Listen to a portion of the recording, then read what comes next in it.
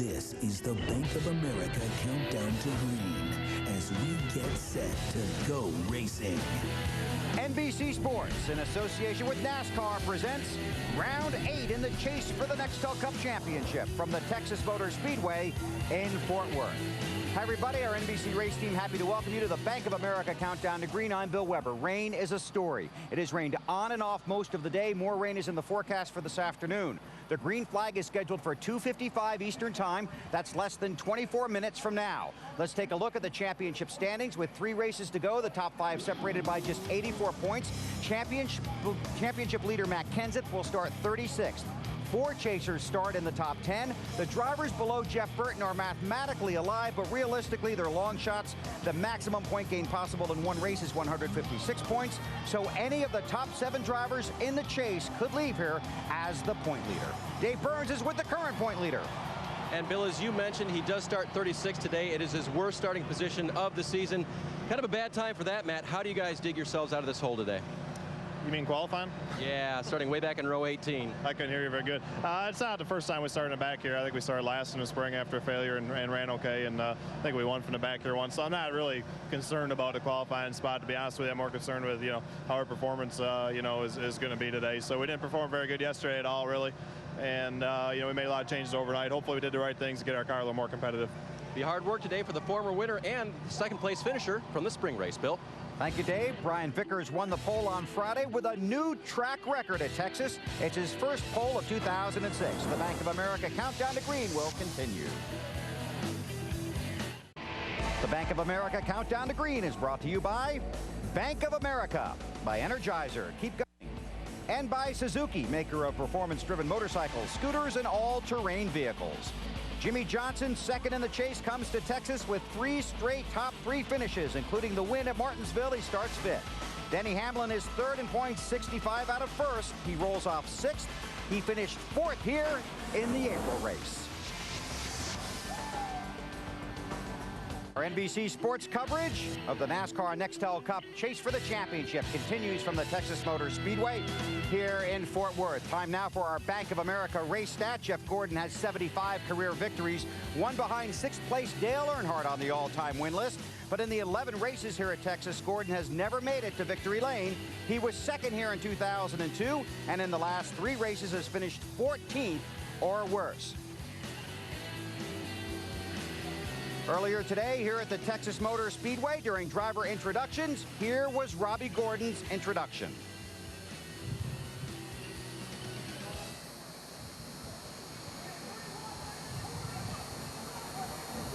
Starting 8th and driving the number 20, the Home Depot Chevrolet, Tony Stewart. Robbie Gordon receiving a mixed reaction from the fans here at the Texas Motor Speedway after the roll bar padding incident 1 week ago in Atlanta. Hoping to go green at 55 minutes past the hour, and the Bank of America Countdown to Green will continue from Texas. 5 of the 10 chasers have won here at the Texas Motor Speedway, including 3 of the top 5 in points. In the April race here in Texas, chasers finished in 5 of the first 6 spots and 8 of the first 12 positions. In 2 of the last 4 races here at Texas, the winning margin has been less than half a second. Those are just some of the reasons that this is the race and the place the fans have been waiting for. No rain right now. Everybody's getting fired up. Let's take you trackside here at Texas and join today's pre-race ceremonies. Ladies and gentlemen, please rise and remove your hats as the United States Army Continental Color Guard present our nation's colors. Please remain standing as Dr. Roger Marsh from Texas Alliance Raceway Ministries offers today's invocation. Heavenly Father, today we pause to acknowledge your sovereignty and your authority. We also thank you, Lord, for the freedoms that we enjoy in this great nation. We ask you to bless and protect those who are watching over them and protecting those freedoms for us. And Father, we pray today for Ryan Davies, an 11-year-old boy that needs our prayers so very much. We pray for today's race event. We ask you to watch over all the competitors, keep them safe. Let it be a great event. All this we pray in Jesus' name. Amen. Ladies and gentlemen, please welcome U.S. Senator from Texas, Kay Bailey Hutchison. Thank you. Please join me as we honor our flag, our freedom, and our fighting men and women in the military by singing our national anthem performed by the TCU Marching Band.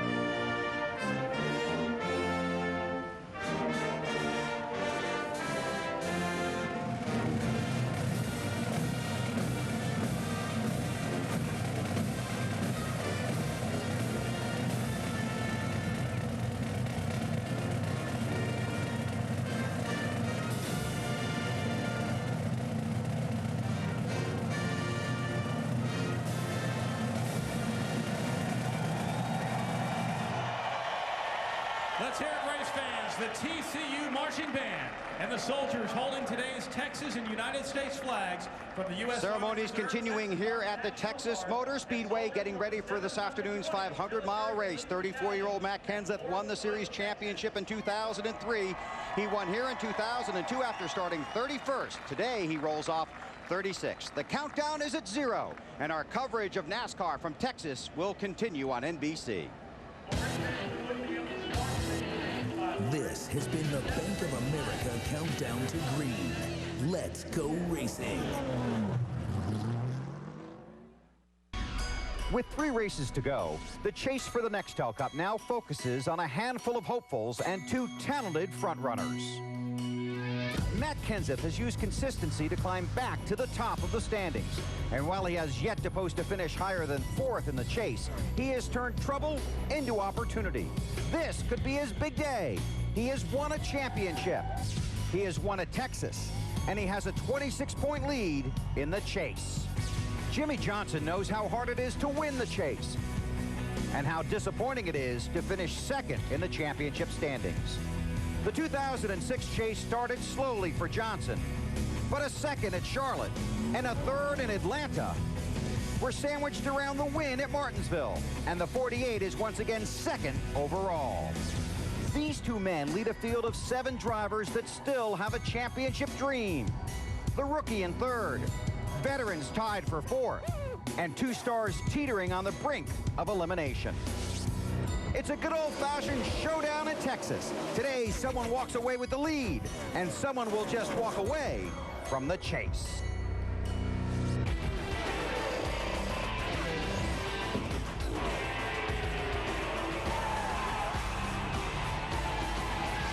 Good job, guys. Good job.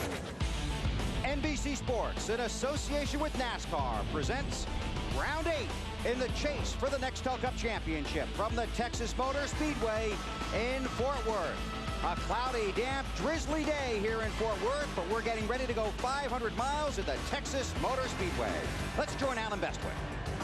Down on the grid with Jimmy Johnson, who's standing alongside his car. And if any driver has momentum right now, it's Jimmy. His worst finish in the last 3 weeks is 2nd. And Jimmy, if I listen to everybody in the garage this morning, you have a car that's one of the ones to beat today. How was it in practice? We felt really good with our race car in practice. It's been great off the truck. These guys have worked so hard to get this car turned around. This is the car we raced at Indy, and after last weekend's race, we thought we needed to bring it here. Chad and the guys in the chassis shop, fab shop, did a lot of work on this thing to turn around. So I have to thank them, and the thing's been money off the truck. So we'll see. We've got a great car, a lot of racing ahead of us, and hopefully we can put in a good effort today. You talked earlier this weekend about this year's chase feeling different to you and your team than it has in years past. How does it feel different, and why? I think we're better prepared. We have better equipment. I have more experience. The team has more experience, and we feel like we're more on our toes instead of being on our heels. Last year, the 20 car put a pace up that was real tough to keep up with, and I don't think we were as strong and as mature at that time. And we were kind of reacting instead of being on our toes, kind of driving the ship in a way.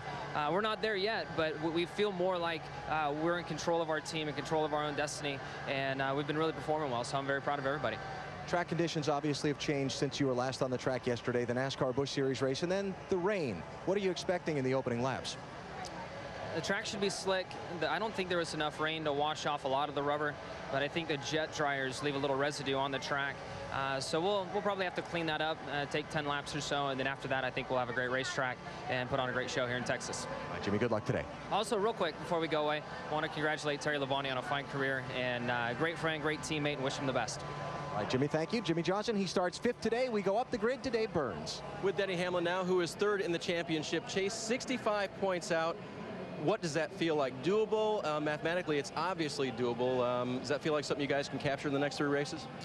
Well, we're the few guys that the people aren't talking about, so that's a good thing. We're one of the guys that I think we can sneak up and win this championship. We got 2 really good racetracks coming up for us here in Phoenix, and they kind of play into our suit. We've run well here, run well at Phoenix, so we gotta capitalize these next 2 weeks if we're going to be championship contenders. And Alan was talking with Jimmy a little bit about momentum, but the last 2 weeks you guys have an 8th place, a 2nd place finish. Do you feel like you've got some good mo going?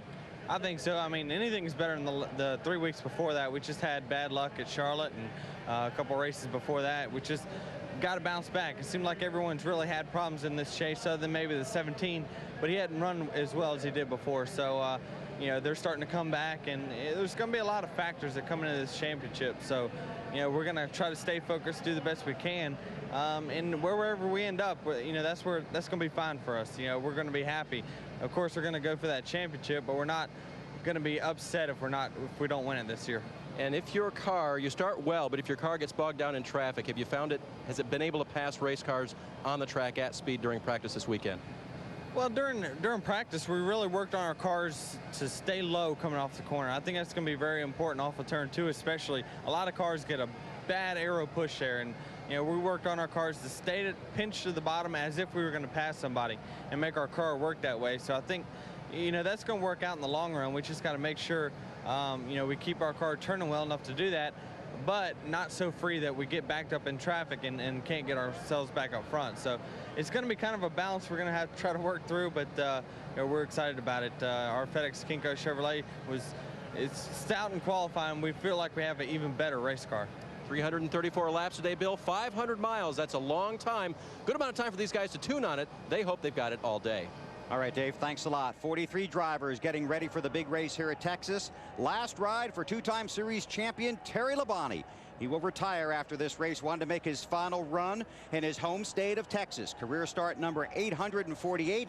Terry made his debut September 4th, 1978 at Darlington, where he finished 4th. He is 4th all-time in number of starts behind Richard Petty, Dave Marcus, and Ricky Rudd. And there you see the team photo with car owner Rick Hendrick and Terry's teammates at Hendrick Motorsports. Terry will turn 50 years old on November 16th, and after today, he walks away from the NASCAR Nextel Cup Series.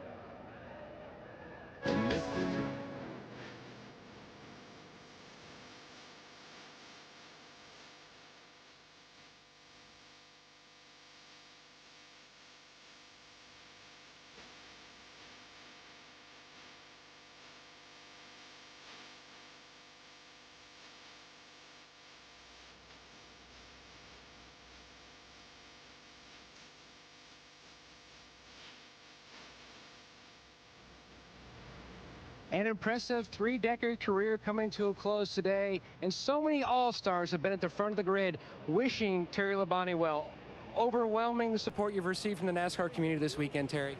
Well, it really has been. It's been fun to be a part of this series for a long time, and I've really enjoyed every bit of it, and been able to do this for several years. And there's a lot of great drivers in here that I've raced against over the years, and it's just kind of been a dream come true for me to be able to run as long as we have.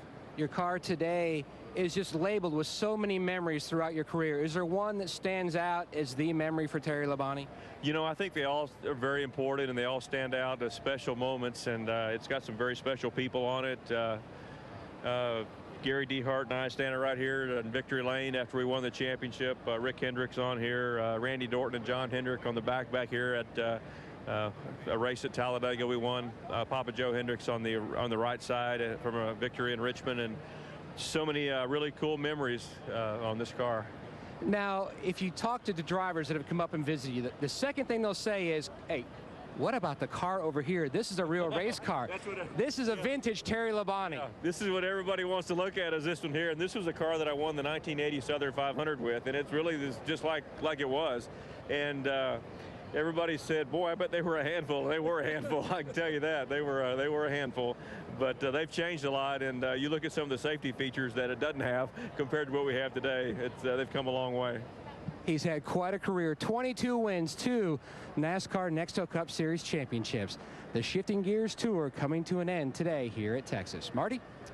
Matt Dale Earnhardt Jr. relaxing with his crew, trying to chill out a little bit. I guess the first question for you, you've been battling the flu all week. How do you feel? Feel better. Got in the infield care center, and they kind of patched me up anyways to be able to get here today and race. But car's been great, been fast all weekend, and we'll try to toughen up today and get it done. Yeah, it's kind of hard for you. You're trying to also win a championship in the middle of all this. 84 points back, 3 races. How do you get it done? Top 5s, wins, you know, best we can do. We got opportunity to win here next week, Phoenix, and we'll just we'll try to take those opportunities and try to seize them.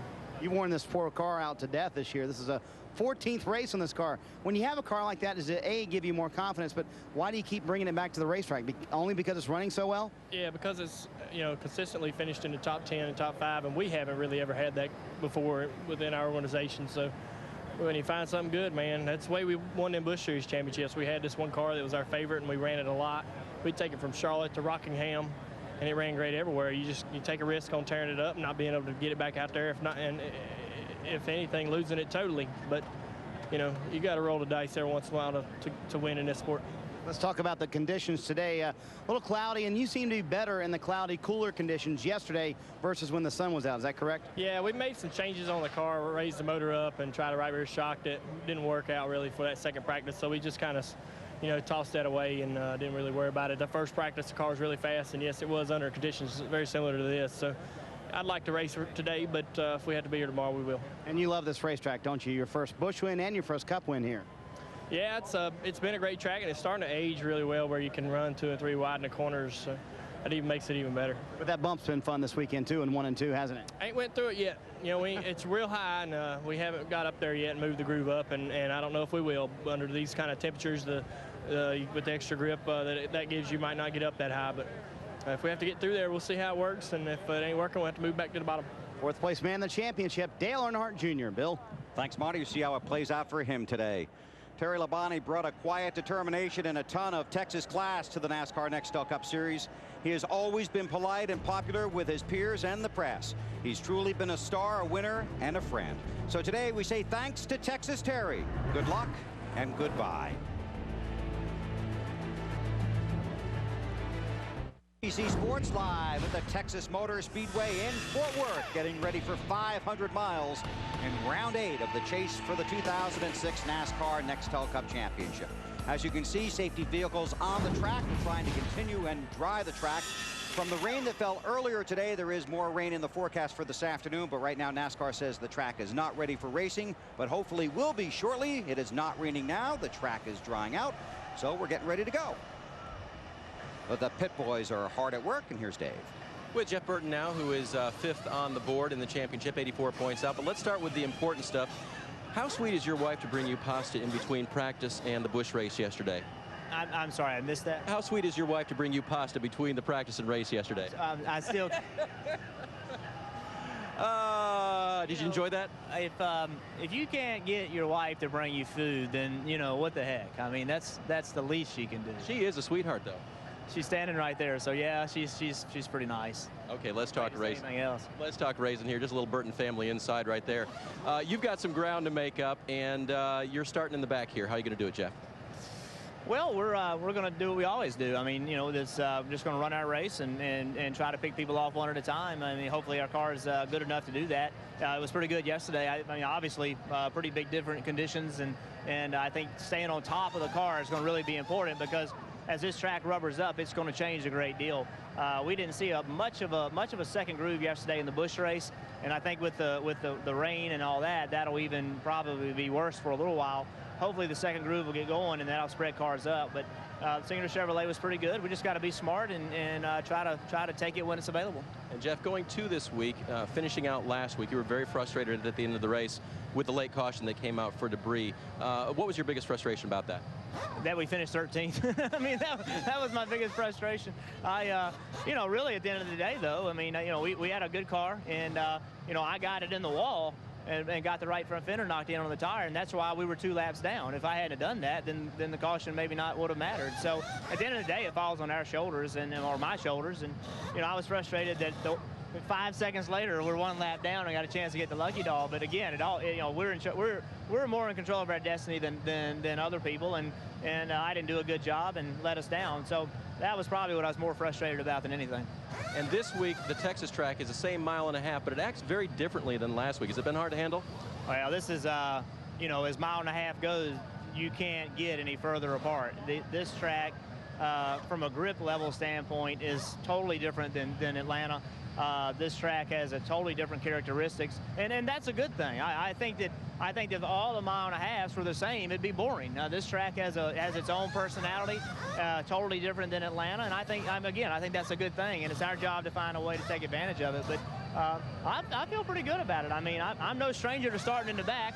You know, I'm pretty good at that, and you know, I think it's a challenge for us. We're not the only ones back here, and you know, I love our sport because you never know what's coming. You know, you never know when you come on a Friday what's going to happen on that day or the next day. And I did not do a good job Friday and got us in the back, but that's the way it goes. We'll go and try to make something happen. You never do know what's coming. Like even like a carbo loading question from yesterday. What you know, you kind of set me up on that deal. And if you want to get interviews with drivers, you need to not set them up, because my wife normally doesn't cook, and she is standing right there. But when she does cook, it's very much appreciated. As all the husbands at home probably feel the same. It's very much appreciated when they do cook, and everybody should give their wife a hug and tell them they love them and thanks for dinner. Well, and I did tell her that was one of the sweetest ways I'd ever heard a meal request come from a husband to a wife. You were very kind about that.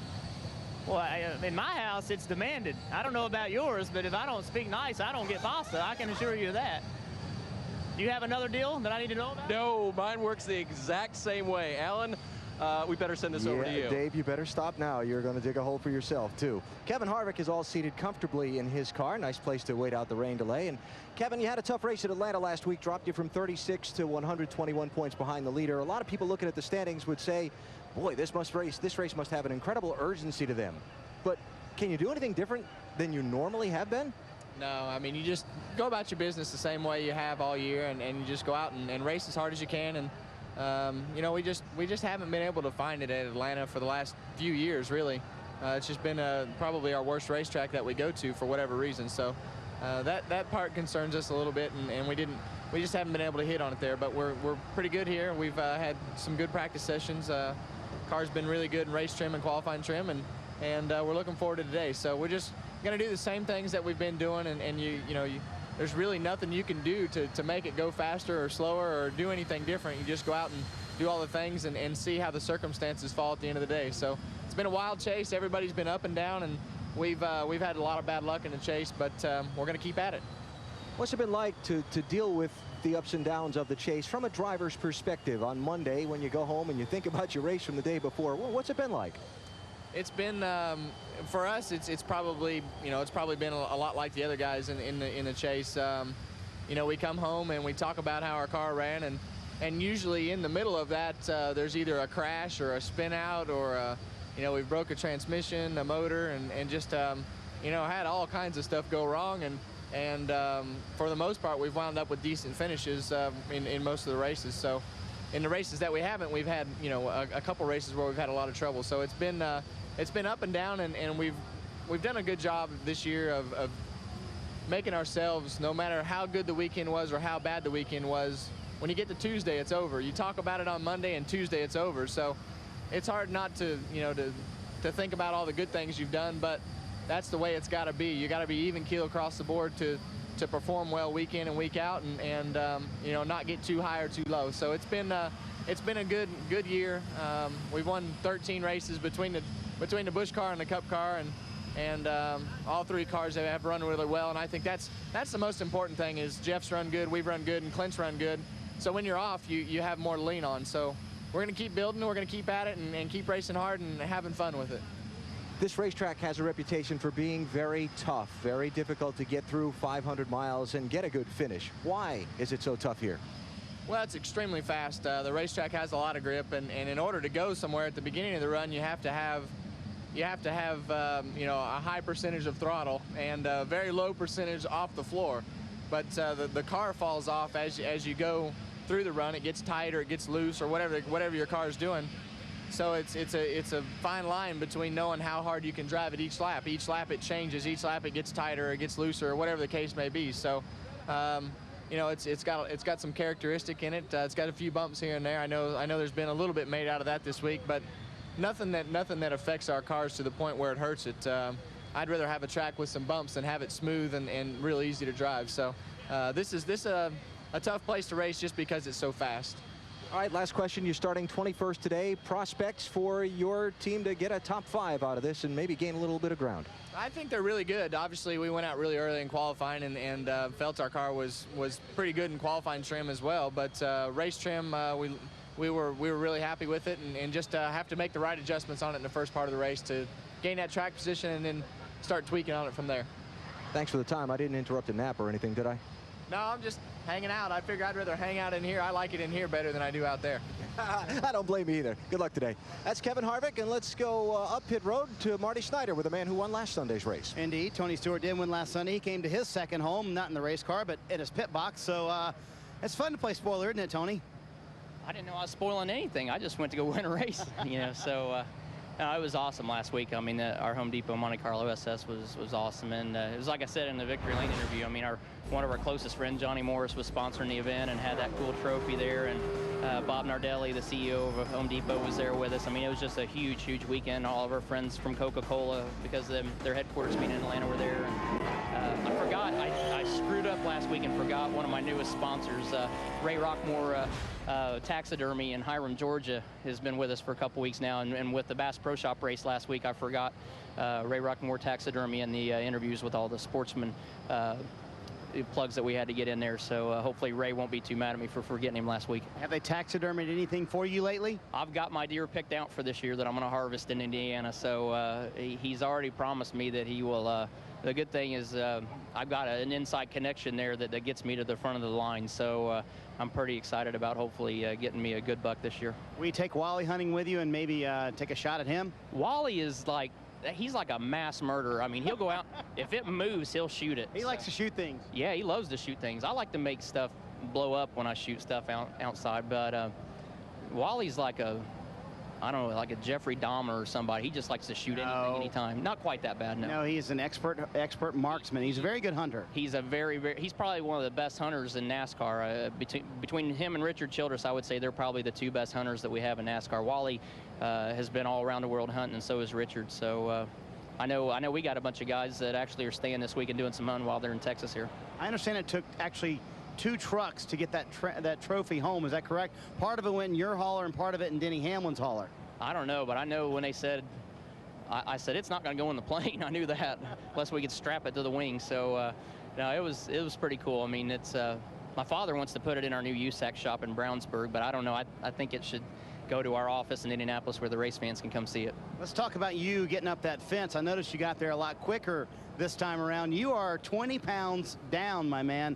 How have you lost all this weight? Well, last time I weighed, I was 14, and that was 2 weeks ago from tomorrow. So I've just got a trainer, Mark Arnone's my trainer. He came from Charlotte, and you know, he goes with us 24/7. And everybody goes, well, why don't you just get a gym membership and go work out? I haven't even been home for almost 4 weeks now. So the good thing about having Mark along is that, you know, when you're in the bus, he's always watching what you're eating, making sure you're eating the right things at the right times. And I didn't even realize it was going to be as important on the weekends, but I mean, there's times that I'll be in talking to Zippy and he'll just stick something, it might be a cut up apple or something, and some juice to drink. So, you know, just eating 4 or 5 times a day versus twice a day, which is what I was doing, is a lot healthier for me. And, you know, we're working out. Even the other day we were working out in the bus, some exercises that he's learned to do while we're on the road and don't have a gym accessible to us. So it's really been a lot of help to us. This winter is going to be pretty hard because we're getting ready to pick the pace up 2 or 3 times what we're doing, he said. So, you know, he wants to get these next 3 races out of our way and then, you know, get ready for next year. Is it hard to stick to the discipline of that? Because really, it's a lifestyle change, isn't it? It is. It's definitely a lifestyle change. I mean, no more donuts, no more ice cream right before bed, and you know, my chili and spaghetti and pasta and my favorite thing in the world, Pizza King pizza. I've had to cut way back. So it hasn't exactly. There's days that he's not my favorite person to see, but you know, every day when I put my uniform on and I look down and the Velcro's 1.5 inches past where the end of it is, and it used to be 1 inch the other direction. So, you know, that makes me a lot happier. And that has certainly helped in the racing department. Are you guys having more fun? You seem a lot more relaxed these days, perhaps because you're not in the chase. Well, I mean, obviously you don't have the stress that the guys that are in the top 10 have. And, you know, anytime that you can just go race on a weekend and not worry about points and just strictly go worry about the wins, that's the fun for us. And, you know, I think we're all more excited too, because the season's about over and we get to go hunting. So Ray Rockmore Taxidermy in Hiram, Georgia. I should be caught up now since I missed last week, but it's you know, we're all looking forward to the season being over. You know, hunting season in Indiana's coming in, so just getting ready to do some things that we like to do in the off season finally. Sometimes though, you don't want the season to be over. They have been on a roll lately. In their last 5 races, 3 top 5s and 2 wins. That's some pretty good numbers. Matt? The guy who was on a roll back in the spring here at Texas was Casey Kane, went to victory lane. A tough run last week at Atlanta. How tough were you on yourself Monday morning? Oh, I was tough when I woke up, and then I just kind of took the day off. I did some other things. Tuesday was a much tougher day. Monday was probably the best day of the week. When you look here, looking at the racetrack now, it is drying, and the Casey Kane lane up high, the last lane up high, is almost dry. Are you going to be up there much today, or are you going to be down on the bottom? It's tough to say. The track, the cars have so much grip this race compared to the first one. I don't know if we'll be able to get up there and actually be fast or not. I tried it yesterday in the Busch car. At times it was decent, but usually it wasn't as good. So we'll see. I think this Dodge Steelers, your AW Dodge Charger, hopefully will handle better than the Busch car, and we'll have a shot to run up there and run about anywhere and you know, challenge for a win. After the tough break last week and the big hit in the points, do you reassess your goals now and say, okay, we want to get 3 wins before the year's out, or what are you aiming for now? I think probably just carry momentum into the offseason. I mean, we want to keep doing what we've been doing, try to win today, try to win next Sunday, and then finish it up strong at Homestead. But I mean, we need to finish these races, finish up front, have some fun. The crowd here in Texas is great, like always, and I always enjoy racing here. It's one of the funnest places to come each year, so it'd be nice to have a good run today. Now, besides being a driver in Nextel Cup, you're also an open wheel, short track, midget, sprint car, Silver Crown owner. Are you going to expand your stable in 2007? Yeah, we got some good things going on. You know, this year we were running all Mopar engines, which was a big benefit to our team, and running a full outlaw deal again next year with Joey Saldana, and we're making some few changes there to make hopefully a stronger team there. And then we're going to start a few more teams too, run some USAC midgets and sprint cars, and be all Mopar stuff. So it should be exciting. I'm pretty pumped up to have more teams. You know, Tony's done it for a while, and he enjoys it. I enjoy going to those races with him, and now I'll have some more cars to go watch also. Now, he is the highest qualified driver in the chase. He's up here in the top 4. AB? We are walking with Jeff Gordon, who's coming right over here to his car. We'll get a question or 2 from him, and then he'll get in and get ready to go race while they finish drying up the racetrack. Now, you got a story to tell me about this car that you were raffling off? Where's my camera? I don't want to stand between you and it. Yeah, we've been talking about this raffle, and we finally gave it away. And want to say hi to Norma Callis. She couldn't be here, but her family is here to get the keys to that black Corvette 2005, and she's 75 years old, never had a driver's license or driven a car, so she's going to get a lot of rides in a pretty awesome Corvette, and she just wanted to contribute to the foundation, end up buying some raffle tickets and winning a pretty awesome Corvette. So thanks to everything I want to thank everybody for contributing. We raised a lot of money for the Jeff Gordon Foundation through this event, and it's been awesome. Now it's time to go racing. Yeah, just say a quick question about your car and your potential for today's race.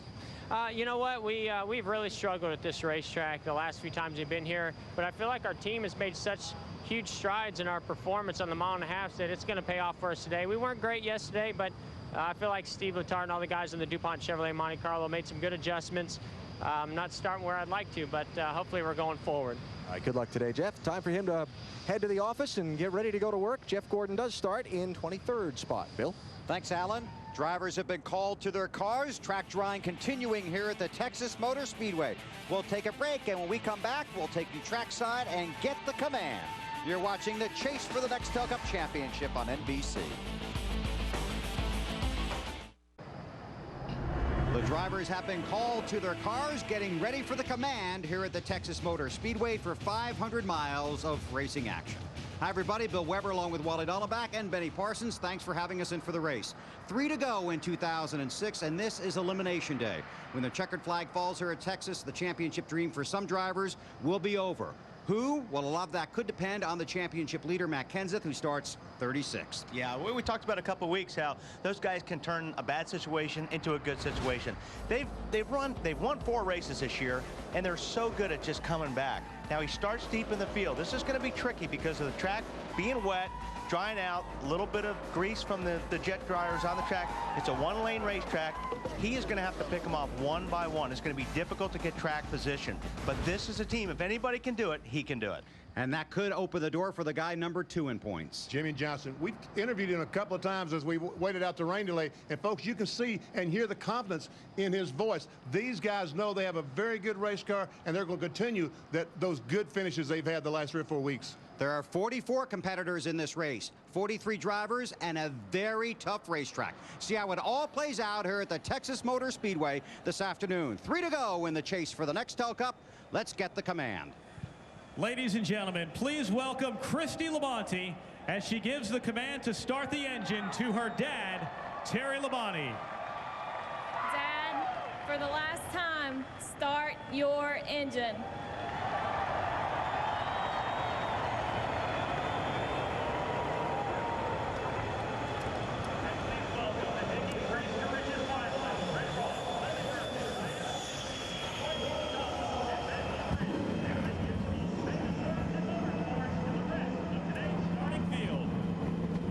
Gentlemen, start your engines!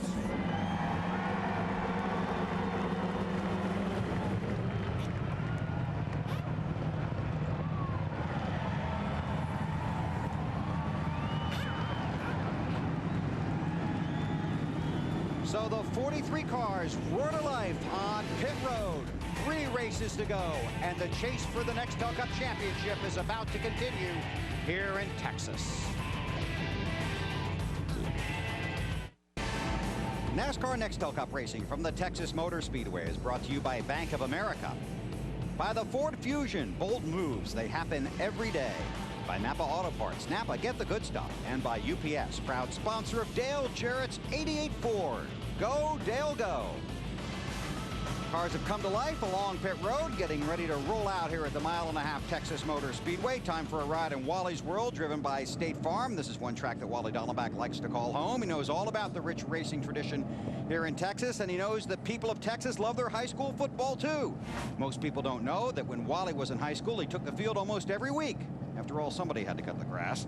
But now it's all paid off. Wally finally got a cheerleader in his car.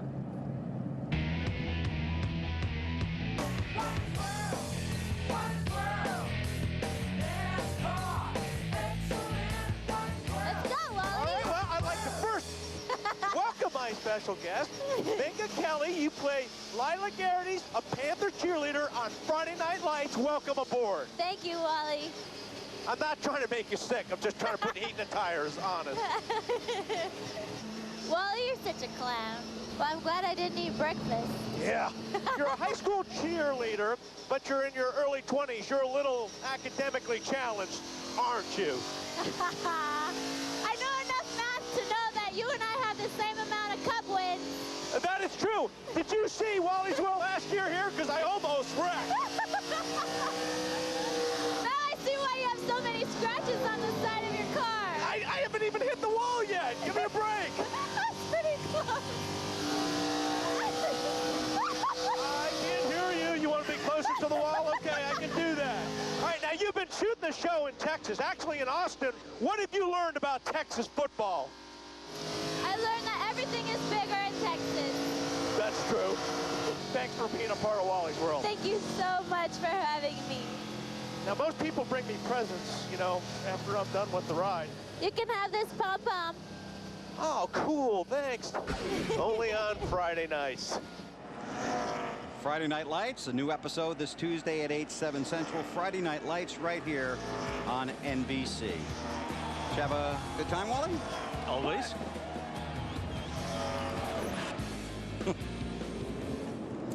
Oh, boy. Budweiser, the official beer of NASCAR, the proud sponsor of the Budweiser Pole Award, given to the fastest qualifier at each NASCAR Nextel Cup Series race. Budweiser congratulates Brian Vickers for his first pole of 2006. We'll see him in the Budweiser shootout when we get to Daytona in February. Here is today's Harley-Davidson starting grid. Brian Vickers with a new track record, and Elliott Sadler on the front row, the two fastest laps of the 2006 season. In row 2, in the inside, Kurt Busch. On the outside, one of our chasers, Casey Kane. On the inside of row 3, Jimmy Johnson. On the outside, Denny Hamlin. Two guys chasing the Nextel Cup. In row 4, the rookie David Gilliland, and last week's winner, Tony Stewart. Inside of row 5, Robbie Gordon, good qualifying run for him. On the outside, Dale Earnhardt Jr. Back in row 6 on the inside, Kyle Busch and Scott Riggs, teammate to Casey Kane on the outside. Row 7, Bobby Labonte, next to Clint Boyer. In row 8, on the inside, Carl Edwards. On the outside, in the 01 car, is Joe Nemechek. On the inside of row 9 is David Stremme in the backup car, and Kenny Schrader on the outside. Row 10 has the rookie Reed Sorensen and the former Nextel Cup Series champion Dale Jarrett. On the inside of row 11, Kevin Harvick, another one of our chasers. On the outside, good run for Mike Bliss in the 49 car. Jeff Gordon says he hopes he can go forward from the inside of row 12. Ryan Newman on the outside. Right behind them in row 13, Casey Mears and J.J. Yaley. On the inside, Jeff Green in the 66 car. Mark Martin on the outside, but he will have to go to the rear of the field. He's got a backup car he's starting in today. Jeff Burton on the inside of row 15 and Dave Blaney on the outside. Back in row 16, Sterling Marlin and Paul Menard made the starting field here today. From 17 on the inside is Kenny Wallace in the 78 car. On the outside, Martin Truex Jr. On the inside of row 18 is Kyle Petty.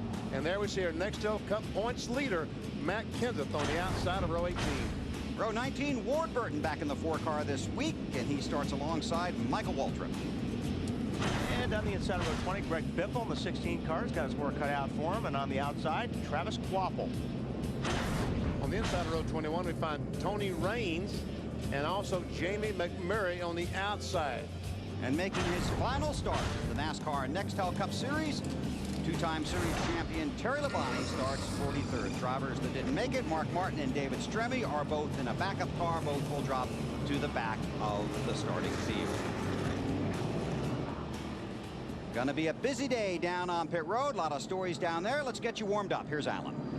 Well, Bill, Matt Kenseth, the championship leader we talked about already, starts back in 36th position today. So job number 1 for him is to avoid trouble. Many of these Texas races feature an early crash that a potential champion doesn't want any part of today. Crew Chief Robbie Reiser told me this morning he thinks they have a top 8 car, but they won't get there all at once. They'll have to slowly and steadily work their way up through the field and hope for a top 10 finish by day's end. Matt? Alan, Mark Martin's chase for that elusive first Nextel Cup Series championship took a severe blow last week at Atlanta. Unfortunately, bad luck and frustration carried over to Texas. He was involved in a crash in final practice, forced to go to a backup car. They've transferred over the setup and the primary car's engine. The good news, this is the same race car he finished top 10 with here in the spring. Mark is cautiously optimistic, though, about his chances, trying to get back to victory lane, something he hasn't done in 2006. His tenure at Roush Racing coming to a close. Would love to end that winless streak and get back to victory lane. He's never won from deeper than 25th in his Nextel Cup Series career, so if he can pull that off today, it would be huge. Marty? Well, Matt, Casey Kane told me moments ago that he has had real problems letting go of the accident that he felt he caused last week in Atlanta and probably took out their championship hopes for the 9 team as well. They finished 38th in that race. Now they are 9th in the championship standings, 210 points out of the lead. He talked with Ray Evernham earlier this week. Ray said, you need to move on and focus on Texas. It's the best medicine we have. They won here in the spring, and they're bringing the car today that they won with at Charlotte 3 weeks ago. Dave? Marty, Jeff Burton is 5th in the championship chase, and he's up in the first section of pit road, but in and among a lot of other race cars. He hopes that being the 1997 winner here will prove a little bit lucky for him, maybe another victory here. But as far as making his way forward in the chase, they're not in the position yet to take big risks. Risks that if they work, put you further ahead, but if they fail, knock you completely out of the chase. Crew Chief Scott Miller told me we're getting close to that mode. Today we might take some slight risks, but we're not going to jeopardize the chance we still have at winning the Nextel Cup. Bill? Thanks, Dave. Hope you guys enjoy the race down there this afternoon. Go online to NBCSports.com and check out the entire pit map. It's in the NASCAR section, and while you're there, Marty Snyder blogs about Kevin Harvick's decision to do the double last week in Atlanta and Memphis. It's all at NBCSports.com. Cars are on the track, but they're still working on drying portions of it, so we'll take a break, come back, and hopefully put the green flag in the air. Race number 8 in the chase for the Nextel Cup Championship.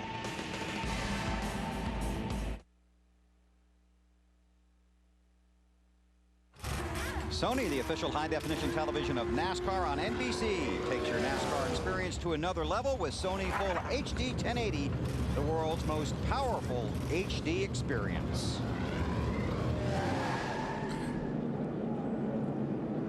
Cloudy, temperature in the upper 60s here. Rain in the forecast for later today. Rain here this morning into early afternoon, but as you can see, the cars are on the track. And they're trying to help the jet dryers by drying that high groove up there. You can see them all in single file, trying to help dry the racetrack. Yeah, the heat coming off these headers and stuff underneath these cars, it generates a lot of heat. So having all these cars out on the racetrack, 43 cars on the track, will definitely speed up the process of getting this thing ready. My guess, those exhausts are up to 600-700 degrees. And they need this racetrack to be dry when they throw the green flag. Because, folks, this thing is wicked fast. How fast? 196.235 miles per hour fast. Yeah. The fastest qualifying lap of the year. Average. Average. Now you're smoking into these corners over 200. Oh, probably a little over 205. Yeah. And those top 4 cars? All broke the track record. How about that? This thing is just wicked fast. That makes it even more challenging. And here are the championship standings, talked about a little earlier, and you can see the starting positions on the right-hand side of the screen.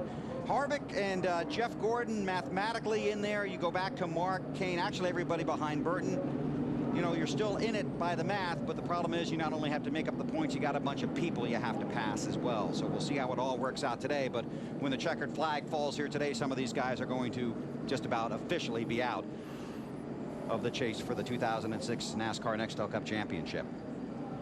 I mean, Jeff Gordon, those guys, they can make up 121 points on pick anybody, on Junior or Kenseth or Jimmy Johnson. But I don't see how they can pick up that many points on all of them. That's right. Tough to do. A lot of things we'll be watching for today, and especially how these cars handle. You want to take us inside the Home Depot virtual garage and take a look? You know, what's going to happen as we go inside this garage, we talk about the groove being around the bottom of the racetrack. But what's going to happen is if you're in front of some guy and he wants to get by you, all he's got to do is simply drive up right behind you in the corner. He packs that air under the rear of the car, also takes that air off the rear spoiler, and when he does that, you have no choice but lose downforce on the rear. You get loose, you move up the racetrack, and that driver behind takes the position away. And that works really well, but you have to remember one thing. Payback. He can do it to you.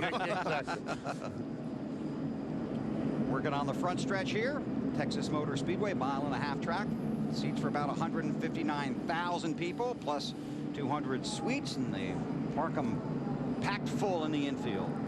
And we talked about last week in Atlanta how that Atlanta racetrack was an engine killer. Well, this thing is no different. That's right. Because there is 500 miles, and they're going to be turning over 9,000 RPMs down the straightaway and over 8,000 RPMs in the, or right at 8,000 RPMs in the middle of the corner, for an average of 8,600 RPMs. For a push rod engine to do that for 500 miles is hard. Exactly right.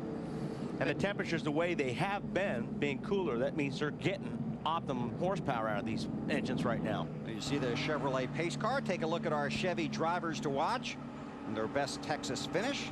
Earnhardt Jr. got his first career win here. Jeff Gordon has never won here, has not won at Phoenix, and has not won at Homestead. Jimmy Johnson's best here is a third, and Kevin Harvick's best, a fifth place finish here at the Texas Motor Speedway. Our Team Chevy drivers to watch this afternoon. Brian Vickers and Elliott Sadler on the front row. 3 laps to go before we go green. Wally's going to try and jump on a radio. We'll see if we can get a hold of Jeff Burton. We'll check it out. Hey, Jeff, this is Wally up in the booth. Can you hear me? I got you.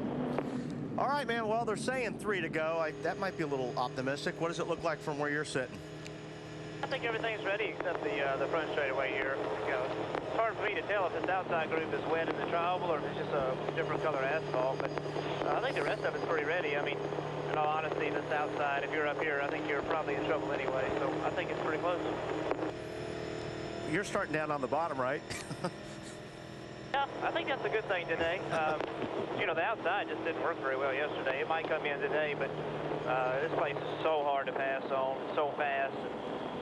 You get that arrow push pretty quickly here, so you know, we're just gonna do what we can do. And it's a long race, take our time, and hopefully get where we need to get. Well, hopefully everybody else will have that same concept. So good luck out there. All right, thank you. Jeff Burton starts 29th today in that singular Chevrolet. Take a look at our AutoZone in the zone drivers. Casey Kane, 6 wins this season. Matt Kenseth has the 17 top 5 finishes, and Jimmy Johnson has just had another outstanding year. Our AutoZone in the zone drivers, the season leaders. Field has gotten a 2 to go signal. Let's check in with Alan. And just a little something down here on pit road, Bill, to keep in mind for the first set of pit stops. The teams have all been working on drying their pit spaces, but the pavement beyond their pit spaces and right on the edge of that line still a little bit damp. Picture the guys running around the car with the jack and the air wrenches and the tires, trying to hurry and make a smooth stop. If somebody loses their footing, slips out from under them, it could cost their driver a lot of spots on the track and put him back in the middle of a lot of traffic he doesn't want to be in. So that's something these guys will be thinking about on the first pit stops. They'll run the dryers down through here and try and clean it up as best they can, but that footing will be something to watch for in a little while. Well, it not only that, but you're coming off the racetrack with hot tires, and you see the pit lane was actually wet. So then you get down on that pit lane, your tires get really wet, and when you want to go to turn in your box, it doesn't work very well. So it's really, you know, it's really scary for the pit guys because their drivers and other drivers are going to be trying to turn into their box with wet tires. Waiting to see if the field gets the 1 to go signal here. They're getting the 1 to go signal, and then it will be a green-yellow situation. So we will start this race under the yellow and the green. The laps will count, but the drivers obviously will hold their positions. I think the Dickies man got prematurely Yeah. the green flag, don't you? He's just rehearsing. Oh, he's rehearsing. Okay, all right. Now let's talk a little bit about this track because it looks a lot like obviously Atlanta and Charlotte, but it's very different, and a lot of things the guys seem to talk about are the transitions off of turn 2 and off of turn 4. Well, you know, if you were here with us yesterday when Kyle, we were explaining that, you know, like in Atlanta, you could just go barreling off down into the corner at 200 plus miles per hour, and you had all that racetrack, you had all that banking to hold you. And it seems like here you don't have it. You go barreling off and you don't have that banking. It's real quick and you don't have it. It's not as secure when you go flying down in there. So, you know, right now, this track, especially yesterday, the groove was like about 1.5 lanes, and it started working up, and that's what we were hoping to see. And we'll see that, you know, in this race today. The groove will move up. But in Atlanta, they were up on the top on the 2nd or the 3rd lap, and you won't see that here. And now it's official, the green flag in the air here at Texas, but we do start under a green and yellow condition. The laps count. The drivers have to hold their positions on the racetrack. This basically gets us started, and we continue to work on drying the racetrack and pit road. Let's get an update from Dave Burns on Robbie Gordon's machine. When these guys get on the grid and their cars are all lined up, the crews and the crew chiefs continue to look at them carefully. They're eyeballing the other competitors to see what they're running in the way of tape on their grills and everything. Sometimes they notice something amiss with the car, and that's what happened with Robbie Gordon's team. They saw that the left rear tire had a 3/4 inch rivet in the left rear tire. That'll make your tire go flat. They pointed it out to a NASCAR official. They allowed them to change that left rear tire without penalty, which is the case when you touch your car before you go racing here in a lot of cases. So NASCAR let him do that. They changed the left rear, and Robbie will start in his 9th place qualifying position. And that's a good catch. That is a good catch, and I'm sure that those guys behind Robbie Gordon are happy that he was able to change that tire. Dale Earnhardt Jr. and some of those other fellows back there. Been an interesting week for Robbie Gordon. Fined $15,000 for the driver, $10,000 fine for his crew chief, 50 driver and owner points, and put on probation until the end of the 2006 calendar year for actions detrimental to the sport. That all coming from the roll bar padding incident last week at the Atlanta Motor Speedway. We offered Robbie a chance to discuss that with us, but he declined here this weekend in Texas. We're under green and yellow. The laps counting here at the Texas Motor Speedway, waiting to get that yellow flag withdrawn. Then we'll go full bore racing on NBC. Field has doubled up. We will go full bore green flag racing next time they cross the start finish line. Race number 8 in the chase for the 2006 NASCAR Nextel Cup Championship. A little over a mile from going green. Let's check in with Dave. And Bill, everyone's been watching the weather here, including Carl Edwards and his team. This was their radio chatter on the subject moments ago. Earlier this morning it said 100% chance of rain starting at 6 p.m. Said 80% chance until 6, so keep an eye out. Tyler wanted me to let you know that those clouds you see out there, they can be described as a stratocumulus cloud, Carl. I don't know if that's exactly correct. Could be. If it starts raining, they'd be cumulonimbus, I believe. I just hope we accumulate at least half of the laps of this race, Bill. That's all I know. And he's a pilot. He should know, shouldn't he? Yeah, he watches it a lot, and it matters today. Carl Edwards in that 99 car. If it starts raining, wouldn't it be a rain cloud? That's what I would think. Carl, the defending champion of this race. His last victory came here 1 year ago. Now, since this race has officially started and 3 laps are complete, guess what? Jimmy Johnson is now the championship leader. Because Matt Kenseth starts so deep in the field right now. Johnson is the championship leader. Hamlin is second, and Kenseth is third. Pace car to pit road. Yellow flag back in its stand, waiting for the green wave here at Texas. Race number 8 in the chase for the championship.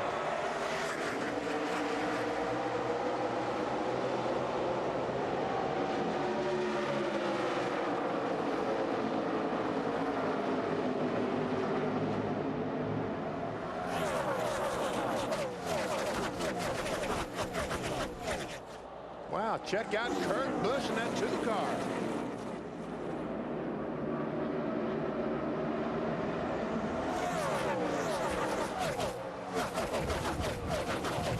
Kurt comes from 3rd to lead the first lap.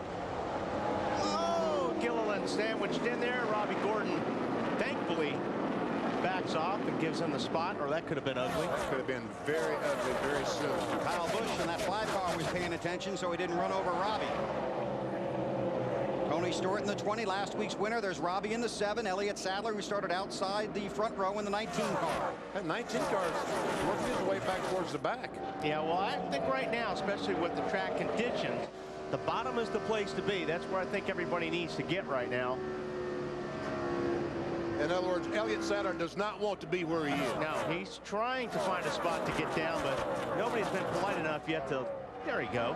Casey Kane, his teammate, gave him a break. On board with Casey. Dale Earnhardt Jr. right behind him. Drivers in yellow on the ticker at the top of the screen are the 10 men in the chase for the Nextel Cup.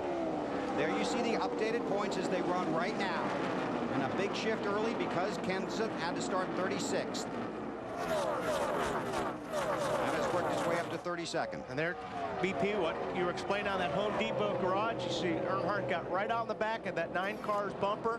It loosened up Casey a little bit, which slid him up the racetrack, and it's exactly what that showed when we showed it. Marty, what's going on with the 8? Because right now he's going forward. Exactly, Wally, and that's what they expect to do for most of the day. I talked to Tony Eury Jr. this morning. He said, we expect to see the same race today that we saw last week in Atlanta. Our car, same one we ran there. We think the tires will handle the same way they did there. And then that race, they ran up front for most of the day, doing what they're doing right now, going forward, currently 9th. But as we saw in Atlanta, remember, his car was really, really good at the get-go, and then that car fell off after some laps. So we'll just have to see if it's the same here at Texas. David Gilliland in that 38 car started up front, but he's hanging in pretty well. Best run he's had in Nextel Cup races so far in his very abbreviated career. Kyle Busch on board looking at Gilliland in the 38. Here's Dave. And that young driver has a veteran crew chief in Todd Parrott. Spoke with Todd this morning about their up front starting position. He felt very confident based on the way David's been running the mile-and-a-half tracks the last couple of weeks. Not always with the finishes, but running very well, and felt like they could hold their position early on in the race. That's 6th and 7th right there. There we go. Got him a little bit loose in the corner. Junior's going to try and follow him through underneath. Oh, Gilliland knows he's there. Here, Junior playing with the accelerator, gets out of the gas, then gets back in. Yeah, you can't run this racetrack flat.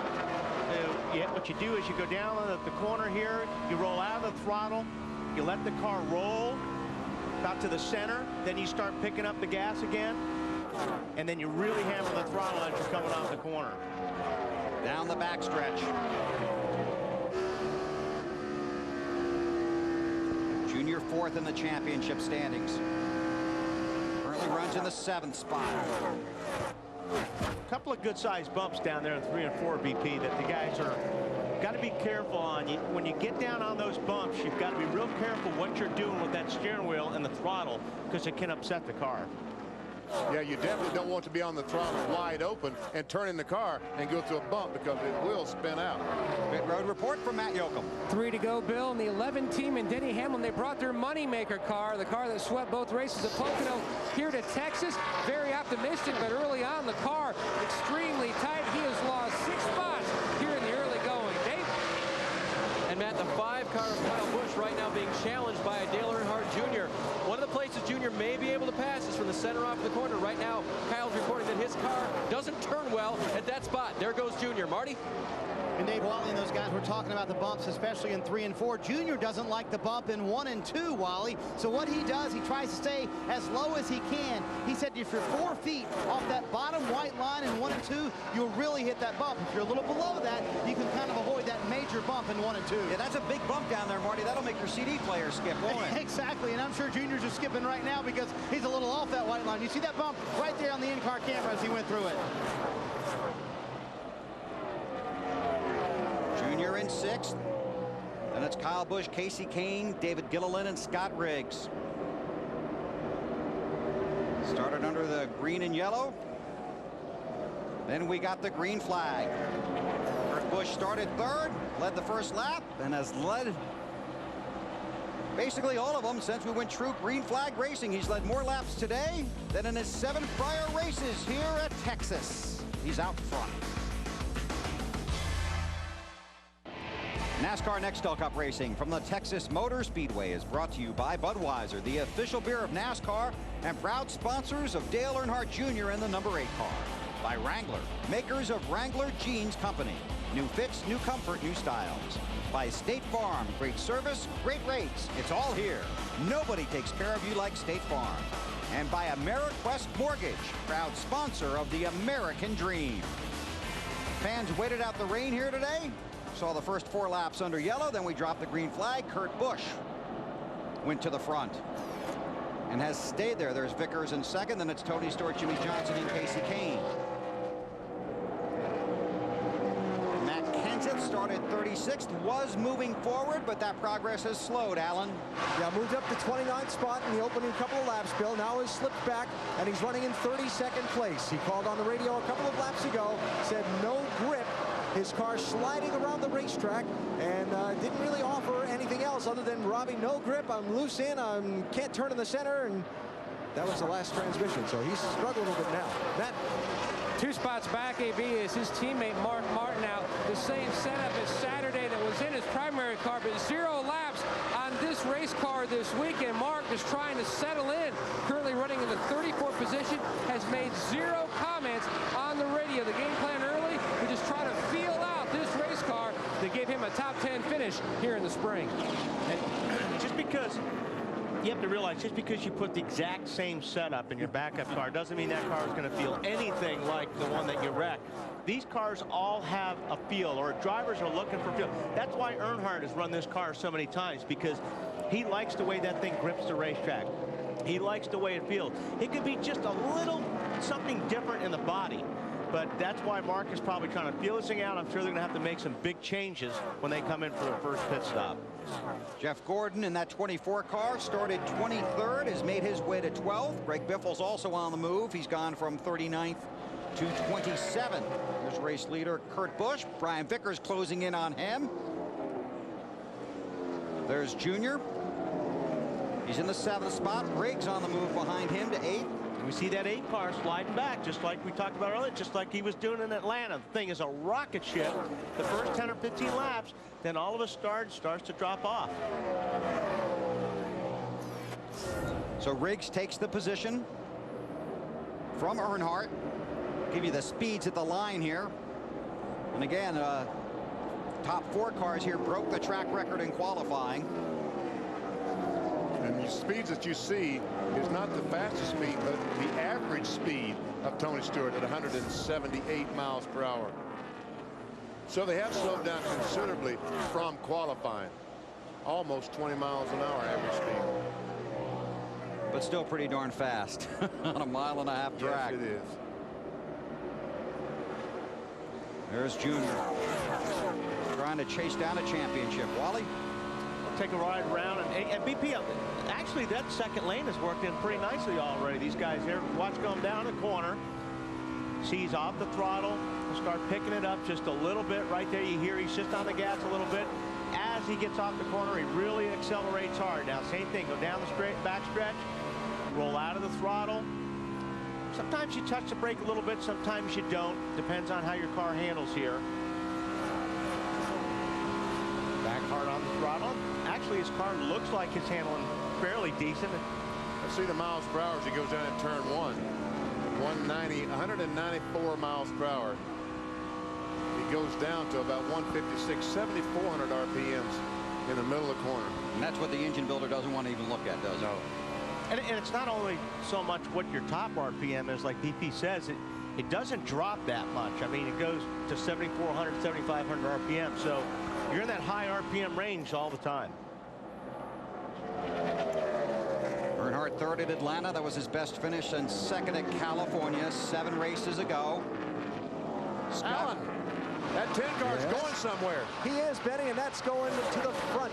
And that's not a surprise to this race team. I talked to Rodney Childers, the crew chief of Scott Briggs, yesterday. They finished 7th here back in April. Thought they had a car that could have won that day, but made a lot of mistakes on their pit stops, and it kept them from being at the front of the pack. Rodney says their pit crew has come a long way since then, and they feel they have just as good a car. Maybe today will be the day Scott Briggs gets win number 1 here in the Nextel Cup Series. The way he's looking now wouldn't surprise me, huh, BP? No, it wouldn't, Alan. I talked to Rodney this morning, and he's very optimistic because he didn't say much. That tells me the crew chiefs are very optimistic about winning when they don't say much. Don't want to jinx anything. Exactly. Robbie Gordon goes up high in the 7. Earnhardt's going to try and scoot underneath him here.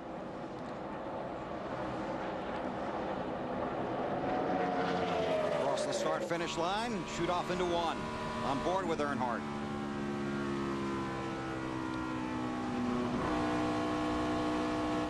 Always got that car down low.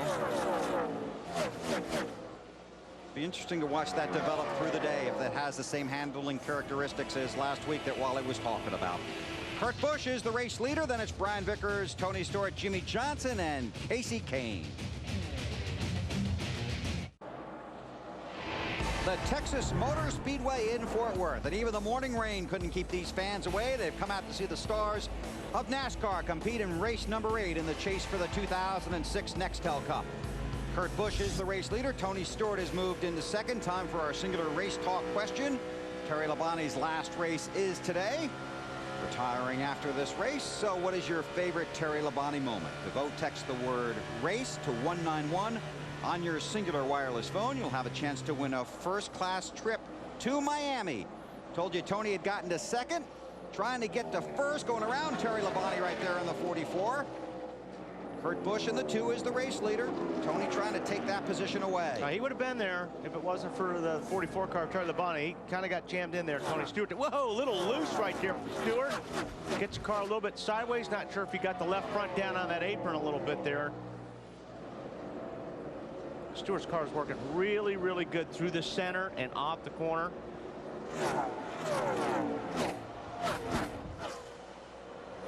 He may not have a chance to get this lead. NASCAR has talked about putting out a competition caution around lap 40. We've just completed lap 40, and the caution is now out on the speedway. So a competition caution here at lap 40. The first 4 laps of this race were run under the yellow to help dry the track. And it's sort of livable. It's about twice as loose getting off, real loose getting off the corner. Matt Kenseth back in 30th after starting 36th. And one thing, BP, you can't live with here is a loose race car, whether it's getting into the corner especially. But if you're loose getting in, you're going to be loose everywhere else. And going in 3 where it will affect you probably more than going in turn 1. Alan? Well, this is a big break for Matt Kenseth, Bill, because at the rate the leaders were going out ahead of the pack, he was in danger of getting put a lap down. If this caution did not come out, maybe in another 20 laps or so, right about the time the first set of pit stops might have come up, Matt Kenseth was in jeopardy of being lapped by the leaders. So I look at this yellow as being a good break for this team, plus the fact they get to work on the race car. Yeah, huge opportunity. I'll tell you, another guy that was in big trouble was Mark Martin in that 6 car. Yeah, because he was 5 or 6 positions behind Matt Kenseth. I want to point out that Kenseth did qualify 36th and then started 34th because 2 drivers dropped to the rear of the field. And NASCAR has told the drivers they want the cars to come in slow because of the damp conditions at the entrance of pit road. Pit road speed 45 miles per hour, pace car speed 55.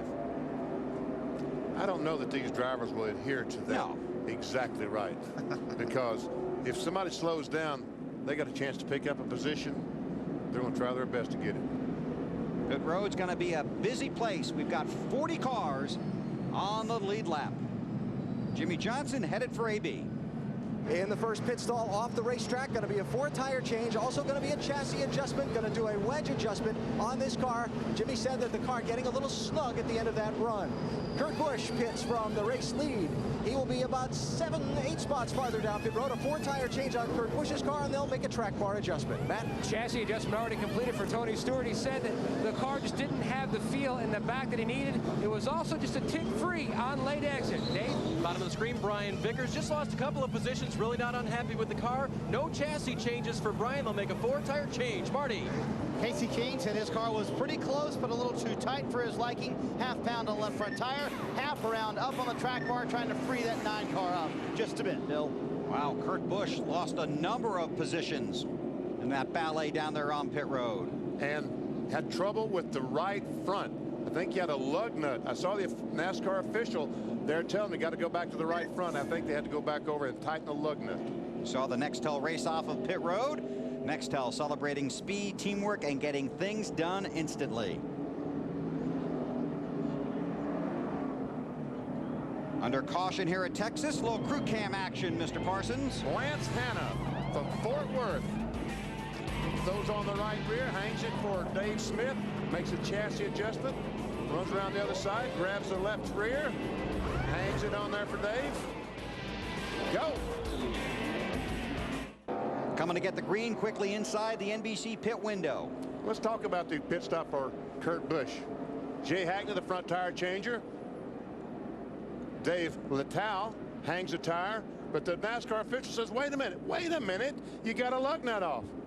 Now Dave comes back around, picks up a lug nut off pit road, and he says to the tire changer, come on back, tighten this thing up, which he did. It took 20.8 seconds for that pit stop. Didn't have to do that. All he had to do was thread that thing on by hand and get out of the way and go. Kurt went in the race leader, restarts 11th. I'm sure Kurt appreciates it that he did hit it with the air gun. But yeah, because yesterday you were complaining because they didn't tighten it in the Busch race. You drivers. Whatever happened. Robbie Gordon in that 7 car is 6th.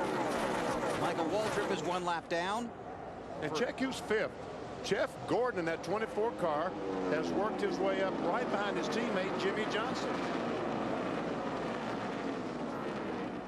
Oh, Casey Kane gets 25 of Vickers, a little bit loose off of 2. And he's going to take that spot. Kane to 2nd. Vickers could not get down in time because Jimmy Johnson was already there underneath him. And now he's going to lose a couple more spots because that's the problem. On these restarts, the way this track is right now, if you get slid up to the high side, everybody's lined up on the bottom, you're going to lose 3 or 4 spots. 3 Hendrick cars running together, the 48 of Johnson, the 24 of Gordon, 25 of Vickers. And I guess that will make Rick about as nervous as anything, seeing those 3 cars running side by side. The only thing would make him more nervous if it was the last lap and they were running that way. Robbie gets the position, so Vickers is falling back. There's Earnhardt in behind Vickers for the moment. Sound like Earnhardt had to get out of the throttle there. He had a lot of momentum there, and he had to get out of the throttle. Gave a spot. Dave, you got something on Robbie Gordon? Yep, just a slight improvement to that race car, just a slight air pressure adjustment, a little air pressure in the left rear to help that car turn a little bit. His only complaint was that it was just a slight bit tight in that last run. That's about perfect here. I mean, that's what you're looking for. Makes you feel a little more confident, comfortable. Well, if it's going to be something, you want it to be a little bit tight.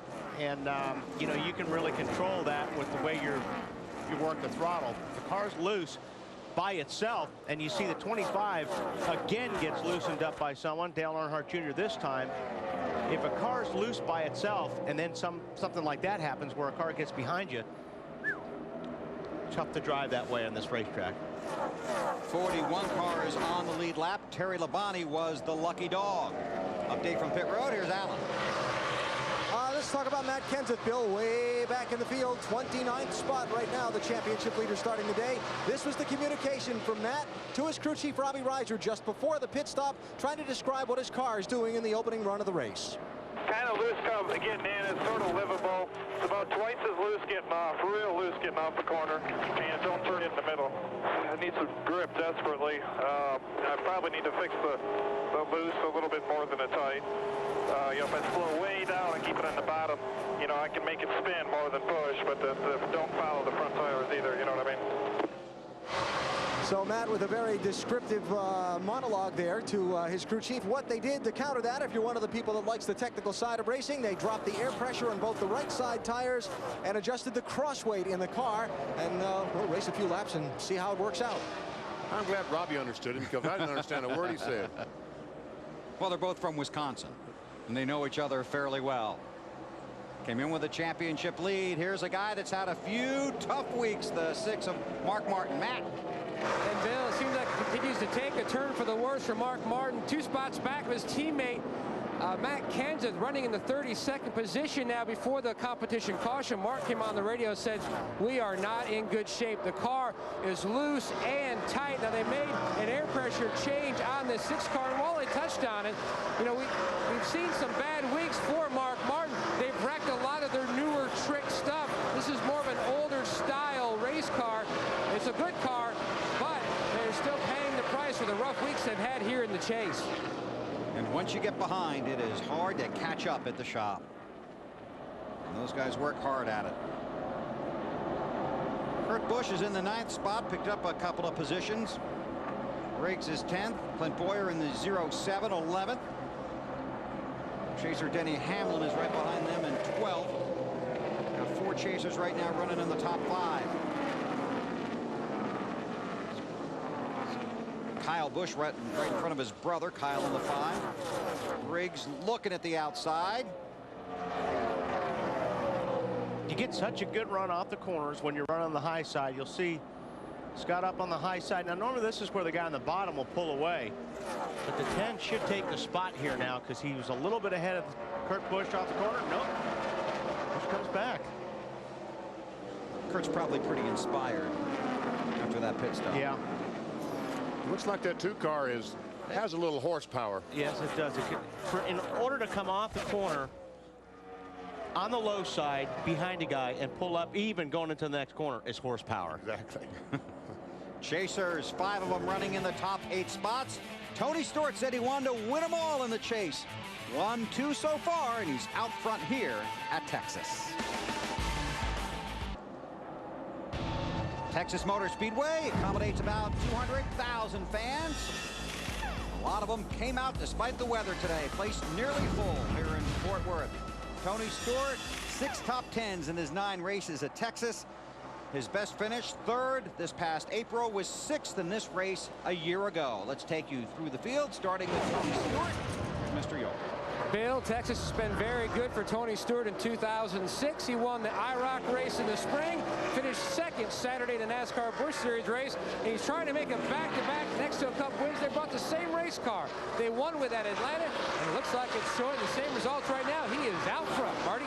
Meantime, his good friend Casey Kane is right behind him in 2nd place. They are giving him Tony's lap times. And we talked about before the race about Casey finishing 38th last week, causing that accident that he feels took them out of championship contention.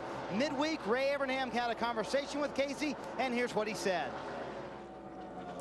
Don't be so hard on yourself, that kind of stuff. But it's the way it is. I mean, you want to be hard on yourself. You have to be. There's just not a lot of room for mistakes, not a lot of room for any of that, and you know it happened, and we went on, and now we're at Texas, and hopefully we can have a good run here. His biggest issue now, handling-wise on the racetrack here at Texas, is the car's a little bit tight, but his biggest problem is his shoe is sticking to the throttle. They're trying to figure out how they can make that not happen anymore. Alan? That doesn't sound like fun at these kind of speeds. Jimmy Johnson running 3rd. That's where he was in the first run of the race. One thing they did on that pit stop that I did not mention, when they actually did the stop, they added a little piece of tape to the nose of the car, trying to get a little added downforce, and the cooler temperatures today allowed them to do that, Marty. Alan Dale Earnhardt Jr. has been battling the flu for most of the week. Today, he's on that day where you're over it, but you're still a little achy and sore, so Jr. feeling certainly a little bit better. He's currently in 4th. On the run before this, when they were a little too tight, they put a ½ pound in the left front tire. He said the exit, right where he is right now, is much better, a little too loose getting into the corner, though. Matt? Marty, 4-time champ Jeff Gordon runs in the 5th position. 75 career wins, an impressive racing resume. He's gone to victory lane just about every place except Texas, Phoenix, and Homestead. He's not bothered by it. In fact, he's more motivated by it. I want to win a race, and there's 3 of them left that I haven't won a race at before, and I hope that we can accomplish that, and I feel like we can. You know, I think that we're very capable. Right now, with the way this team is operating, man, I feel, you know, great about a lot of places that we go to, more some than others, but the mile and a half, I feel like our program is really strong. You know, I almost feel better about Texas right now than I do about Phoenix, and I feel like we're even going to be a lot better at Phoenix than we were the last time. Jeff Gordon wanted to go by the plan of let's see what happens. Didn't make any adjustments. Now he feels like he's paying the prices of the car is just terribly loose on exit. AB? Scott Riggs running in the 6th position. He picked up 6 spots in the opening run of the race and has maintained that at this point in the event. They made an air pressure adjustment on this car. Riggs feeling like they were in for a good afternoon the way his car was in practice. Dave? Alan, Kyle Busch's first race here was in 2005, but he tried to make the race in 2004 and crash a car doing so. He's been trying to rebound at this place ever since. The team calls it a weak track for them, but Kyle's doing very well, and since the restart has been moving forward. Alan, back to you. Well, here's the guy that's really been moving in the first part of the race, and that's Martin Truex Jr. He took the green flag in 34th position. He picked up so many spots in that opening run of the race that after the pit stop, I had to come down and ask his crew and make sure they took 4 tires on their stop. they did. The one car is flying. Dave? Robbie Gordon qualified 9th this weekend. This is a very, very fast racetrack. In fact, he said, I could have done a little bit better if I could have held my breath a little bit longer. That's the way these guys qualify. And believe me, racing for 500 miles here is no picnic either. The 25 car of Brian Vickers is loose and not getting any better. That's the latest report from his pit. That's why he got passed at the restart. He's moved all the way back from 2nd to 10th. The 99 car of Carl Edwards is having an unusual vibration. We've been trying to track it, but so far, Carl says it's kind of an all-over thing. It may just be the set of tires they have right now isn't cooperating for their setup. We'll keep an eye on that, Alan. Well, you saw the pit stop problem that dropped Kurt Busch from the race lead on that first stop. The lug nut that fell off. That dropped him back to 11th. But after gaining a couple of spots in the opening few laps of this run, he's actually slipped back now to 12th position. They will continue to work on the handling of this car. Kurt knew his car would be better out in front with clean air. Doesn't have that now. Buddy? Alan Clint Boyer couldn't wait to get to Texas because he was excited to drive this race car. It debuted at Indy and finished 4th. He took it to California. It finished 3rd. Then he went to Kansas, was leading his hometown race, and he wrecked the car. Since then, he said the car's been in intensive care. They had to put a new rear clip on it, a new right side on it, but it's back and better than ever. Currently in the 13th position. Matt? Over 10 car lengths back is the 11 at Denny Hamlin, started today 6th. So the car was comfortable and consistent during final practice, but the change in the weather, now he says the car is really tight on exit. They made a track bar and air pressure adjustment. The car just does not seem to have the speed currently running in the 14th spot, Dave. Matt, since the restart, David Gilliland hasn't moved forward. He hasn't moved backwards. This is only his 13th Nextel Cup Series start, and earlier this week, he told the media, I've never struggled before like this ever in a race car, but I've never been in such a competitive racing series either. The rookie doing very well. Jeff Burton not happy with his race car right now. It wouldn't turn well before he came in for the pit stop. They adjusted. It still won't turn well, and since the restart, he is now in the 16th position. He restarted 18th. He's moved forward, but it's not the way he likes it, Matt. Saturday's Busch winner, Kevin Harvick, looking for his 3rd Busch Nextel Cup sweep of the 2006 season, but they've got a lot of work to do. Harvick complaining about the car being extremely tight.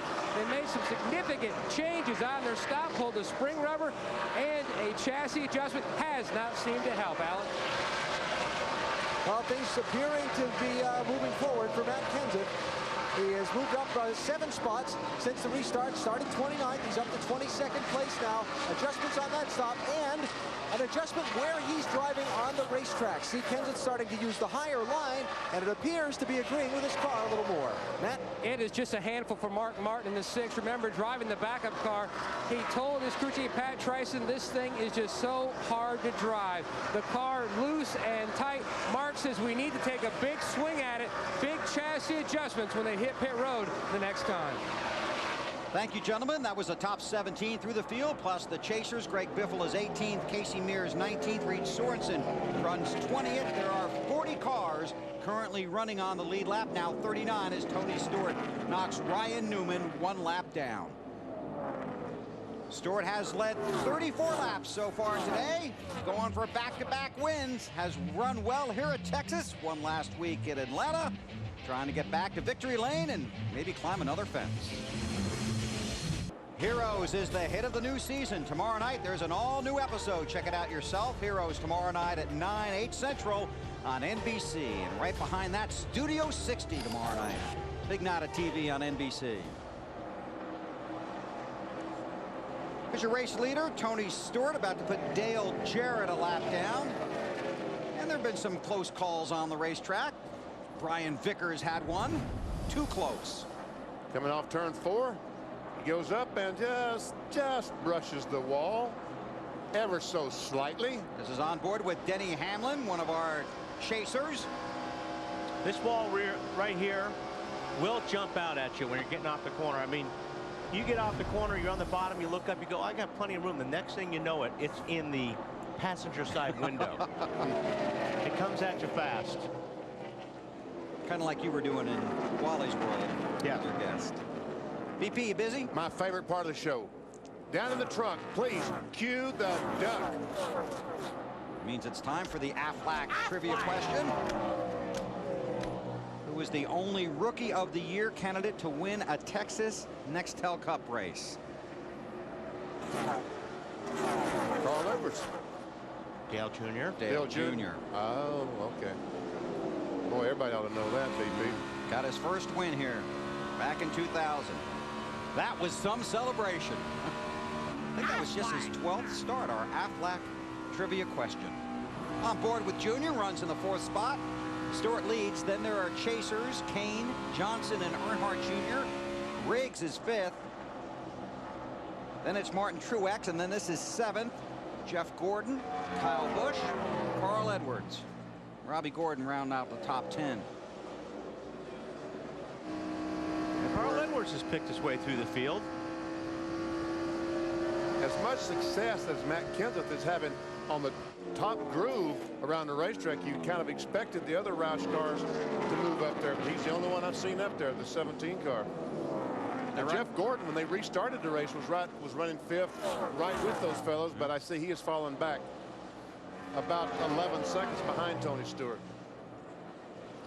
Update on Carl Edwards from Mr. Burns. And running in the top 10 is good news for him, Bill. He restarted 14th, and so he's passed 5 cars by the math that I did there.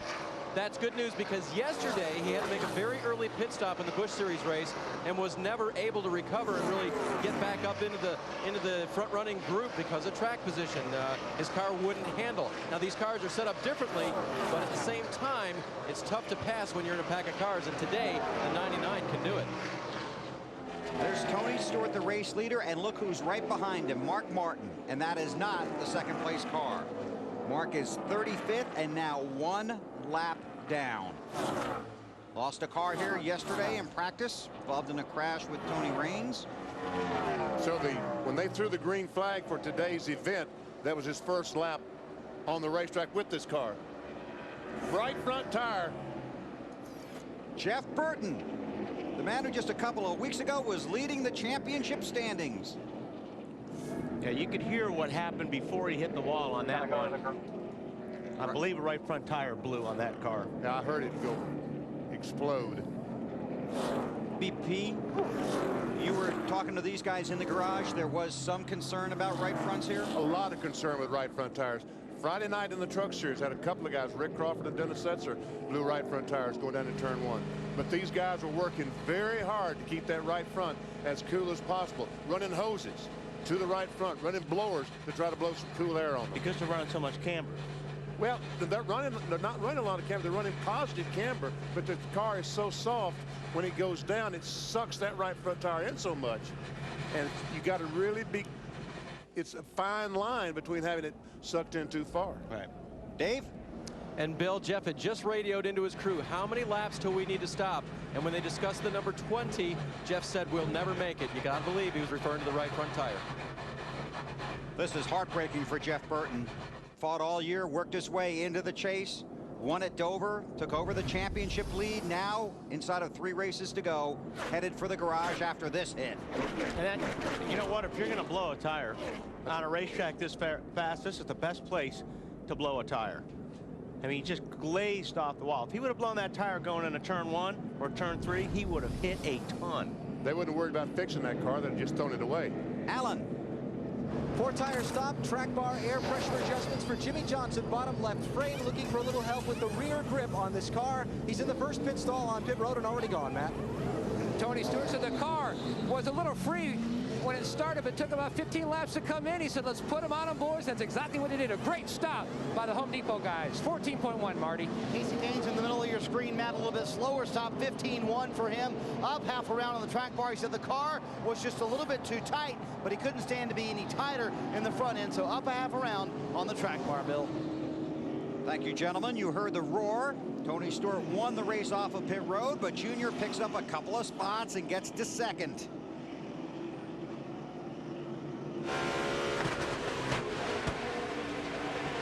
Jeff Burton may be seeing his championship hopes go up in flames here at Texas. We're under caution. You're watching NASCAR on NBC. Still under caution here at the Texas Motor Speedway, the Dickies 500. Here's our Craftsman pit summary. Tony Stewart maintaining first. Casey Kane lost a couple of spots. Jimmy Johnson in 3rd and out 3rd. Our Craftsman pit summary. Not on there, Dale Earnhardt Jr., who came out 2nd. Matt? and a hard hit for Jeff Burton. And you were just getting ready to tell the team what? I actually just asked Scott, I said, how far to the pit? And he said 20 laps. And I said, it'll never go that far. And then it blew out. And I was getting ready to tell him we're coming next lap. As soon as we put that set on, it never felt right. That's the longest right front A-frame and the least camera we run all year long. It's not in the, you can actually see the wear indicators was just wore on the outside as well as the inside. So I don't think there's anything we did wrong. I think we just, we got the lucky tire. 84 markers out coming in, which was still doable, but this is going to be a huge hit, Jeff. Yeah, I mean, there's this pretty much does it for us, unfortunately. But you know, we'll keep fighting and get all we can. You never know what's going to happen. We won't quit racing. I can assure you of that. But this makes it, I don't want to say impossible, but pretty close to it. Thanks, Jeff. Jeff Burton. Well, I am delighted to hear that it wasn't a situation with camber, that it just he ran over something or whatever, and the tire blew out. Okay, a couple of things here. Mark Martin was the lucky dog, so he gets to come around back on the lead lap. He's 32nd. Denny Hamlin, who was running in the 14th spot, penalized for removing equipment from his pit stall. We were told it was a wedge wrench and perhaps even the fuel can. But anyway, he's at the tail end of the longest line. He took everything. Elliott Sadler pitting outside the box. That's a one-lap penalty, so Elliott Sadler is back in 34th. It's Stewart, Dale Earnhardt Jr., Jimmy Johnson, Casey Kane, and Jeff Gordon, the top 5. Then it's Martin Truex Jr., Riggs, Boyer, Edwards, Kevin Harvick. Kyle Busch runs in 13th. Matt Kenseth, 22nd. Denny Hamlin, 32nd. Mark Martin, 33rd. Jeff Burton currently scored 43rd, back in the garage. Our 10 drivers in the chase for the Nextel Cup. Update from Marty. Bill, how about the stop for Dale Earnhardt Jr. and his guys? 11.9, gained 2 spots on pit road. Jr. still not feeling well. Asked the crew under caution to see if they could maybe get him some medication or something. He says his biggest problem, he's got a whole bunch of heartburn. He said, I've drank so much Gatorade all weekend long trying to keep myself hydrated that it's now giving me heartburn, and I'm dealing with that in the race car, plus being sore from having the flu all week. But that pit stop will make him feel a little bit better. That pit stop makes everybody feel better on the 18, Bill. And if he can get around Tony Stewart, 5 bonus points for leading a lap will make him feel even a little bit better. Green flag.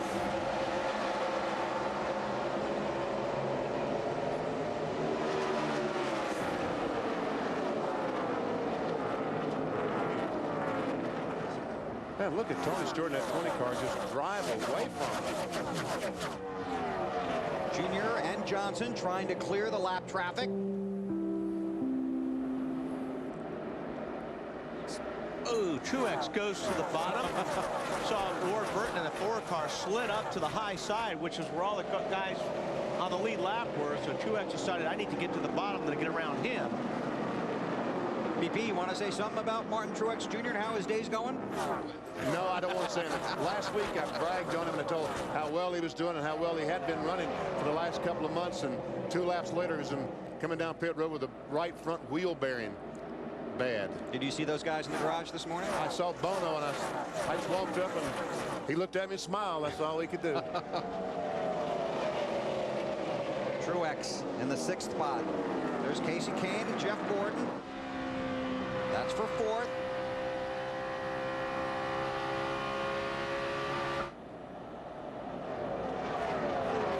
Jeff trying the inside of the 9 car. Tries to get down and hug that line. That works on a lot of guys, but that's tough on Casey Kane when he's out there, because he usually hangs pretty tough. Marty. Wally, Casey has an interesting dilemma. You know, a lot of times when drivers are out here and their shoes get wet, you need to dry them thoroughly. Well, Casey didn't do that. And so his shoe is actually sticking to the throttle. So when he comes to pit road, that makes things kind of hard. They thought about handing him a can of either brake cleaner or silicone. They decided not to do that because they thought that might make it too slick. So Casey's got that issue with his shoe sticking to the throttle. Other than that, the car's running great, Matt. Marty, the biggest issue for Jeff Gordon, just cannot seem to get in the power when he wants to on exit. It's really bad down in turns 1 and 2. The traffic wasn't an issue earlier, but it sure seems like it now, he says. AB? Just keep an eye on Matt Kenseth here for a second. He had a little problem on his pit stop, and now he says he thinks he has a flat right rear tire. So we'll keep an eye on the 17. Problem is, he's up on the high side right now. He's not able to slow down and get into pit lane that lap. Trying to look with the binoculars. Bob was talking to you about Robbie. See if it's the left rear, just to make sure it's in the left rear. It's one of the rears. Left rear. Don't look like, not a left rear. He's still trying to feel it out, make sure that's what he thinks it is. Still going pretty fast too, feeling it out. Doesn't want to lose all those positions. See the car wiggling right there? Definitely not comfortable. It's so hard to see that right rear tire. Well, he thought it was the left rear, and Robbie Reiser said it's not the left rear.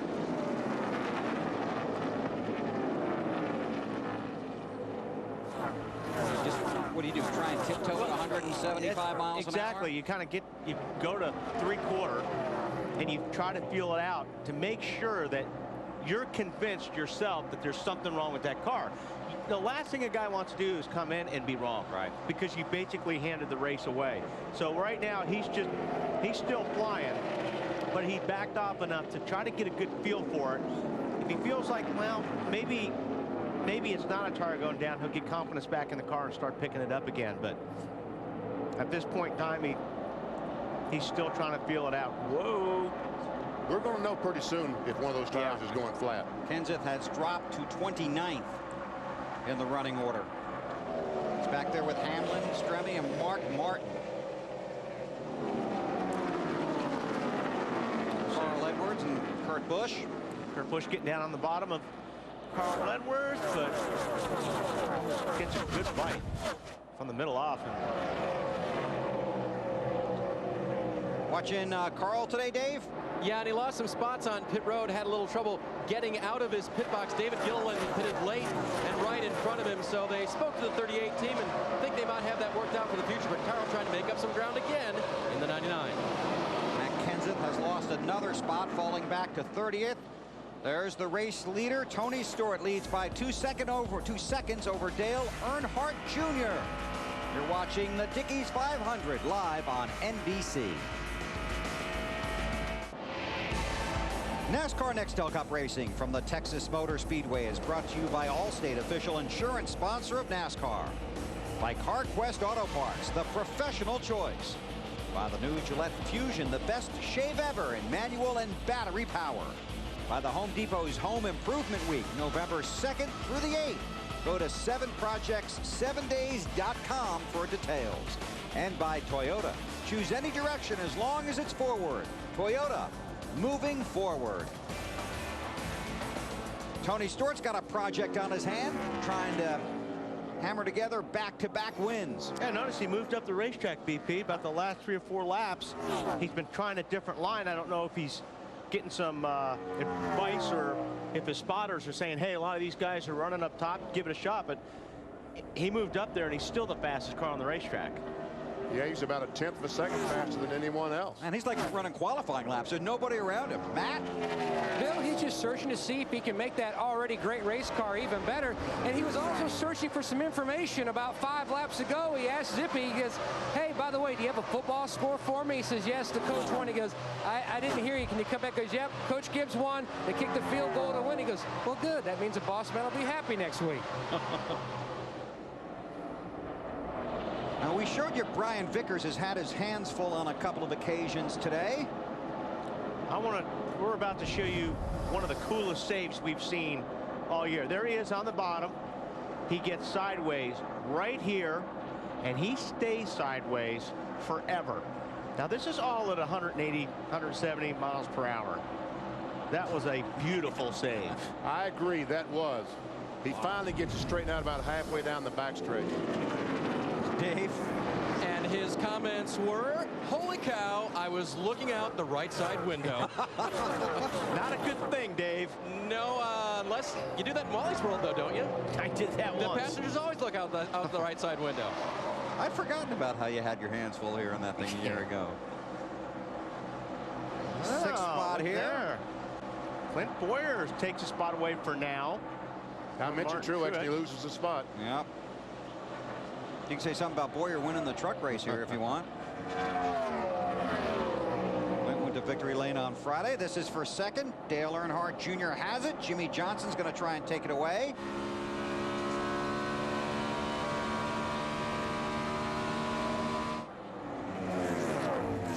These guys about 4 seconds behind race leader Tony Stewart. They must have adjusted on Junior's car quite a bit, because he's been a lot better now on the longer runs. You know, and these guys have switched everything we know about him. I mean, Jimmy Johnson usually runs on the very bottom of the racetrack down next to the white line, and Junior runs on top.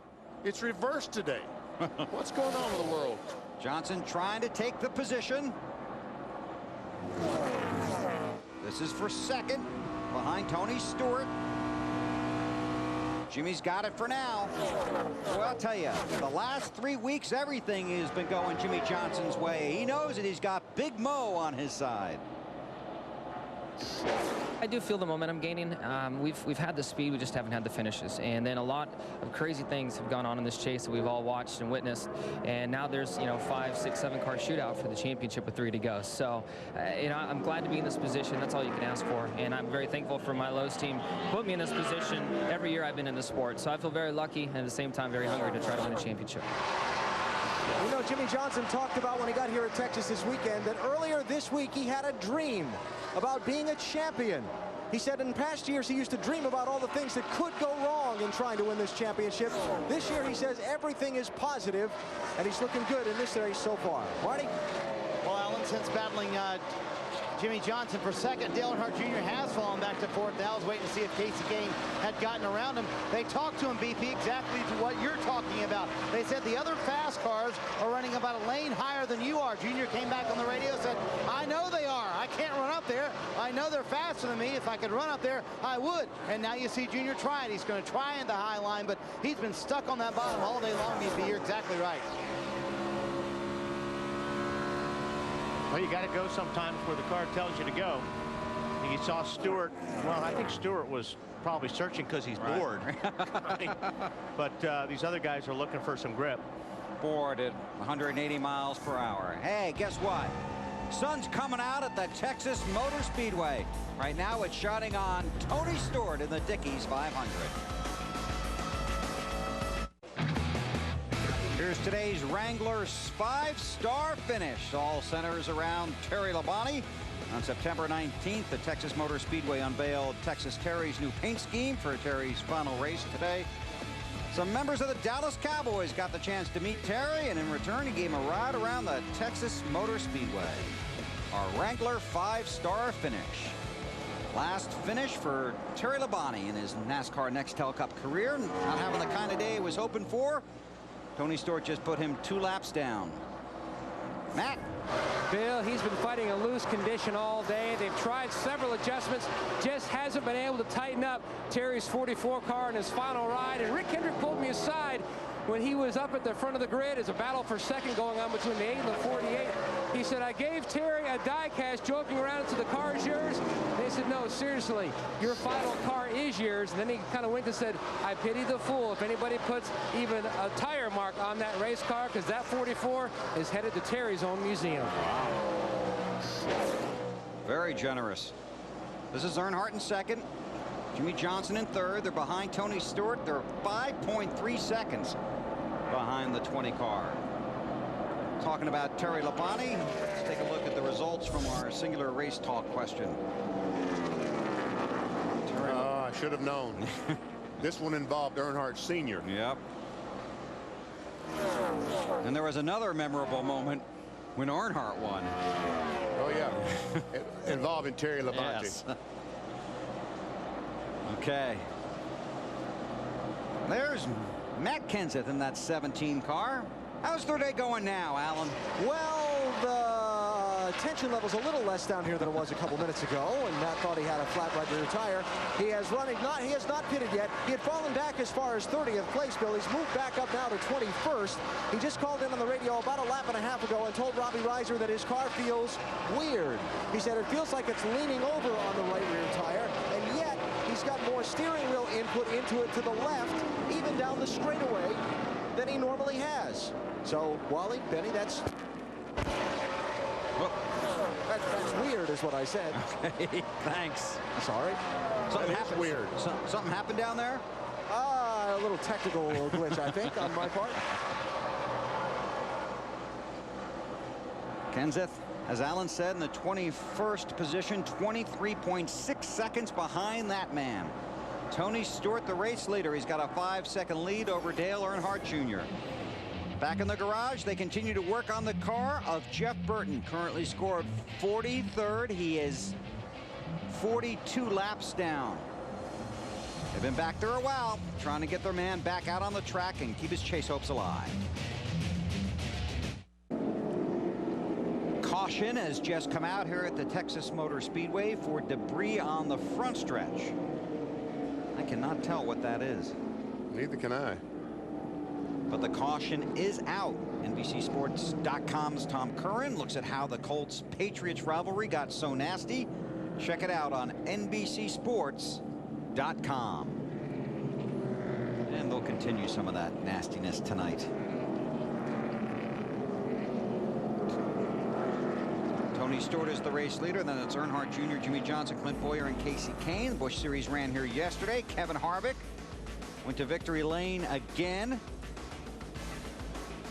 And, you know, they said the setup on that car that he won so handily with yesterday was exactly the same as today's car. And right now, he's currently running 8th under caution. Pit road will be a very busy place. That caution helps out Mark Martin a little bit. It saved him from going a lap down, but he's still got his hands full, doesn't he? I don't think Mark sees it as much help today. Well, maybe Pat Tryson and the boys can make it a little bit better. Elliott Sadler in the 19 car is the lucky dog. He'll come around, be the 34th car running on the lead lap. Pit road will be open this time. There you see Tony Stewart in that orange 20 car going to lead a big parade to their pit stalls. I'm guessing Alan Bestwick will be first with that 48 car. And it will be a 4-tire change for Jimmy Johnson. They're also going to make a small adjustment to the track bar on this car. You see the wrench going into the hole in the right rear of the windshield. Jimmy looking for help with front end grip in the turns. Matt? At the top of your screen, the guy who's led 93 laps so far, Tony Stewart, says, I just need a tiny bit of help getting back into the throttle. Other than that, the car is almost perfect. Marty? Dale Earnhardt Jr. in the middle of your screen says his car is a little bit loose when he's by himself. It's actually better in traffic. That's how he was able to work traffic so well. Their bigger concern is his health. More to come on that in a minute, Bill. Thank you, Marty. Whoa. A little congestion there off of pit road. And a little bit more right there. Robbie Gordon sliding in front of a couple of guys. See Matt Kenseth coming off of pit road. Once again, rear tire carrier. 38 car, David Gillen, Lance Hanna from here in Fort Worth, making another chassis adjustment on the rear Panhard bar. All right, left rear. Come on, David, tighten them up and let's go.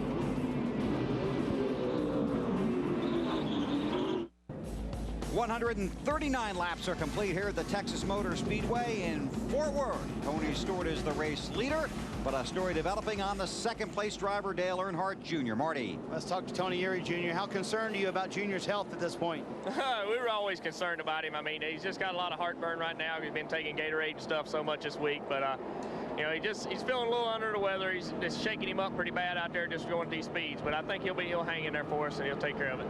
Tried to get him a bottle of water with a straw in it, but the water spilled all over him. He said he feels like he's going to get sick inside the car. He's doing the best he can, though, and he's running awfully well right now. He's in second, Bill. Yeah, maybe that'll take his mind off of it. That's exactly what. It's better to run green. You don't start thinking about it until you're under the, the caution lap. So the more it goes green, the better it is for a driver. Earnhardt did lead a lap. Got 5 bonus points just because of the way the pit stalls are positioned on pit road. So Earnhardt did get 5 bonus points. Runs second here, trying to shake free of the lap traffic with Jimmy Johnson right on his bumper.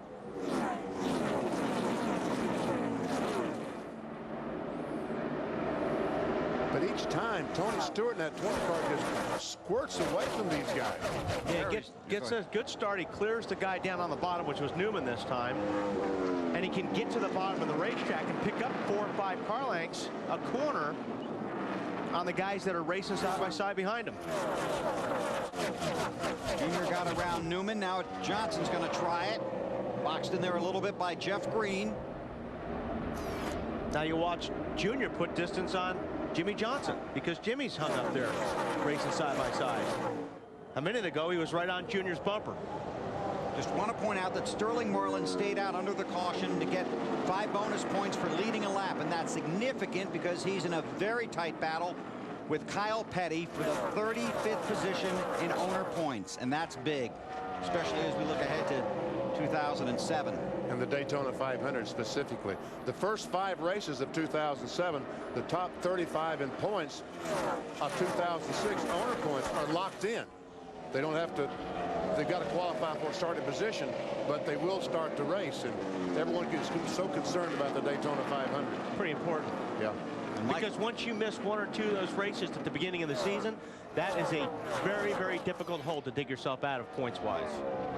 Point out that Michael Waltrip has retired from the race with a blown engine, currently scored 42nd. And now Elliott Sapp has gone to the garage as well. He's 41st, and Jeff Burton's car remains in the garage while the crew continues to work on that after he blew a tire and hit the front stretch wall. See Harvick and Gordon here. They're just happen to be patient right now. They've got guys in front of him that are a lap or more down, but they're running side by side like Ward Burton and I guess that's Dale Jarrett, 66 car. Jeff Green is right there. And Harvick in that 29 looked like he struggled a little bit at the early going in this race, but now he's currently running in the 5th position. And also trying to work his way up in the championship standings. Right now, Kevin Harvick 4th in the points and trying to just not let any of that pressure build up on him or his team. This year, I really hadn't let a whole lot eat me up. I mean, you know, sometimes you get caught up in kind of reacting to some of the, you know, what we perceive as you know, mood points of things that really wouldn't matter in our world that people make a big deal out of. So all in all, I just kind of gone with the flow this year and not got caught up in 1 week. No matter how good or how bad it's been, you have to go to the next week and do the best you can.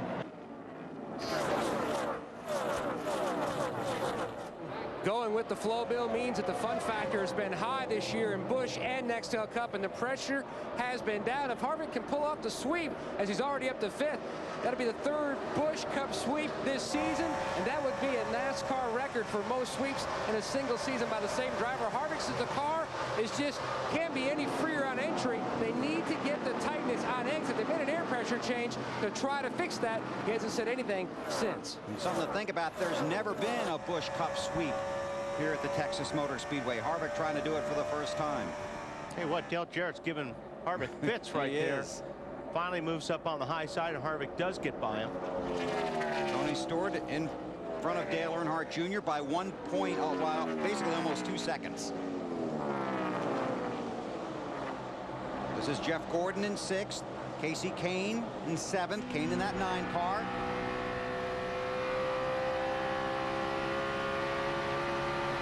Couple of guys in the chase, but in a very desperate situation.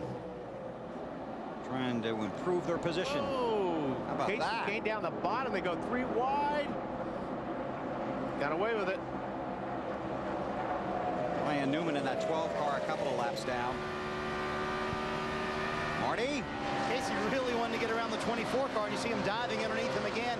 He said that because when you get behind other cars, he said the pace is so fast here that the cars are extremely tight, so it makes it hard to get around other race cars. He said on the last stop before this one, whatever you did to the car, we lost the front end and the back end. So on this most recent stop, they undid the adjustments before that, and the car's back to where it was earlier. Now, Gordon right down on the bottom. Now he told Steve Letard's crew chief, we've made about 30% improvements of where I need this race car to be. It is still too tight. Significant changes again on the last stop for Gordon, currently running in that 6th position, trying for his first Texas win. Yeah, you're going to hear a lot about that the next couple of weeks. Gordon has not won here, has not won at Phoenix, has not won at Homestead. Their mission now, get a couple of victories, see how it all plays out when the green flag comes out at Homestead.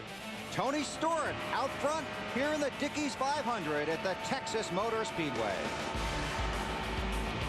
NASCAR Nextel Cup Racing from the Texas Motor Speedway is brought to you by Team Chevy. 26 of the last 35 NASCAR manufacturers championships and counting. Chevy and American Revolution. By Sony, the official high-definition television of NASCAR on NBC. By the Principal Financial Group, we'll give you an edge. And by Nextel. Get closer to the NASCAR Nextel Cup Series with Nextel, only from Sprint. Rapidly closing in on the halfway mark here at the Texas Motor Speedway. But Jimmy Johnson, that 48 car, had quite a scare just a couple of laps ago. He was running in the second position. He's now back in fourth, and we heard him say to the crew, get ready, boys, get ready. Alan, what was he talking about? Well, he slowed down the racetrack, Benny, and then he said, I got it, I got it. They're thinking, I just mouthed to Chad Knaus, ignition box. Did he switch ignition boxes? And he looked at me and shook his head, yes. So they're thinking at this point that must have been what happened, that he might have had to switch to the backup ignition box inside the car, and that might have been what slowed him down for a second. But no definitive word down here quite yet. And the ignition box really is the heart of that whole setup. That's right, because it takes those 12 volts and multiplies them by about 50,000 times, so that you got about 500,000 volts going to the spark plug. And that's why that they have so much trouble with them, because it gets so hot trying to come up with that kind of juice and electricity, they burn the wires up. And that's why they run two of them. Jeff Burton, back out on the racetrack, currently scored 43rd, 67 laps down. If he stays on the track and out of trouble, he will at least pass Michael Waltrip and Elliott Sadler. Took the crew just over 42 minutes to make the repairs for that 31 car. Hit the wall along the front stretch after cutting a right front tire.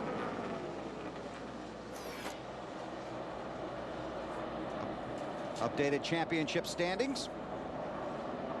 Remember, a couple of weeks ago, Burton was #1. Right now, Jeff back in the 8th spot. It's Casey Kane in the 9, Kevin Harvick in the 29. Kane in 5th. Harvick runs 6th. Going around the 4 car of Ward Burton.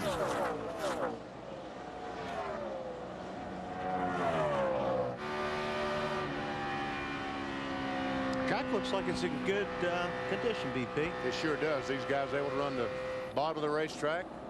The outside groove is working as well.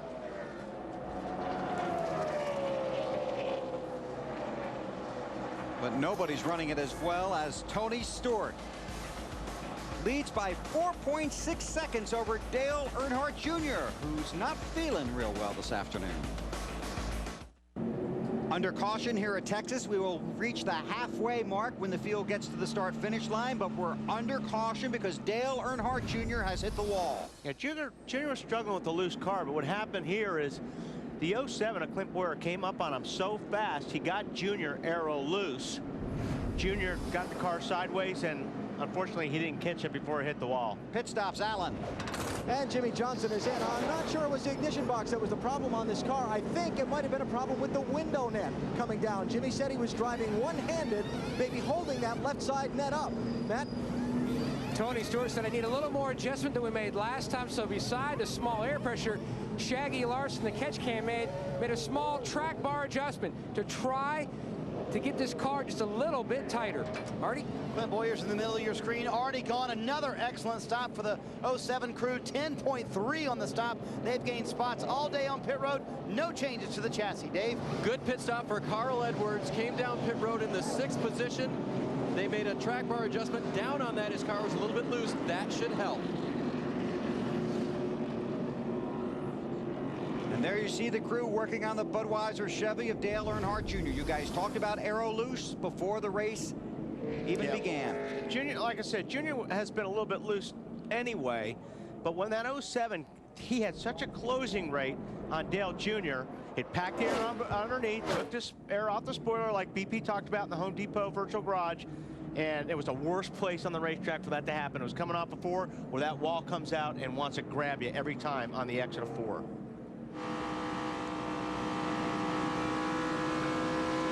Watch and listen. So they work on the 8 car of Dale Earnhardt Jr. Matt Kenseth in the 17 stayed out to lead a lap. 5 bonus points for Matt. Sort out the running order when we come back. Just past the halfway mark at the Texas Motor Speedway. Field coming to get the green. Tony Stewart is the race leader. Clint Bowyer is second. Just want to clarify that his pit stop was 13.51 seconds.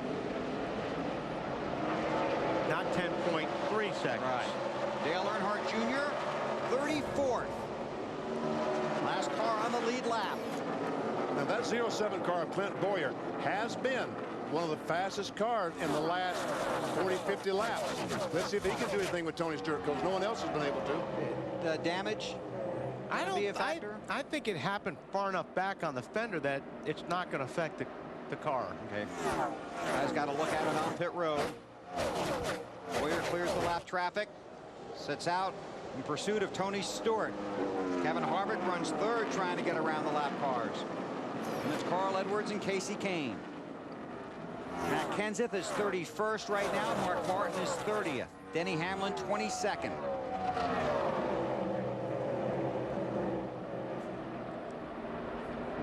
Jimmy Johnson in the 48 car. Johnson in 6th.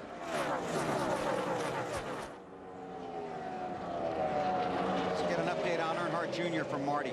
Well, Bill, as you mentioned, a long way to go for Dale Earnhardt Jr. Restarted 34th. The team was extremely calm on the radio, both Jr. and Tony Eury Jr. in making the repairs. Took 2 stops. They checked the toe to make sure the steering wheel was tracking correctly. The car is fine. They think they're going to be okay, but they have a long way to go. They did stay on the lead lap. That's the key. Jr. said, make sure you keep me on the lead lap. A couple of Hendrick cars side by side right there. The 24 of Jeff Gordon, the 48 of Jimmy Johnson. Oh, we got a crash. Mark Martin off of 4. Sterling Marlin in the wall. Now go low, go low. Kenny Schrader in the wreck. Ryan Newman got to the inside of it. There's Mark. There's Earnhardt. We blew it right in front. We run over something. Sterling Marlin. That was Schrader. Was that Fatback McSwain? Was it? Wow. Schrader. I got oil pressure. I'm driving around. It looked, and the way he hit, it looks like he had a tire problem. The way that waffled. Well, we'll take a look at it. See what we can see. He was headed up there. That's Schrader. Yep. The 22 car got a piece of that. Dave Blaney. And they all start wrecking behind him. I mean, after a restart like that, if one guy has a problem, it's hard to get away from. Looks like Sterling might have run in the back of the 6 car. There's a lot of damage to Sterling's car.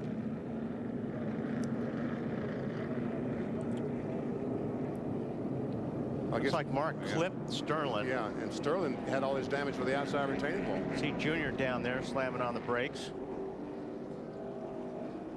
He's on board with Schrader.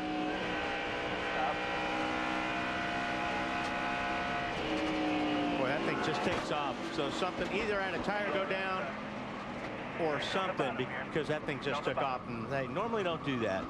Ward Burton was the lucky dog under the previous caution. This time, Dale Jarrett, the lucky dog. And that's going to hurt Sterling. You know, we're talking about being the top 35 in points. Yep. That's not going to help. See how that shakes out as we play through the afternoon here at Texas. Schrader to the garage, working our 5th caution at the Texas Motor Speedway. Here's our Ford driver profile with 4 victories coming into this race. Matt Kenseth has been near the top of the Nextel Cup standings throughout 2006.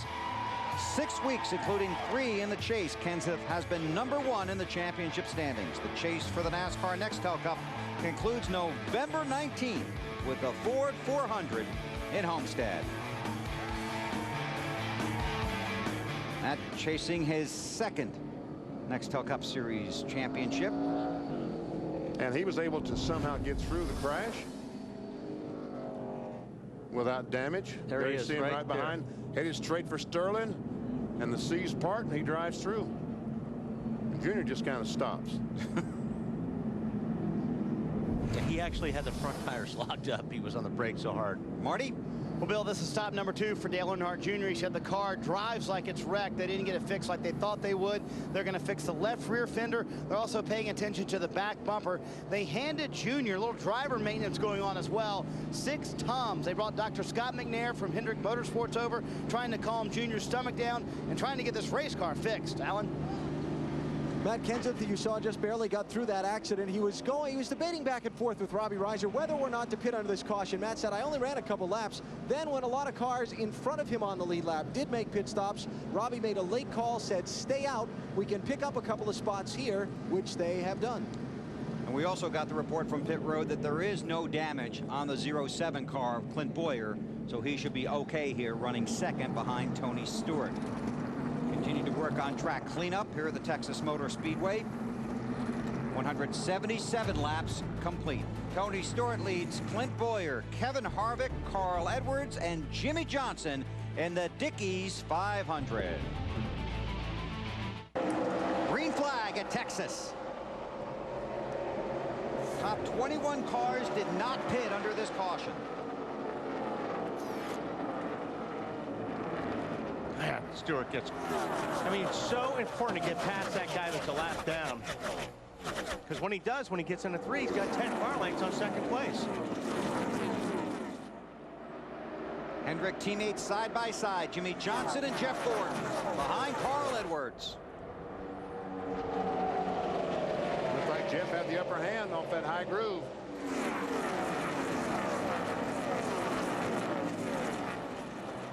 I promised Rick Hendrick today that I would say hello to a friend of his.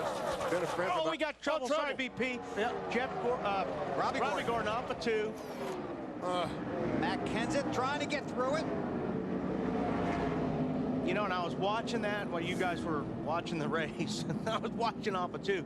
And Robbie tried squeezing a guy up on, I don't know who it was that was running up on the right side. But Robbie really kind of threaded the needle on that deal and got loose getting off of 2. Rodney Wise will have to have some kind of salve on his arm tomorrow when we know these caution flags. Now, see here, he gets up in, okay, it was Biffle. And he squeezed up there and just got the car loose getting off the corner. Biffle does a real nice job avoiding that wreck. Jeff Green is the lucky dog, and I think that'll make Tony Stewart happy because Green has been relatively strong on these restarts. I don't know if that's going to make him happy or unhappy because it's really holding up the other guys. That's right. Good point. Ooh, right in front of Kenseth again. We got to give Matt an onboard camera. Yeah. Watch up high there.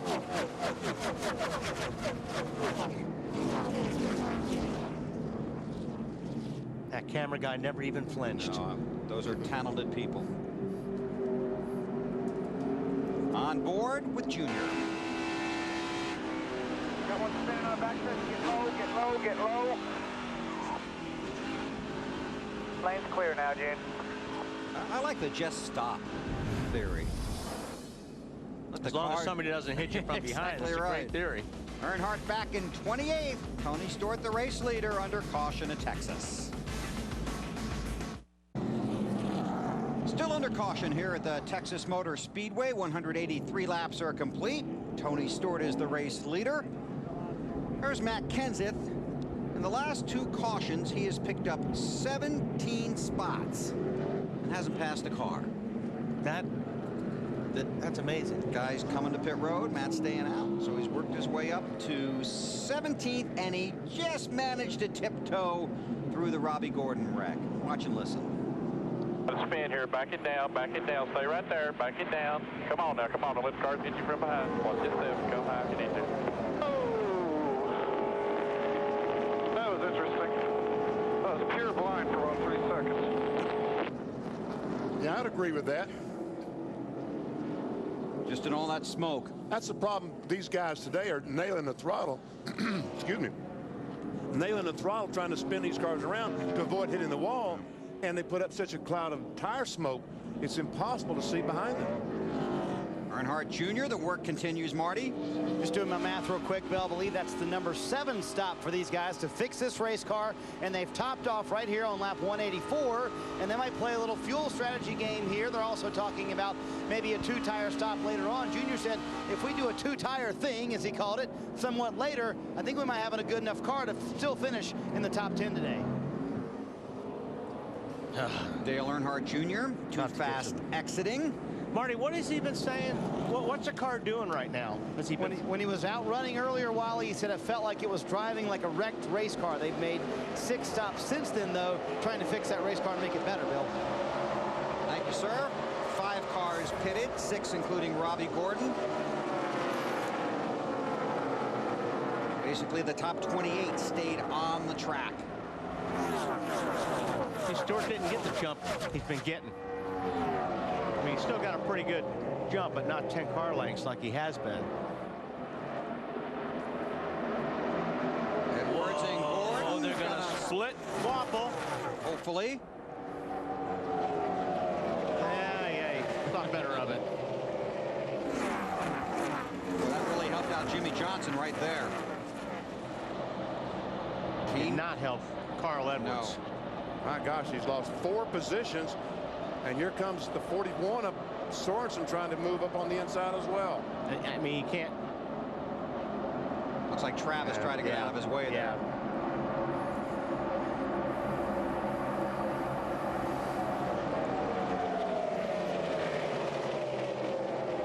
Kurt Busch runs 7th, Sorensen 8th, Carl Edwards 9th, Casey Mears in the 10th spot.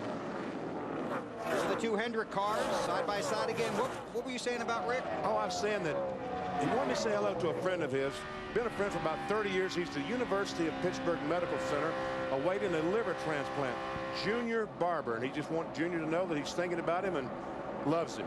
How's that? Well done. Boy, Johnson on the move there. How about the 24, Matt? Still hasn't led a lap to pick up those extra 5 bonus points. Jeff also says it's just been very frustrating today because the back of the car just is not anywhere close to being in the racetrack. Significant track bar adjustment. They went down 2 rounds. Big air pressure change on the left side as well. Just trying to find some balance for this 24 car. All these crews working hard. 145 to go.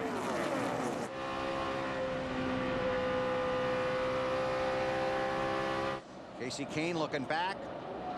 Jeff Gordon in his rearview mirror. Then there's Kurt Busch.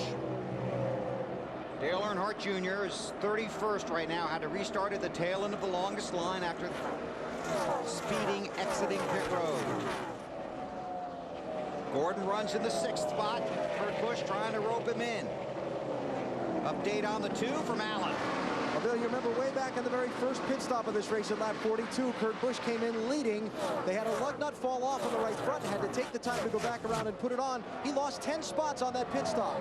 And the simple act of getting put back in traffic with this race car has held them up for the entire race. Kurt has lamented that on the team radio ever since. They've been trying to adjust to compensate for it and see if they can race their way back to the front. Well, he's racing hard now, isn't he? Oh, yeah. Yeah, he's had problems with that car around other cars. And, you know, when he gets in clean air, he can catch a car, but when he gets to him, he struggles. And he's been fighting that since that first pit stop, right, like Alan said. Still side by side with Gordon.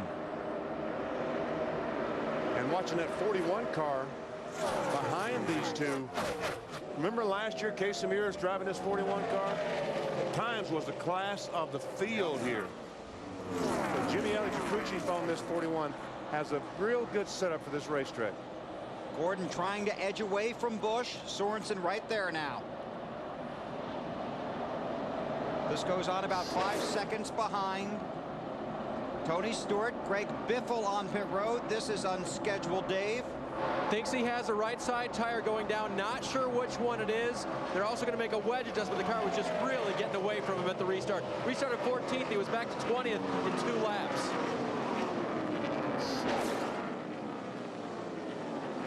The Busch-Gordon battle continues. Sorensen watches.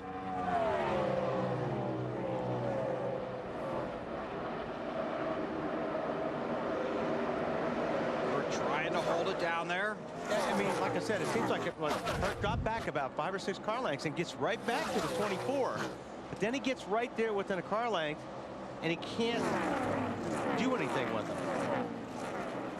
It helps when Jeff Gordon runs a different line than he does. Oh. Paul Menard looks like an engine's problem. And the caution out. Broke a piston. Broke a piston, he thinks. They make a big mess. This will be caution number 8. We see him slowing down there, the yellow car on the inside. But too late. Too late.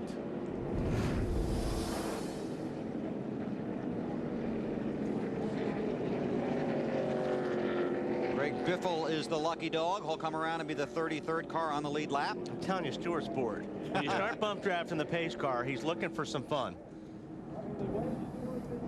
Pace car driver is Brett Bodine. Smiling. Oh, yeah, he's having a big time.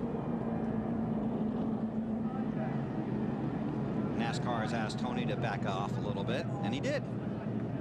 Is he trying to make Brett loose? Is that what he's trying to do? If he was trying, it would have been done. I think he's trying to scratch the paint job. Oh, don't do that. Hey, some of those Tony Stewart fans would love to buy a Corvette that's been run by Tony Stewart. Right. And they wouldn't fix the damage either, would they? You know, this 20 crew has held service all day. He's gone in with a lead. He comes out with a lead. Can he keep it up? On the last run of the race, Jimmy Johnson of his car said, "I just can't run anybody down." Chad Knaus said, "We'll get you a spot on the pit stop." We'll see how it turns out. 4-tire change here, Matt. Stewart left his mark on the back of the pace car team. Left a mark on pit road so far today. Good, solid stops. Says the car is zeroing in on where he needs the balance to be. Marty. Clint Boyer says this car is a little bit loose, but do not touch it. Loose means fast. And the stop that's on pit road right now for these guys going very well. They've been excellent on pit road today. And another good stop for the 07 crew. They might get the 20, but it's going to be close. It's going to be awfully close. They can't speed. Here's the Nextel race off of pit road. Kyle Busch. Apparently just a 2-tire stop. Not sure if we've heard the end of that race off of pit road, No. BP. No, we might not.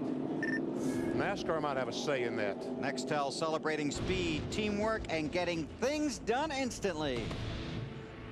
Yes, they're coming. There they are. Wow, look at that. Sort out the running order, and we come back. Gentlemen, the All-State Good Hands driver. We see Brian Vickers brush the wall off turn 4, and then this incredible save. Had the car sideways for about 200-300 yards and saved it somehow. Allstate, official insurance sponsor of NASCAR. What do you say? I was looking out the right side window. What he told his crew. Jimmy Johnson trying to capture his first NASCAR Nextel Cup Series championship. Right now in front by 9 points. Yeah, those guys they're sick of finishing second. Remember how his chase started in the wall at New Hampshire. Jamie McMurray in the 26, Brian Vickers in the 25 did not pit. And according to my notes, they last pitted on lap 177. Kyle Busch in the 5 took 2 tires. If this isn't a wreck, BP, I'd be surprised. That very fast 20 car is right behind him in 4th. Well, I just wonder if the 25 and 5 didn't do this strategy to try to help Jimmy Johnson and Jeff Gordon. Just to see what it would do, what it did to the car, and what they might do on the pit stop with 20-30 to go. Stewart working on it. Stewart is just flying right now. Going to get the 25. I mean, he's going to pass these guys almost fairly quickly. Yeah, I mean, just a little over a lap. But I just didn't know if they had wrecked before he got to the front. He's only got McMurray left. Dave? No talk from the 5 bunch about helping their teammate, but Kyle Busch just wants clean air on that 5 car. Has been frustrated in traffic all day. They said, what the heck? Let's take a shot and get you toward the front. But what? Alan? I just got to tell you about the thinking in Jamie McMurray's team's pits, which is, what do they got to lose? They pitted at lap 175, yes, but remember, we haven't run a whole lot flag lap since then. These 2 runs of the race have been fairly short because we had another caution in between there. So they don't have a lot of laps on their tires. And considering where they've been running and where they started all day, why not see if you can pick up a few spots on the cheap?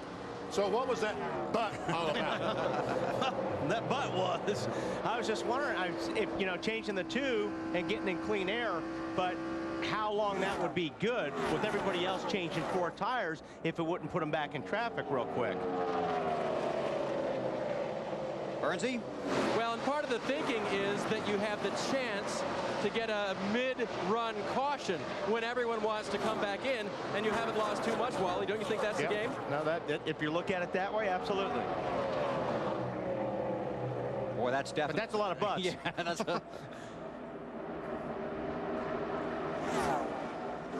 Actually, Kyle's running pretty good right now.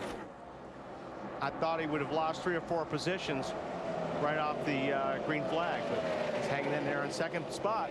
Matt Kenseth in that 17 car runs 18th. Dale Earnhardt Jr. 19th. Whoa. Kenseth looking a little loose.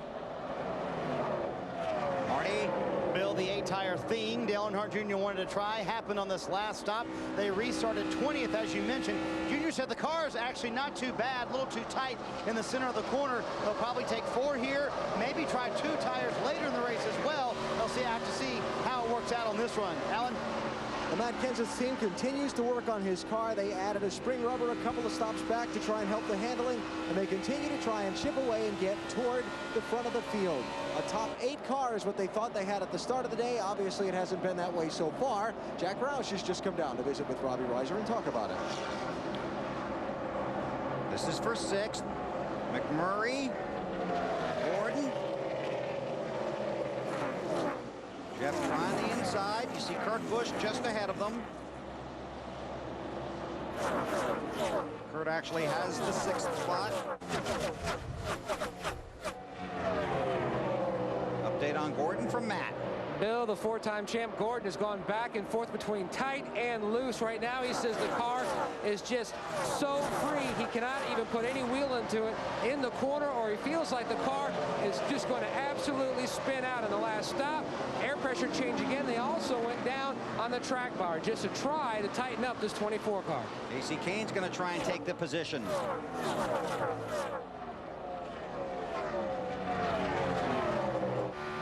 Kane falls in line behind Gordon. McMurray holding his own for now after not pitting under the most recent caution. Boy, Gordon working real hard to try and get by him.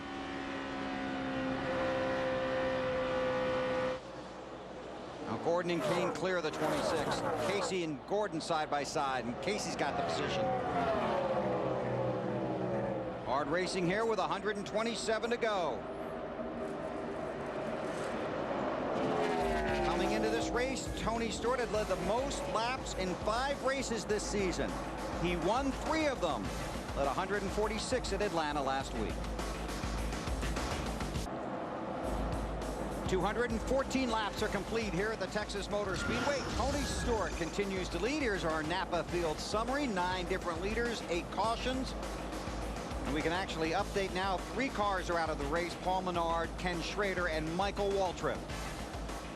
Tony Stewart has led 162 laps. Let's take you through the field, Matt. At 20 is hooked up. Bill, he is yarding the competition, leading 163 of 215 laps. And Stewart says in 27 years of racing, he's never had one particular race car that he said, that is my favorite race car. But this particular chassis, after a win at Kansas on fuel mileage, last week dominating win at Atlanta, he says, this is my new favorite race car, and it shows. Marty? Matt, the old racing cliche goes, loose equals fast, and that's certainly the case for Clint Boyer on their last 3 stops. The 07 team has made no changes to that car. Clint very happy with it. He's already pulled off 1 career first this weekend, his first ever Craftsman Truck Series win on Friday night. He would love to score his first Nextel Cup win today. Dave? This morning, Kyle Busch's crew chief, Alan Gustafson, told me we've got a car that's not bad, but it's really not a winner unless we can do a little something different. They changed the aero package when they came to this race, different style of body, but it really needs to clean air, and he got that after that 2-tire stop. Alan? Jimmy Johnson is running right now in 4th position. After the restart a couple laps, Jimmy had been running the middle and upper lane of the race for the last little while. He called in and said, I'm going to go back to the bottom. Let's try this. Tell me how the lap times are. Matt? Kevin Harvick won Saturday's Busch race. He survived the wild card races, Talladega and Martinsville, but he's had issues elsewhere, Dover and Atlanta. Right now running in the 5th position. The car starts out great, but it starts to go to the tight side, middle to the end of the run. Marty?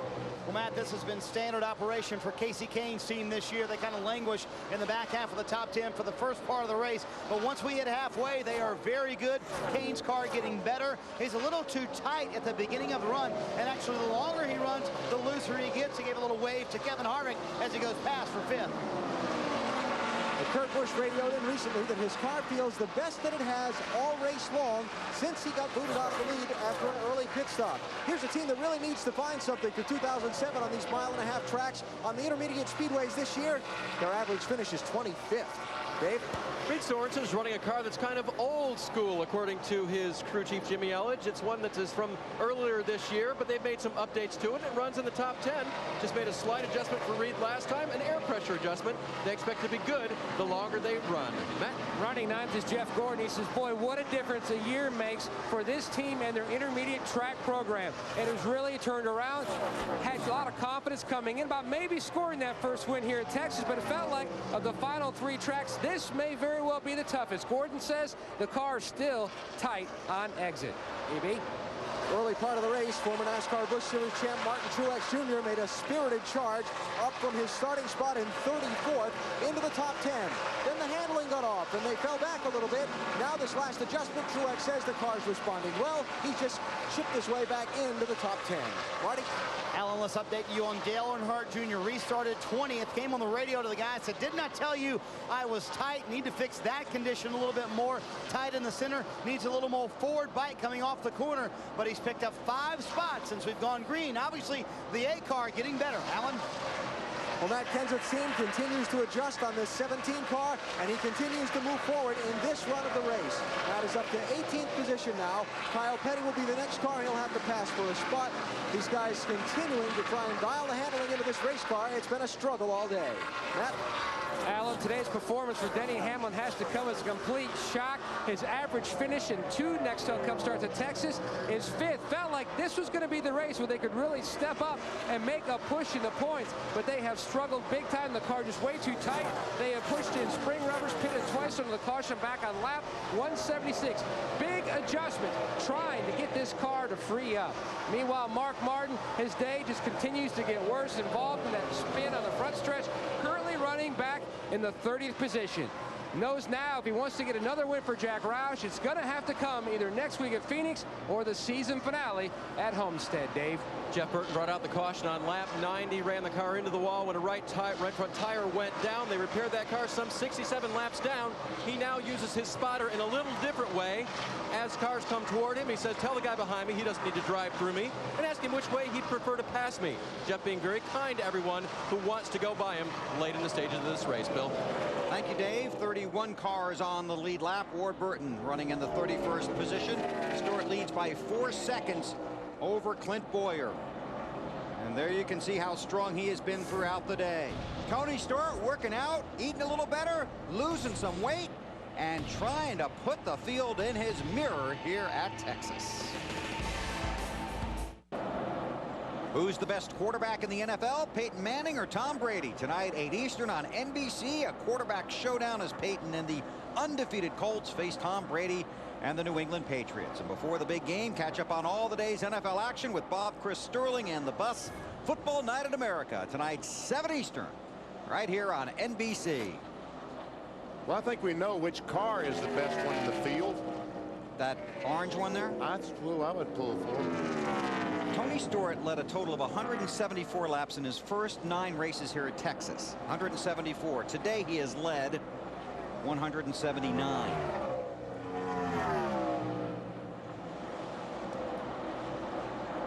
Oh, Reed Sorensen around. Don't go across the racetrack. Kurt Busch just got by. Caution is out. All right, we spun out there for some reason. Right rear tire's flat. Well, he might have done that when he... Yeah, left front's flat. Right rear's flat. Was slid across the pavement. Was running 6th. They just can't seal the deal.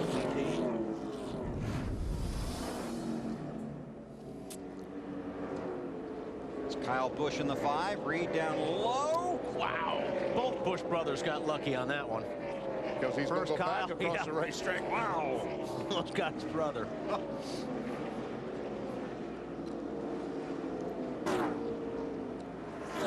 BP, I think he just got under there and got loose. He might have.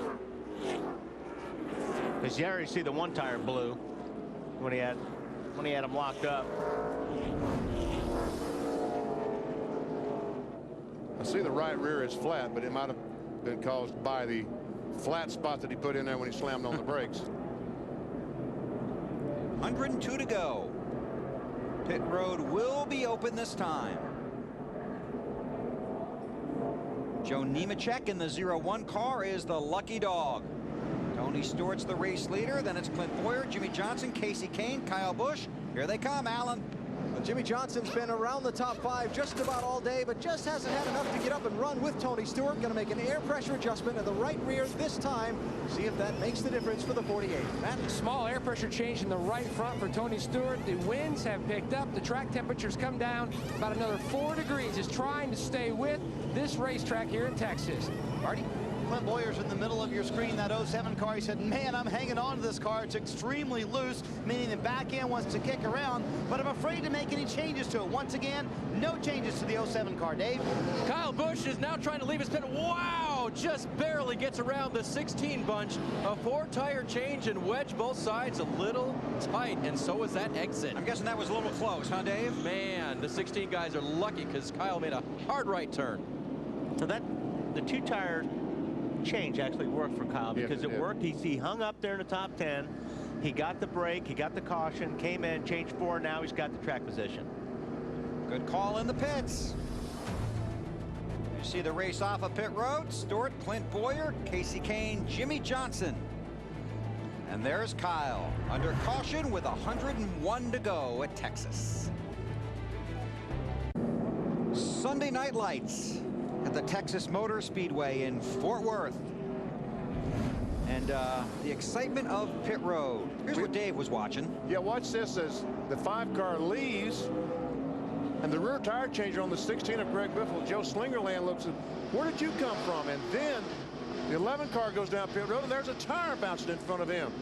And Casey Mears hit Bliss's tire when he left his pit and sent it for a ride. Tell you what, that guy did pretty good running over there picking that thing up. Those are heavy. Yes, they are. About 65 pounds with the inner liner in them. Back to green with 98 to go. Stewart, Boyer, Kane, Johnson, Kyle Busch. And now Kyle Busch is thinking, we did it. We got me up here. Our strategy worked. Now I'm going for it. Right behind his teammate in the 48.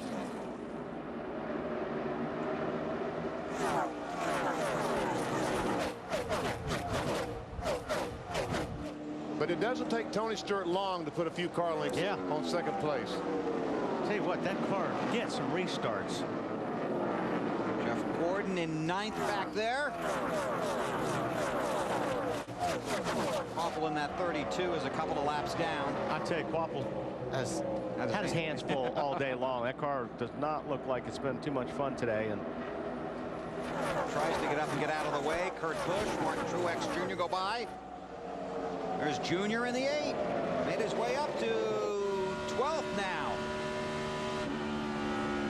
I tell you, I'm amazed that this car is running as well as it is after he hit the wall and turned forward bat as hard as he did. Because you didn't think the damage to the back of the car was going to be substantial enough that they wouldn't be able to go anywhere. Yeah, I thought he was going to bend the rear trailing arms and the rear panhard bar and all that stuff, but Marty, evidently, I was wrong. And remember, BP, too, at one point this team was 34th. Junior also not feeling well. I think he's a little more determined to get back to the front. He said the car is not driving that badly, just a little bit too tight. Bill, that's a battle for second place. Casey Kane taking it from Clint Boyer. Thanks, Marty. Kane looking back at Boyer. Does a little over a second behind Stewart. Earnhardt Jr. has made his way to 11th now. 5 chasers run inside the top 8.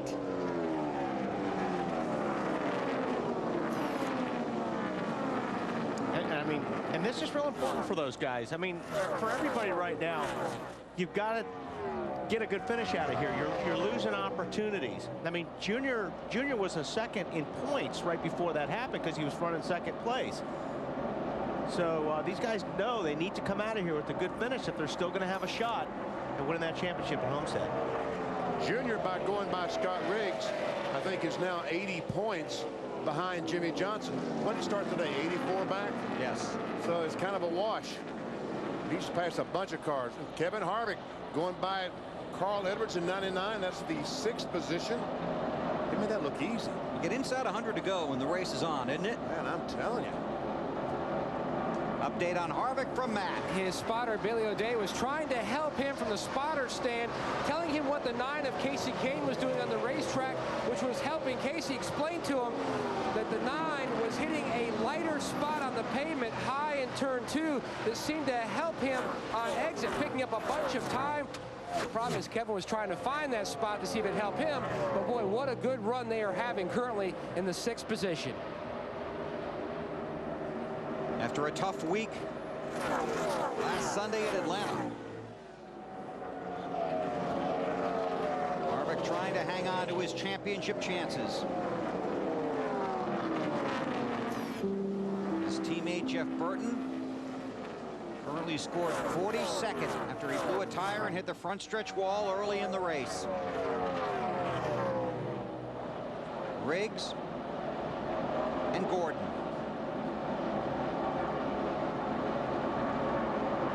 Riggs taking the 9th position. Gordon in 10th. Boy, Scott Riggs looking for the big finish. Scott Earnhardt right in his windshield right now. Drift up the track. Tell you what, there's some good racing going on, but Tony Stewart is having a day to himself. Leads by a 2.5 seconds here at Texas. 86 laps to go here at Texas. Let's take a look at our DLP Picture Technology race recap. Last ride for Terry Labonte. His car owner Rick Hendrick and his teammates waited out the rain. Ran the first 4 laps under green and yellow. Jeff Burton brought out an early caution. Cut a tire, hit the wall. And hit the wall extremely hard. Lap 165, Dale Earnhardt Jr. gets some loose, arrow loose off the corner. Goes up and pounds the wall. And folks, I'm telling you, hit the wall hard, but he's still running very, very well. Earnhardt currently 9th. Kenny Schrader has a right front tire go down, causes a melee behind him with Sterling Marlin. Mark Martin involved. I think Dave Blaney got a piece of that. Kenseth and Earnhardt Jr. got through it. Our DLP race recap. Under the lights at the Texas Motor Speedway in Fort Worth, race number 8 in the chase for the Nextel Cup Championship. There's Jimmy Johnson getting around the 07, taking that 3rd spot away from Clint Boyer. And all of a sudden, the 07, Boyer is not nearly as fast as he was 40, 50 laps ago. Now we're starting to see that stage of the race, BP, where we see guys like Jimmy Johnson get stronger and Casey Kane get stronger. Allen. First time all day that these words have come across Jimmy Johnson's radio bill, that his car feels good. He's always described it as times that I've heard as good, but he's liking the way it's handling now, and this could be the time of the race you want to be the best, huh? Marty? Alan Clint Boyer and his team debated several times about whether or not to make a change on that last stop. The last 4 stops, they've made no changes to the 07 car. And a lot of times when you have a fast race car, you get lulled into a sense of comfort with the race car, and you don't want to make any changes to it, but the racetrack changes throughout the day. They probably have not kept up with the track here. The car is now still a little too loose for Clint, and the racetrack is changing. But they decided to make no changes. They will make changes on their next stop, however. That's a great point, Marty, because you know, when you're a rookie driver, when you feel that comfort, you don't want to change the car. You don't want to make a change, but a veteran would know that, okay, this track is cooling down. We're going to have to make a change, or I'm going to lose that. What was that word that Marty used? Comfortability. Comfortability of a car. Comfortability, Wally. Thank you, Marty. I use it because I heard someone else say it. That's my story, and I'm sticking to it. Jeff Gordon in 10th, Martin Truex Jr. in 11th. They're behind 9th place Dale Earnhardt Jr. Boy, Truex has had another good run. Can he put a big finish on it for himself? Don't say anything, BP. Yeah, just watch the race, Benny. All right? Gotcha. These guys need a good finish. They have just awful luck this year. Had a great run going last week. Good one going here. And I'm telling you, wait till they get to Homestead. They got some for him at Homestead. Yeah, I talked to Martin about that. They were pretty happy about that test. He was looking forward to this race too, though. Said he had a good car. Still got 79 laps. More on Truex, AB? Yeah, Wally said Martin felt he had a good car, but this isn't the car they wanted to bring here. They wanted to bring the car they ran in Atlanta last week. Then when they had problems with it, they'd sustained some damage. They had a bearing problem go out, a flat tire, which resulted in body damage. They took the car back to their shops outside of Charlotte, spent until 2 in the afternoon Monday working on it with the intention of bringing it here. Then realized they had too much damage, and the caution flag's out. Caution on the Speedway with 78 to go. See, Robbie Gordon is very slow. I'm assuming this is what has brought the caution flag out. So, Robbie, you had high hopes after a strong qualifying run. Uh-oh. Blew an engine right there. Sees his day go up in smoke. Travis Kvapil will be the lucky dog. Gets one of his laps back. Robbie heads for the garage.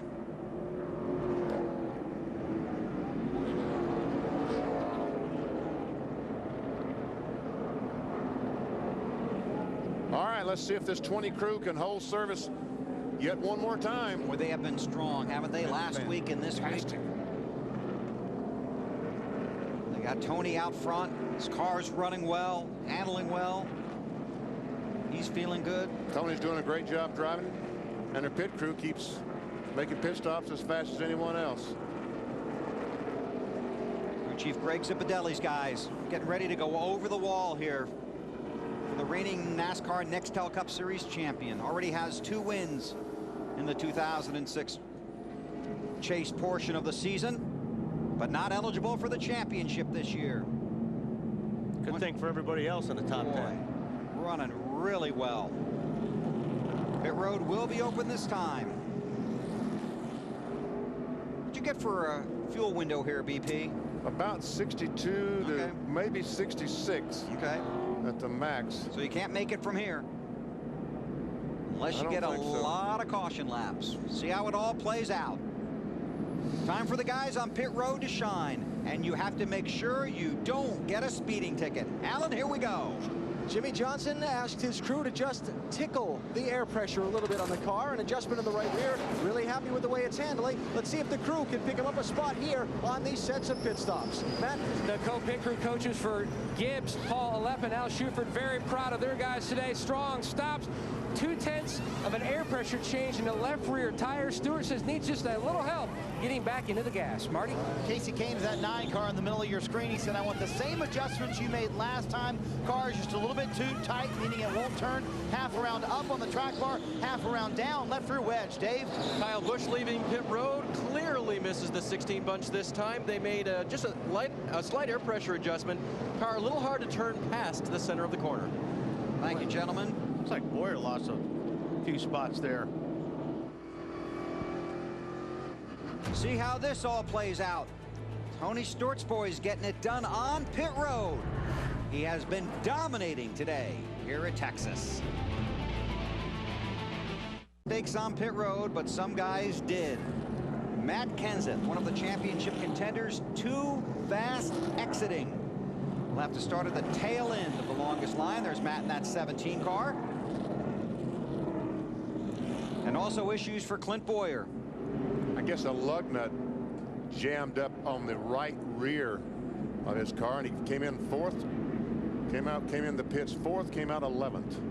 Tony Stewart went in as the race leader and is the race leader. For all the people that work at Joe Gibbs Racing, here are the guys that go over the wall and get it done on the 20 car. Greg Zipadelli, Berlin, Connecticut. Tom Dean, Long Valley, New Jersey. Ira Joe Hussey, Manchester, New Hampshire. Jason Lee, Willimantic, Connecticut. Jody Fordson, China Grove, North Carolina. Todd Foster, Birmingham, Alabama. Jeff Patterson, Escondido, California. Brian Larson, Escanaba, Michigan. You can't make the mistakes on pit road, and those guys don't. You see the 7 stops today, 13.6. Well, the 17 car, since he's got to go to the back, has just stopped and topped off. I wonder if that means anything about trying to go the rest of the way. Well, BP, 74 to go. And I guess if they got the right cautions and all the planets lined up. Yeah. But those guys specialize in running out of fuel. You know. That's true. Not sure they're the guys who do it. Yeah. Alan? I will clarify just a little bit. Robbie has already told Matt, this was kind of Matt's idea. Should we come down and top off the fuel? Robbie Reiser, the crew chief, told him, we can't make it to the finish anyway. But if this race goes green and those last pit stops are splash and dashes under green, they'll need to spend less time here than the other guys. Maybe they can pick up some spots. They'll take anything they can get right now. No kidding. Gonna have to restart 30th. See how it all plays out. You think everybody's racing for second today? I think everybody's racing for second tonight. This is there again. This is the time where Casey Kane does come on, the time of the race, but I just have not seen anybody that's got anything for that 20 car. Tony Stewart. 73 to go, and Stewart takes off. 2 tires stopped for Greg Biffle in that 16 car. That's how we got to the 3rd position. Oh, Kyle Busch with a strong move up in front of Harvick. Gets loose when he gets in front of him, but hangs on to it. Junior goes down underneath the 29 now, but got to get blocked in. Yep.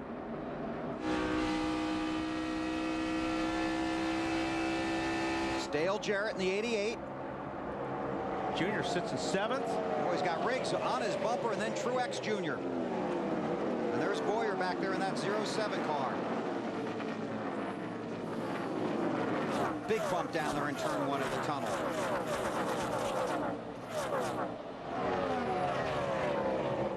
Update on Earnhardt, Marty.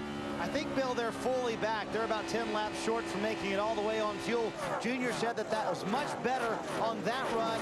Right there, they made no changes. He said, if you're going to make my car looser, I feel like it'll be too loose. Make it tighter, I feel like it'll be too tight. Let's leave it right where it is. This may be our last stop of the night, so don't make any changes to it. I like the car where it is. What a rally for this team. They were 34th at one point, Bill. Now they're 7th. Has Earnhardt said how he's feeling lately, Marty? He has not mentioned how he's feeling, Bill, but the crew, I'm glad you asked that, is a little worried that when he hit the wall, he might have knocked in the crush panels on the right side. Those crush panels keep out all the fumes from the race car, so they're a little concerned about that. Again, they handed him on about an 8-inch piece of tape about 6 toms early in the race, trying to settle down his stomach, but obviously he's had the flu all week and clearly doesn't feel very well, but he hasn't mentioned it lately. He picks up a couple more positions, he'll be feeling a lot better. Runs in 7th. And the big thing is he's got 3 chasers directly in front of him. Johnson, Kyle Busch, and Kevin Harvick.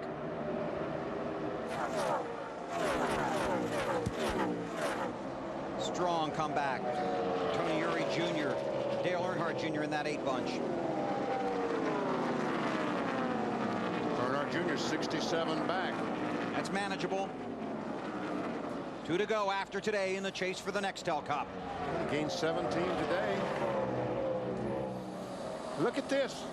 It's Casey Kane's time to go, right? Yeah, I mean, this is, like I said, this is normally the time where Casey Kane starts shining, this time of the race.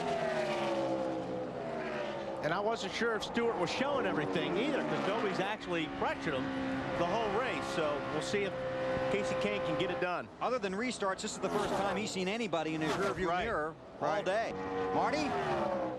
And Bill, this is actually the worst part of the run for Kasey Kahne. Early in the run, his car is a little bit too tight, meaning he can't get the car to turn. But Kasey said, as he was kind of funny as he came in under the caution, said, I'm driving the fool out of this car, and I can't catch that 20. He said he's driving something a little different. He doesn't have to worry about how he points his car into the corners. I have to set myself up going into the corner to make sure my exit is okay. Matt?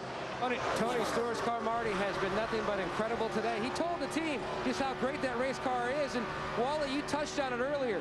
The guys in the chase have to be thankful that Stewart didn't make it in. If he had made it in by a wild card from the 11th position, like some of the ideas that people have thrown around to maybe tweak the chase, he would have entered Texas 13 markers out of the lead. More wins and more points scored than any chase driver so far in these 8 races. Yeah, but they've been able to use a different strategy because they weren't in the chase. Right now, he's just trying to focus on the race. Kasey Kahne on his bumper. And probably the last guy he wants on his bumper, because the line that Stewart runs is the low line. And the guy that's really good at the high line is in his mirror. So there's not a whole lot Stewart can do if that high line starts working for Kasey Kahne, because Stewart doesn't want to run up there. He does not want to run up there, so that means that Kasey Kahne can get some air on his car to get some downforce to get him through the turns. If he had to follow Tony Stewart, then he would start losing the front end off the corner. And that might be why Tony's coming up a little bit off turn 2 to get pull up in front of the 9 car. Yeah, give him a little of that dirty air getting off the corners. Jimmy Johnson in the 48, Greg Biffle in the 16. Johnson currently owns the championship lead. That's Hendrick against Roush right there. That's for the 3rd position. Update on Biffle from Dave. Yeah, Roush didn't start out very good today. Greg Biffle started this race 39th, and his crew chief Doug Richard told me that they weren't that great. They needed to try something late here. I just checked with him. He said, yeah, how well the 5 car did with 2 tires did influence us. We feel like this is what we need to the end of the race. Track position, everything now for the 16. The question is, can he outrace these guys at the end? We'll see. Roush Racing has won 5 of the 11 races here at Texas. Johnson gets the position. Harvick closes in behind him. Kahne working the high groove in 2nd behind race leader Tony Stewart. There's Johnson in 3rd. Biffle in 4th. Harvick coming. Oh! Just like out of turn 4. Turn 2, that wall just jumps out to meet you, doesn't it? Yes. Now, Biffle took 2 tires, right? Yes. Harvick trying to get the position and does. And I think Biffle in the 16 car is running about like Kyle Busch did in the 5 car when he had his 2 tires right. stopped. So he's hoping strategy works for him as well. Matt. Bill taking a page out of Jimmy Johnson's notebook. Kevin Harvick knows that you can still have a big swing as far as the way the championship standings look, with just a little bit of misfortune for others and some good luck for you. When the lights went on here at Texas and the sun went down, Harvick's car has really come to life. They've made some significant adjustments throughout the day. The last stop, though, just a small wedge and track bar adjustment. He's changed his lineup a little bit, and it has really seemed to help this race car. And talking about Jimmy Johnson, the 3rd place running car, just been told by his crew chief Chad Canals that Kevin Harvick is running faster lap times than him. Harvick in the 29, so Johnson looking at him in the rearview mirror. Chad told me this morning that, you know, you talk about Tony Stewart, who's been good in the chase, but except for a couple of things that really were out of their control, getting crashed at New Hampshire and getting crashed on the last lap racing for the win at Talladega, Chad said we would be the championship leader right now. Performance has not been our problem.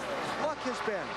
They've had good luck these last few weeks, and they finished no worse than 2nd. Yeah, the Jimmy Johnson that's going to challenge for the championship is the one we've seen the last 3 weeks. When everything comes together, they get the strong finish, the win at Martinsville. And while they did run well in some of those earlier races, they didn't have the luck or the situations to help them get to the front. Earnhardt Jr. and Scott Riggs. Jr. in 7. Trying to close in on that 5 car. That's the 6th position. Then Biffle on 2 tires would be next. Boy, if Earnhardt Jr. gets a top 5 out of this one. Yeah, that's amazing. I mean, those guys slammed the wall pretty hard getting off of 4. And he didn't, and he has been sick. Been sick all weekend, wasn't feeling well. Told his crew earlier, wasn't feeling well in the seat. He started in 34th on lap 170. pitted 6 times to work on the car. Now he's 7th, just 8 seconds behind the leader. I don't know if he's going to be able to keep Riggs behind him. I don't think he is. His car runs really well after they change tires for about 10-15 laps. And then these cars like Riggs and Truex become faster than his. Side by side, Riggs trying to take the position, has it for now. Truex right behind Earnhardt. The 10 moves in front of the 8. Allen. And Bill, this team took some criticism earlier this year when they were in position with a chance to win a race and had a bad last pit stop. Everybody said they choked under the pressure. Well, this team is thriving on the chance to get this car in position and have that last pressure pit stop again. They've made changes to the pit crew since earlier in the season. They feel like they're competitive with the best out there. They may get their chance under pressure here in these last 56 laps. Marty? Alan Earnhardt Jr. has talked a lot this year about how he has matured as a driver and as a team leader. Today, Tony Eury Jr. led this team. After they wrecked, everybody was very calm. He calmly got the car fixed. Bill, as you said, 6 pit stops. And then Jr. came on the radio later and said the car's driving like it's wrecked. Stops after that to make the car even better. And here they are back in the top 10. Jr. says the car is a little slick on the right rear now, which him, that means his car's a little bit loose, but he's trying to keep it on that bottom line and trying to get around that 10 car, but he's awfully fast. Earlier in this weekend, Tony Eury Jr., the crew chief for Dale Earnhardt Jr., said, listen, it's just gravy for us from here on in. We might be a year away from winning the championship. We've made our goal. We made the chase. We've been running well. If they come back, get a top 5, hang on in the points after today, I think his philosophy the next 2 weeks is going to change. They're going to have a new goal, and that's going to be to win the Nextel Cup championship in the final 2 races of this season. There's Tony Eury Jr. Those two reunited this year. A lot of people didn't think it was going to work because it didn't end under very happy circumstances a little over a year ago.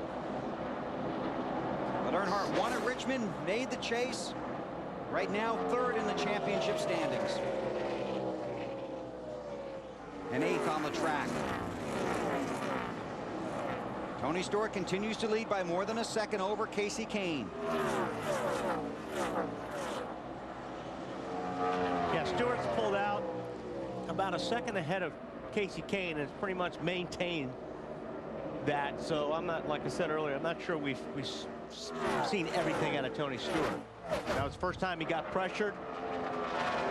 And he just kind of drove off there, got a second lead. And the only car in front of Stewart today has been the pace car, right? And he tried to take him out too, it looked like, or at least wanted him to think about it. On board with Earnhardt, still looking at Riggs. Jimmie Johnson runs in 3rd. He's 5.5 seconds behind Stewart, and about a 1.5 seconds in front of Harvick.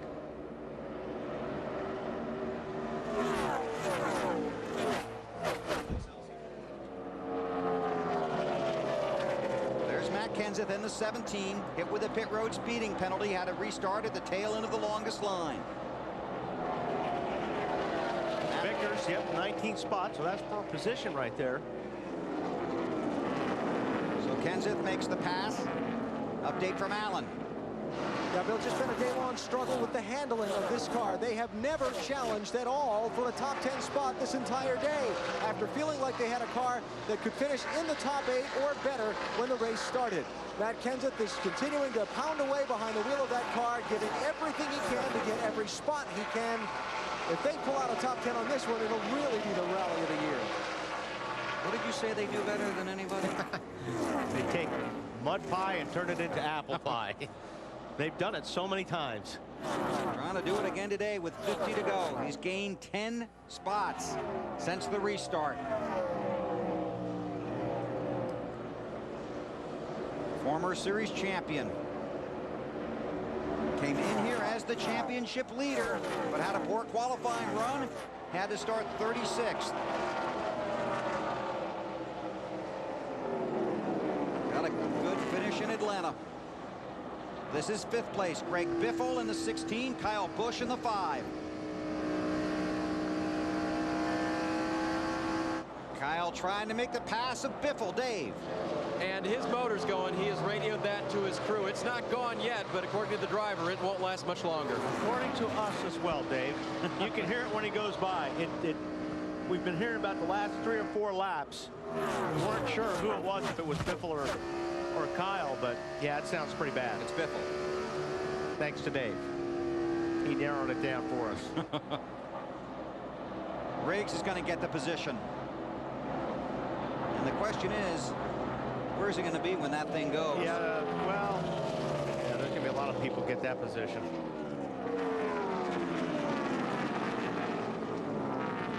Here comes Earnhardt. And these are the things we talked about at Atlanta last week, about these 500-mile races, these 24-degree banks, very difficult on the engines.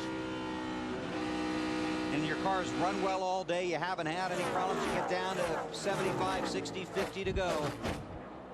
And the engine tuners are just wandering around behind the pit stall, hoping nothing goes wrong. Earnhardt got the spot. Now Truex around Biffle.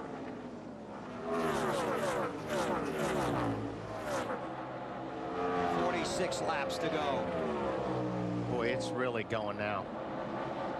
It's getting worse.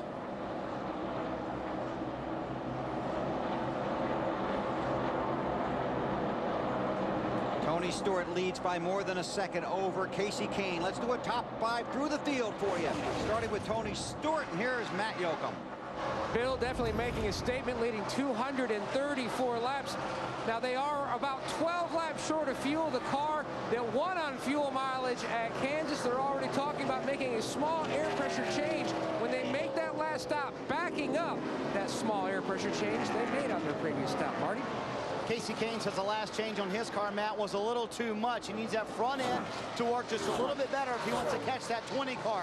In terms of fuel, they are 15 laps short on fuel. So when they stop, they're talking about a 2-tire change only.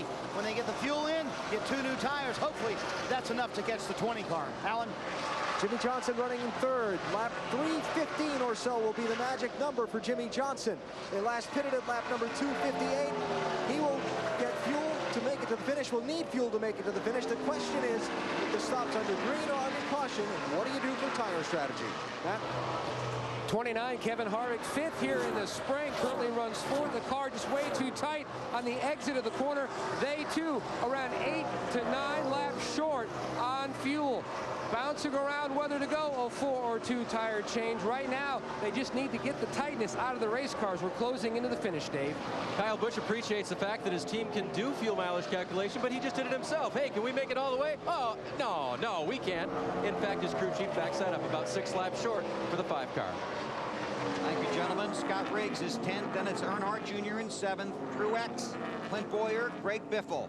Now, Bill, how far did you say Casey Kane was behind Tony Stewart? He was 1.1. And now he's 2/3 of a second. He is closing in on Tony Stewart about 1/10 of a second per lap.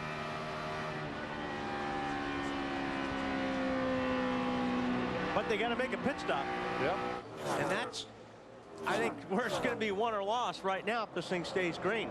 Go ahead, sorry, Wally. It's just how you get on pit lane, how fast you get to that line on pit entrance, the guys putting in the right amount of fuel and getting back up to speed. There's a lot more to a pit stop than just pulling into that pit box and getting serviced by your pit crew. It's about getting on a pit lane and off under green. 6 wins this season for Casey Kane, including 1 here at Texas. He swept the races at Charlotte. He's trying to do that today at the Texas Motor Speedway. He knows this is his kind of track. I'd say any track you carry a lot of momentum, a lot of speed is where we're our best. I mean, it showed all season long, and we'll work on the other tracks too to get them better. I think that's driver and just figuring out what I'm looking for on those tracks. But I think our 1.5 to 2 mile tracks have been really good this year, and we've been good at other tracks too, just probably not quite as consistent as we are every time we come to Texas or every time we go to Charlotte. 1 in Atlanta, 1 here at Texas, both the Charlotte races, Michigan and California. Team director for Casey Kane, Kenny Francis. Everyone tells me Kenny Francis was one heck of a short track race car. Yes, yes. Marty. And Bill, this is the best part of the run for Casey Kane. Early in the run, they struggle with a tight race car. As the run goes along, the car gets a little looser. I have a question for Benny and Wally. They have to pit, just from hearing everybody else's report, about 10 laps earlier than everybody else. I think that's an advantage. They'll have the fresh tires on a little bit earlier than everybody else. Maybe they can make up some time on that 20 car. The problem, Marty, is everyone going to change tires or just put in a half a can of fuel? If you're going to do the 5 or 6 seconds and change the tires or whatever it takes to change 2 tires, and some guys come in and just do the splash and go, you're going to lose a lot of track time. Because it's going to take 8 or 9 seconds to change two right side tires. Right. 8 or 9 seconds. And get back around to the other side of the car. And you can put a splash of gas in the car in probably enough gas to finish in 3 seconds. Right.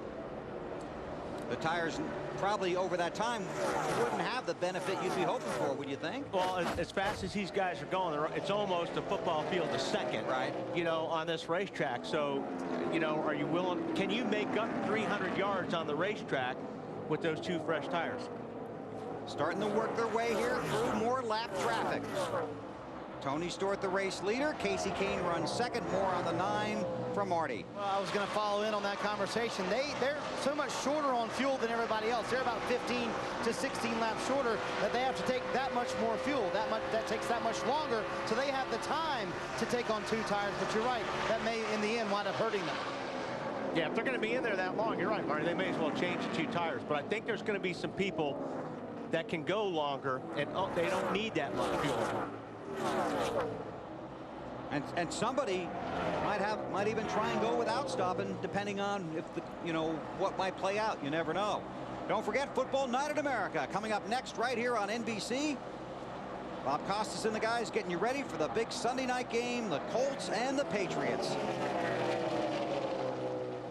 Tony Stewart has been in control most of the day. We've run 300 laps now. He has led 244 of them.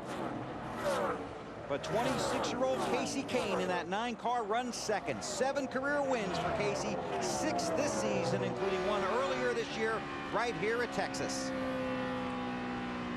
Kane has run 4 races at this track, has a first place and a second place finish among his accomplishments here in Texas. Led 63 laps in April. Stewart's going to run into a little traffic here. See how he gets through it. See, now he's got 2 cars in front of him that are side by side. That's going to let Casey Kane close the gap considerably. And Tony's saying, come on, guys, somebody pick a lane. Look at here. Look how much Casey Kane gained just in that 1 corner, because Tony Stewart had no place to go. And Ward-Burton in that 4 car is trying to stay on the lead lap. So whole race Stewart pretty hard. Tony down low, clears Ward.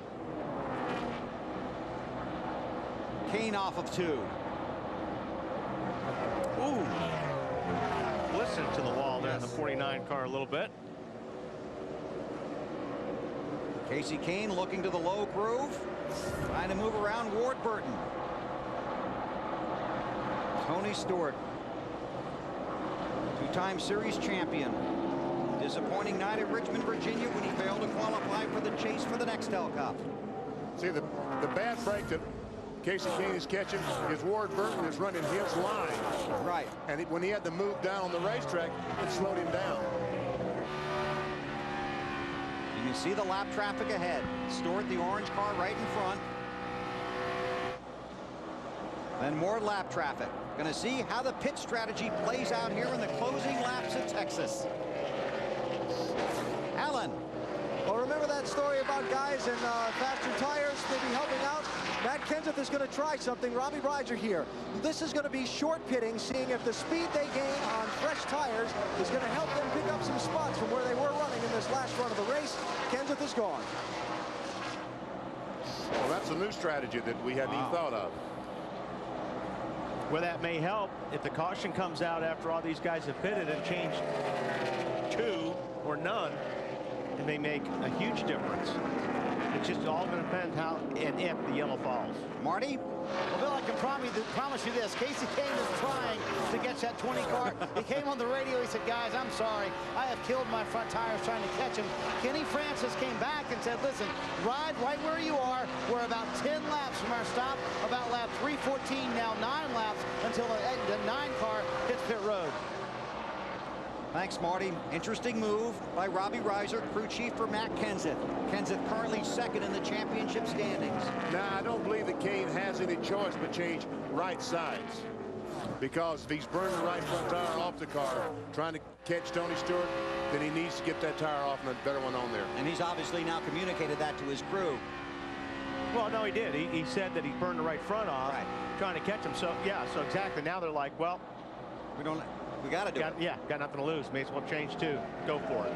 And Benny, if you're a driver like Tony Stewart right now, you have complete confidence in your over-the-wall gang because they deliver for you week in and week out, and they have been virtually flawless today. Oh, what, the last 2 weeks? Right.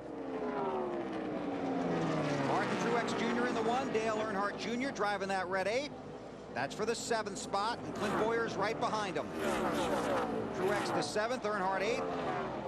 Boyer 9th. Strong run for Dale Earnhardt Jr. after hitting the wall on lap 170. Terry Labonte slow on the apron of the racetrack. More on Kenseth, Allen? Yeah, Bill, just want to clarify what they're thinking by short pitting.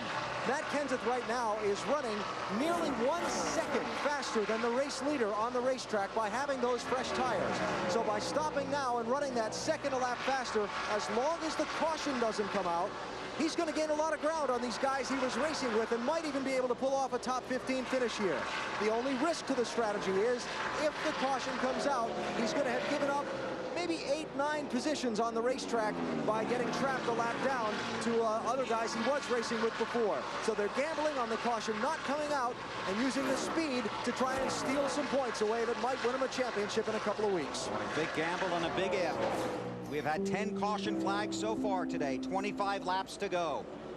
But again, they had nothing to lose. Where they were running, they had nothing to lose. I mean, they weren't going to get, I mean, they were right around 16, 17. They weren't really getting anywhere from that point.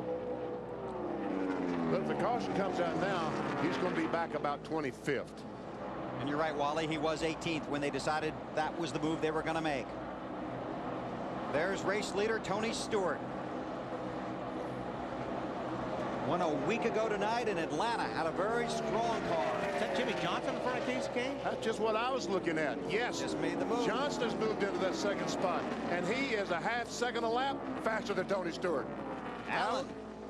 Well, you know, one of the things that the crew chiefs do down here on pit road, well, you guys know BP, Wally, and Bill, but for people who aren't familiar, they watch a computer that shows every lap that their car and every other car on the field runs. For the last 25 laps, Jimmy Johnson has been faster than the 2 cars in front of him. He came from 2.5 seconds behind to catch Casey Kane, and now he's only 0.7 of a second behind Tony Stewart, and he's running a little bit faster by 1/10 or 2/10 of a second per lap than the race leader. So Tony has a new picture in his mirror. See, now Casey Kane, the 17 car took a chance. He short pitted. That's exactly what Casey Kane needs to do right now. Because? Because his tires have given up. Tony Stewart has pulled away from him. Johnson has passed him for the second position. Yeah, and all he's going to do is keep losing ground. So you're right, BP. They should hit the pit. Jimmy Johnson trying to close in on Tony Stewart. Like Stewart has caught that 38 car. He's been kind of hung behind him there for a couple laps. Now he gets down underneath him. Boy, Johnson is there. 2 years ago, in the first ever chase for the Nextel Cup Championship, Jimmy Johnson finished second by 8 points. Right now, he runs second on the track behind Tony Stewart, but leads the championship standings by 63 points with 2 races to go. Johnson and his crew chief Chad Knaus have worked extremely hard trying to capture that Nextel Cup championship. Ooh, Stewart bobbled a little bit right over that bump. Car got a little bit loose. And there you see Kenseth with the new tires right behind those 2. Putting on 4. Forward. Marty. And Bill, that was Tony Eury Jr. You heard. He said 4 tires. So Dale Earnhardt Jr. will gamble a little bit here and take on 4 fresh tires. Kind of late to be doing that. The fuel to get to the end. The tire carrier slips as he comes around the back side of the car. They're going to get the 4 tires on and get Jr. back out on the track. They're going to also make an air pressure adjustment on that 8 car. He said the car was extremely loose for Casey Kane. They asked him, when do you want to come? He said as soon as possible. They're going to stick with the plan, though, of 2 tires on Casey Kane's car. They're going to make a track bar adjustment as well. Go down 1 round on that track bar. He was a little too loose by himself, and he killed the car when he went. He stalled it, and then he got it going, but they lost some time on pit road, Bill. You have to be mistake-free on these pit stops. The time you lose, you will not make up on the racetrack. Scott Riggs on pit road. Allen. That is from 4th place. Scott Riggs pits. Bill, where he was running before this stop. 2 tires, top off the fuel. Gone. We're expecting Jimmy Johnson any second. Riggs not a contender for the championship, trying to get his first NASCAR Nextel Cup Series win. Bring around and pit. Pit this time. Pit this time. Chad Knaus telling his driver, pit this time. It's driver Jimmy Johnson in that 48 car. And look at the ground he's lost to Stewart. I'm telling you guys, I think Stewart looks up in the mirror when he decides he wants to go. He just goes. Just presses the right one on the right, huh? Yep. The accelerator. Clint Boyer, Marty. He spent this entire run rallying back from restarting 11th. They had a lug nut hang up on the right rear, as BP told you earlier. They're also going to take 4 tires here, hoping that these tires will help them gain some of this track position back and the fuel to make it all the way to the end. Matt? Tony Stewart says, I just want a small air pressure change in the right front. The car has gone extreme to the tight side. They were talking about if they went 4, they would do a left rear change, but only a 2-tire change for Stewart. So he doesn't lose a whole lot of time here on pit road. Now we're going to see how it all plays out.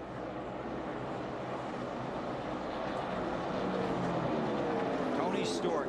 Now Johnson is on pit road. Allen. Let's see how many tires they're going to take here. I believe this is going to be a 4-tire change on the 48 car. They have the left side tires out. Here they come around the near side of the car. Chad Knaus rolling the dice that the extra 2 fresh tires will be worth enough speed to perhaps overtake Tony Stewart. Matt? And Kevin Harvick, who won Saturday's Busch race, already services complete. Small fuel and right side change. Meanwhile, the 24 of Jeff Gordon, he comes in. He could have hit anywhere from lap 314 on. He now pulls in as the 42 of Mears also gets his stop. Everyone going right side tires. Jeff Gordon careful not to exceed the speed limit exiting pit road. Kyle Busch headed for Dave Burns.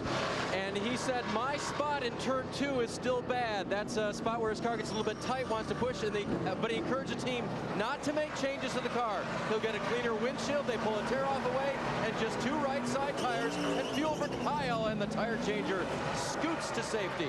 99 car of Carl Edwards in as well. They will come in, they give up, when they started making stops, they were running 12, and Carl will receive right-side tires as well. They've got the left sides up on top of the wall. Had talked about giving him that handling advantage, but they're going to stay with 2 only on Edwards. So Carl Edwards, his last win came at this track, has gone winless this season. His last victory 1 year ago tonight. Bobby Labonte on pit road. Allen. Here, right side tire change for Bobby Labonte. They've been just on the fringes of the top 10 for much of the afternoon. He pits from the lead here. Cycling through green flag pit stops here at the Texas Motor Speedway, inside of 15 laps to go. Rookie J.J. Yaley currently scored the race leader, but there's Tony Stewart right behind him in that orange car. And when this thing cycles out, Stewart will have 10 seconds on Jimmy Johnson. That's the difference between 2 tires and 4 tires with 12 to go. So that means the 48 car's got to be over a second a lap faster in order to catch the 20 to win this race. Now has less than 12 laps to do it. Don't forget, coming up next, Football Night in America. Right here on NBC. And we've got the Colts and the Patriots later tonight. Those are teammates out of the racing stable of Coach Joe Gibbs. Rookie J.J. Yaley in the 18. Veteran Tony Stewart in the 20. This passes for the lead, but Yaley has not pitted yet. This puts Stewart back up front. Now, it's important that Stewart doesn't get hung up in a lot of traffic, or that will let the guys that are chasing him catch him that have 4 tires. Matt Kenseth was 18th when he pitted for the 4 tires. Right now he runs 18th. And I tell you what, Tony Stewart has over Casey Kane about a 4-second lead, almost 4.5 seconds. Tony Stewart must have done an incredible job getting on and off pit road. And Jimmy Johnson has to be more careful of that, Benny, because he truly can't afford the speeding penalty because he's in the chase and Stewart is not. And Stewart can bump up to 100 RPMs off the maximum pit road speed. Matt Yoakum.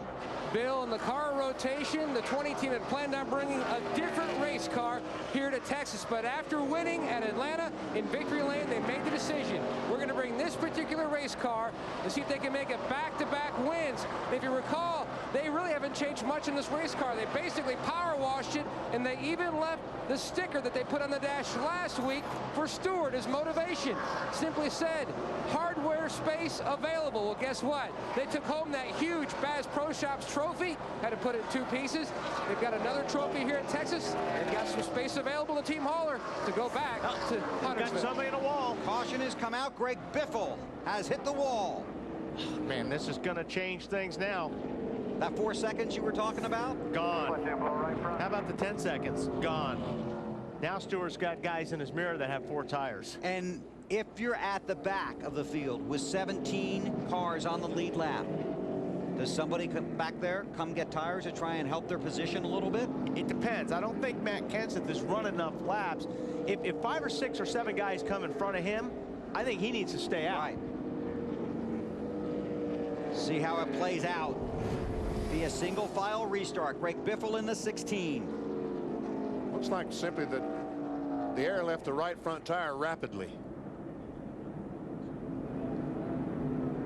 Talked about it earlier. He felt that his motor was beginning to go south. Dave, you know a little bit more? Yeah, Greg feels like he ran over something, and that's what put the 16 into the wall. And he had been running on 7 cylinders. The motor hadn't given up.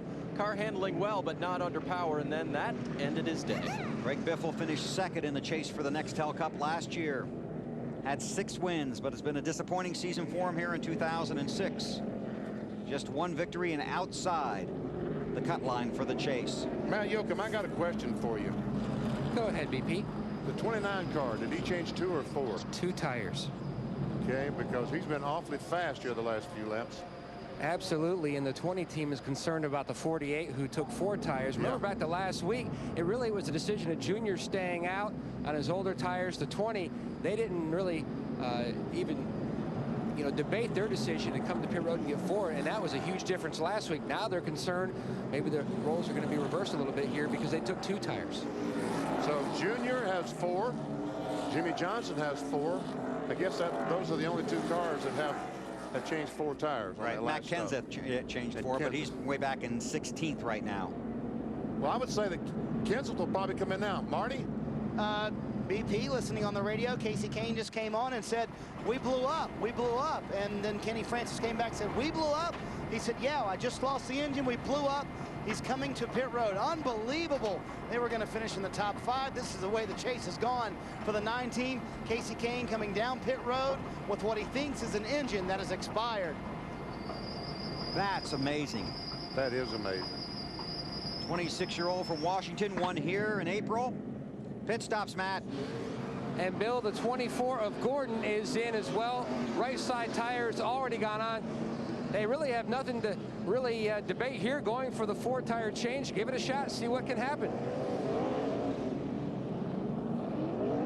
And Casey Kane is done. The hood is up on pit road. The word from down there, finished. Marty? They looked inside the engine to see if it was a spark plug, and indeed it was something internal. These guys are done. This is an unbelievable turn of events, Bill. 38th at Atlanta, 7th at Martinsville, had the win at Charlotte. Strong run at Talladega. Last week took himself out when he made a bad move on the track, ran into David Stremme. But tonight, Benny, exactly what you talked about before the race began, the engine builder's nightmare. Oh, it is. Just a few laps to go. If they only had not practiced another 8 or 9 laps, So Casey Kane, one of the bright young stars of the sport, pushed back to the garage, so close to victory. And the sour taste of defeat for Kane after 6 wins this season. And you know what else that does? That moves Jimmy Johnson and those 4 fresh tires 1 spot closer, to Tony Stewart. They get the 1 to go signal, Alan. The caution was both a break and a problem for Jimmy Johnson. It was a break because it allowed him to close the gap on Tony Stewart that he was behind under the green flag because of taking the extra time on pit road. The problem is they ran off a few laps here under the yellow flag, reducing the number of laps he has to try and do something with this 20 car and the 2 between himself and the race leader. Matt?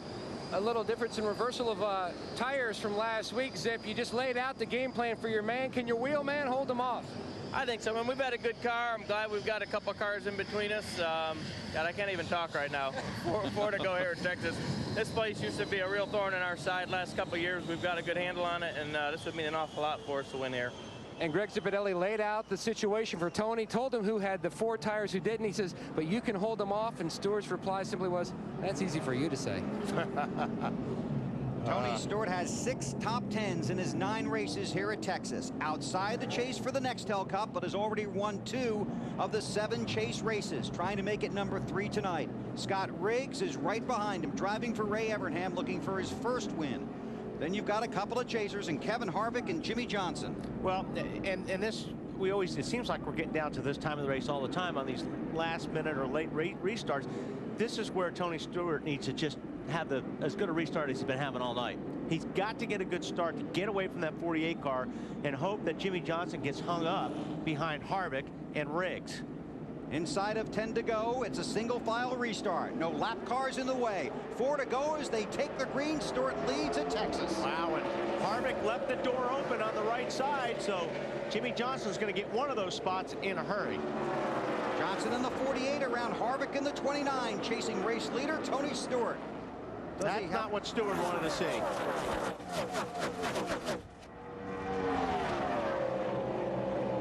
Trust me, he's looking in the mirror for that 48 car. He wants to know where he's at. Riggs runs second, but here comes Johnson on those 4 fresh tires. Yeah, if he gets by Riggs here this lap without too much trouble, Tony's going to be a sitting duck. But he's having a little trouble. He might get positioned down the back straightaway. Bobble a little bit there with Riggs. And that holds up Johnson. Couldn't find the avenue to get by. Kevin Harvick's going to go low. Riggs can't block them both. Johnson gets the position. Oh, he's getting them loose. He's getting them loose. And Riggs is run hard into the wall. Caution is out. Oh, Kenseth goes around. Kenseth, another championship chaser. Jeff Gordon is through the grass. Scott Riggs running second. Now a hard hit sits in the middle of the tri-oval here at Texas. But the race isn't over. Under NASCAR rules, we will have a green, white checker to have 2 more laps. And that's not good news for Tony Stewart, but it's good news for Jimmy Johnson. There's Riggs. And it looked like on that deal, Harvick got right up on the 10 car and just took that air off that spoiler. Go back and take a look at what happened under caution here at Texas. The 10 bobbled just a little bit. The 29 was coming. I don't think the 29 ever hit him, but he got close enough to him where he took the air off the spoiler, and that's all it took. Oh, Truex just gets tapped, but hangs on to it. And Junior just misses it. There you see Kenseth around, gets tapped again.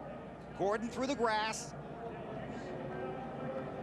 Number of cars using pit road as an avenue to avoid the trouble on the front stretch. There's Harvick right behind Riggs. That was an extremely hard blow. There's a rear spring bouncing across the racetrack. It'll take a while to clean this up. Kenseth is just probably going, not again. Boy. He's hard to have to start in the back. Back to mud pie right now. Yeah. Kenseth has worked his way up to the 9th position. Yeah. Oh, he's been there and back and there and back. I mean, it's just been a long day for those guys. Listen.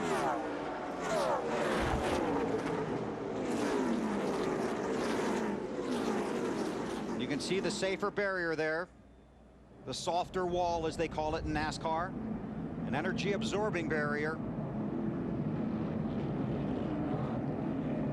Still a hard hit for Riggs. Boy, Carl Edwards went around. On board, Dale Earnhardt Jr.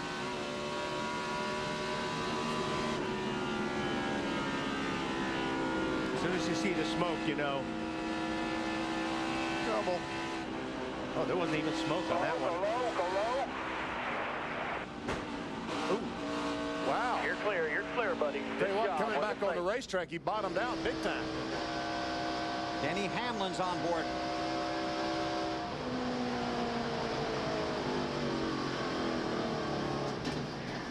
Wow, good job, Denny. Did he get a piece of it or not? I don't think he did. He's going to have to come in and change those tires because he flat spotted them, but you know, Earnhardt was in one wreck, but he has missed at least 3 tonight.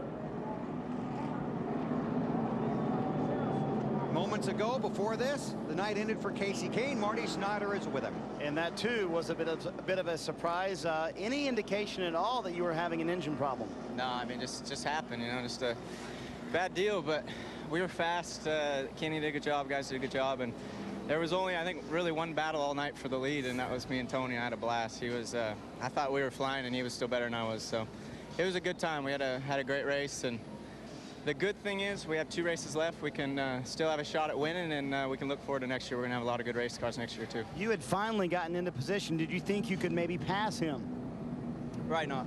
I mean, he was too good. I think if we could have had a caution with 20 to go and got 4 tires and worked on it a little bit, I think we had a shot, you know, at least battle him again, see what we had. But he was too good on 2 tires. I don't think we could have even hung with him. Bill, a lot of late drama. Enough for you? Yeah, loving it. Loving it. And you know what it's doing, Marty? It's tightening up the chase for the Nextel Cup. 2 races to go after tonight. Phoenix, Arizona next Sunday, then the season finale in Homestead, Florida in 2 weeks. And here are the points as they run right now. Matt Kenseth has closed to within 6 of Jimmy Johnson. Kenseth came in as the championship leader, but started 36th and gave up the lead basically when the green flag came out. Football Night in America coming up next here on NBC, setting the stage for Sunday Night Football, the Indianapolis Colts and the New England Patriots. Peyton Manning against Tom Brady. If the race reaches its scheduled conclusion, under the caution, NASCAR will make one attempt at a 2-lap green flag, white flag, checkered flag finish. So after they clean the track, they will line these cars up, put out the green flag, and race for 2 laps. If the caution comes out after the green, the race will be over. There are 8 scoring loops around the track. NASCAR will use the scoring loops and videotape replays to determine the final finishing order. Update on Dale Earnhardt Jr. from Marty Snyder. Well, Bill, as we watched him go through that wreck in the in-car camera, he got a little bit of left front damage from hitting his teammate Martin Truex Jr. right behind the wheel. That you see right there where that's flared out. They were worried the left front might be flat. They've looked at it several times. You see Jr. weaving it back and forth to make sure that the left front is not flat. They've determined it's not flat enough to bring him on the pit road. They would lose a lot of track position that way. So they're going to leave him out, hoping that the left front will stay up. Alan? Matt Kenseth will likely be coming down pit road here to take 4 tires. He was showing an 8th position on the racetrack, but NASCAR is readjusting some of those running positions based on where they were scored at the time the caution came out. Robbie Reiser just made the call for Matt to stay out on the racetrack. Given the number of cars that are on the lead lap, 15, that's the debate. How far back do we fall? How much of it can we get back with fresher tires? They've decided to stay out instead of pit and run out these last 2 laps. So they could steal a top 10 out of this thing again, despite where they've been running all day. We'll see. One thing about going back to Junior's car, I think that's going to affect the handle of that car quite a bit, because that's a big aero deal right there. And I don't believe it came from Truex's car. I think that came when he hit the racetrack, but he came back down. He bottomed out. Right. That's where that came from. Because we heard on his onboard camera some heavy contact with the racetrack. Denny Hamlin, another driver in the chase for the Nextel Cup Championship, has been on and off of pit road. Hamlin currently 4th in the running order. Well, I'm telling you, he had to change tires because he locked him up on that wreck. Hamlin's 4th in the championship, 14th in the running order. Lights are out on the pace car. That means the pace car will head for pit road. We'll put the green flag in the air. One attempt at 2 laps to decide today's race here at the Texas Motor Speedway. This is going to be a good shootout right here. 2 of the last 4 races here have been decided by less than half a second. 12th race here at the Texas Motor Speedway for the NASCAR Nextel Cup Series. In the first 11 different winners. You got to remember, too, on this deal that really Stewart doesn't have anything to lose. He's not points racing here.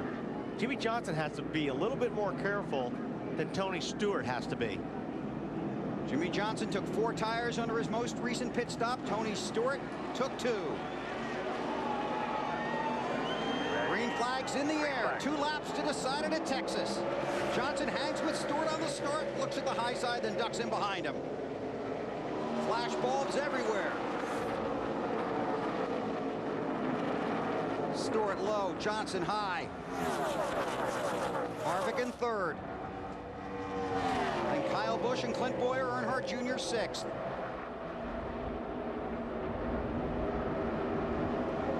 Tony Stewart has been strong all day, has led 277 of the 338 laps. White flag, last lap. Pretty even that lap. I think he's going to be able to get him. Doesn't look that way. Down the backstretch for the final time. Tony Stewart won last week at Atlanta with a dominating run, strong pit stops, a good crew. Outside the chase for the Nextel Cup Championship, cannot defend his title, but he can be strong down the stretch. Tony Stewart wins at Texas.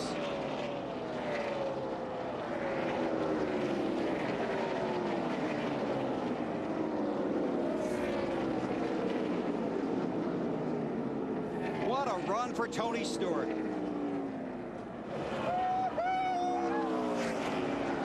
Jason Shapiro, the car chief on that 20. And Jerry Cook. The field was set for the Nextel Cup chase for the championship after the race in Richmond, Virginia in September. When Tony Stewart was locked out following that race, he said, "We have one goal, to win them all."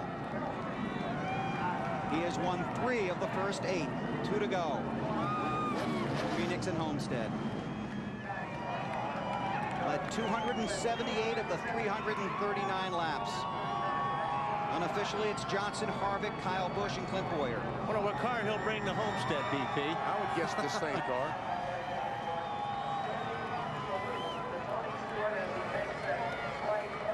Those fans are going to the fence because Tony Stewart's trademark is to climb the fence after a win.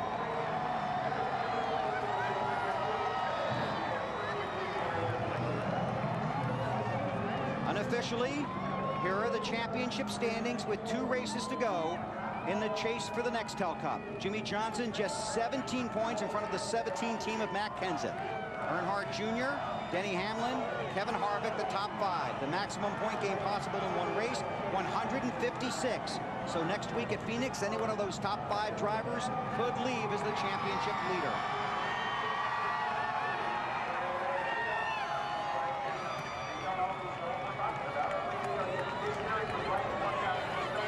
I told him he better get him a mattress.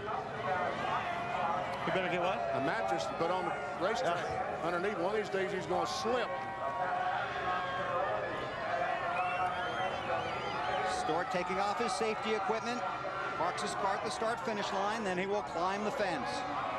Unofficial results for tonight's race. Tony Stewart, Jimmy Johnson, Kevin Harvick, good comeback from Kyle Busch, strong run by Clint Boyer, Earnhardt Jr.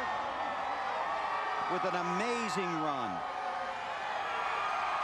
Tony Stewart climbs the fence to the flag stand and will celebrate with the fans. For those of you who want to continue watching NASCAR racing from Texas, please tune to CNBC for our post-race report.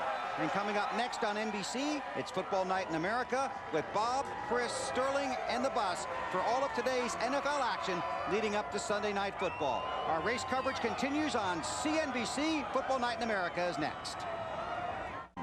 A dominating day, a Texas record leading 278 laps. But boy, those last two were a nail-biter. Oh, God, it makes it all worth it. This is incredible. This place used to, like I said, used to be a real thorn in our side. And we could run in the top 20. We used to, for some reason, we used to struggle. But he's done a great job. This team has done an amazing job. What a performance by everybody, I'd say, today. The driver, what can you say? He's amazing. That car has been awful special. It's the last 3 times we've run it, it's 3 wins. So everybody at JGR done an amazing job. Home Depot Chevrolet was great today. I mean, we hardly adjusted on it. We actually tightened it up as the sun went down just a little bit there, and everything worked out. 2 tires was the way to go, I think, where it was. We had the track position, we had everything we needed, but when the yellow came out, I was like, I was sick to my stomach. But you know, the good Lord was with us for sure today. You don't have a performance like this without that. I know you've got a car rotation, but thinking about maybe taking this one to Phoenix? I'm thinking about putting brake ducts in it, but our Phoenix car already left, so it will be at Homestead. Congratulations. Thank you, man. Appreciate it. Marty? Well, Bill, tonight was a matter of survival for Dale Earnhardt Jr. First of all, how do you feel? Not too bad. I know at one point it wasn't very good. Yeah, I drank so many fluids, man, and I just was, I just had heartburn and all kinds of bad stuff going on in there, but and first part of the race, it wasn't really good at all, but the guys worked on the car, and I got to feeling better halfway through the race, and the last half of the race, we were fine. Just sorry, couldn't do any better than we did. We really couldn't get a hold of the car, and it was loose off real bad, and the 07 got right up on me there, and I did the same thing to the 16 here a year ago, and it just, I couldn't believe how quick it spun me around there, and we got in the fence. Guys worked on it and fixed it, and I want to thank them. Great race car, and hopefully we can have it repaired for Homestead. Were you surprised at how good the car was actually after you were back in 34th and you made 6 stops to repair it? Yeah, but we've seen these guys fix some wrecked race cars before, and they got a great habit of in that situation, still having that hope, you know, having that little glimmer of hope that that thing might handle all right. And a lot of teams will just ride it out from like a flip a switch, you know, and these guys stick it out, and they, you know, you can hear in their voice that they anticipate the car to drive the same, and so I try to go out there and make it happen. It's a good race, so I'm real proud of my team. I think it was a good effort by us, everything we went through. Glad to see you're feeling okay. Yeah, thank you. Dale Earnhardt Jr., 78 points out of the championship lead. Dave? And that championship leader is Jimmy Johnson, getting congratulations from his friends and crew members. And the best car looks like it won the race, but yours was pretty close to best. Yeah, I agree. I think 20 was the best all night long. We started making some gains at the end, and could run lap times with them, kind of like Atlanta. I just didn't have anything for them. But I'm just so proud of this race team. We raced hard all night long. Had some different things to overcome. I had the window net pop down on me under green flag conditions, and I had to get it back up on my own, which was, you know, pretty hair-raising trying to get it back up. Just a wild night, but all in all, a very good night for this Los Monte Carlo, and something we're very proud of. And the decision to take 4 late in the race, how did you feel about that at the time? And it turned out okay. When I came on the track and I was in 10th or something way back, I thought, man, this wasn't a good idea. And then I was catching people and passing them, and those 2 restarts at the end, my 4 tires gave me a little bit of an advantage, and I was at least able to get back for the pit stop. So no harm, no foul. Long story short, but no harm, no foul. And you go into Phoenix with the lead, Jimmy. Yeah, it's great. We just keep working. You know, if we just keep running hard and performing and scoring points, you know, we'll just see what happens from there. We've had so much fun racing for this since we were down and out early, and we don't want to lose that. We just want to keep racing for this and have some fun. They have gone toward the top. They're there now, Bill. We'll see how that carries over for the final 2. Thank you, Dave. There have been 12 NASCAR Nextel Cup races at Texas. The 12th, the different winner is Tony Stewart. He's in victory lane with Allen. And he's about to get out in victory lane and celebrate with his team.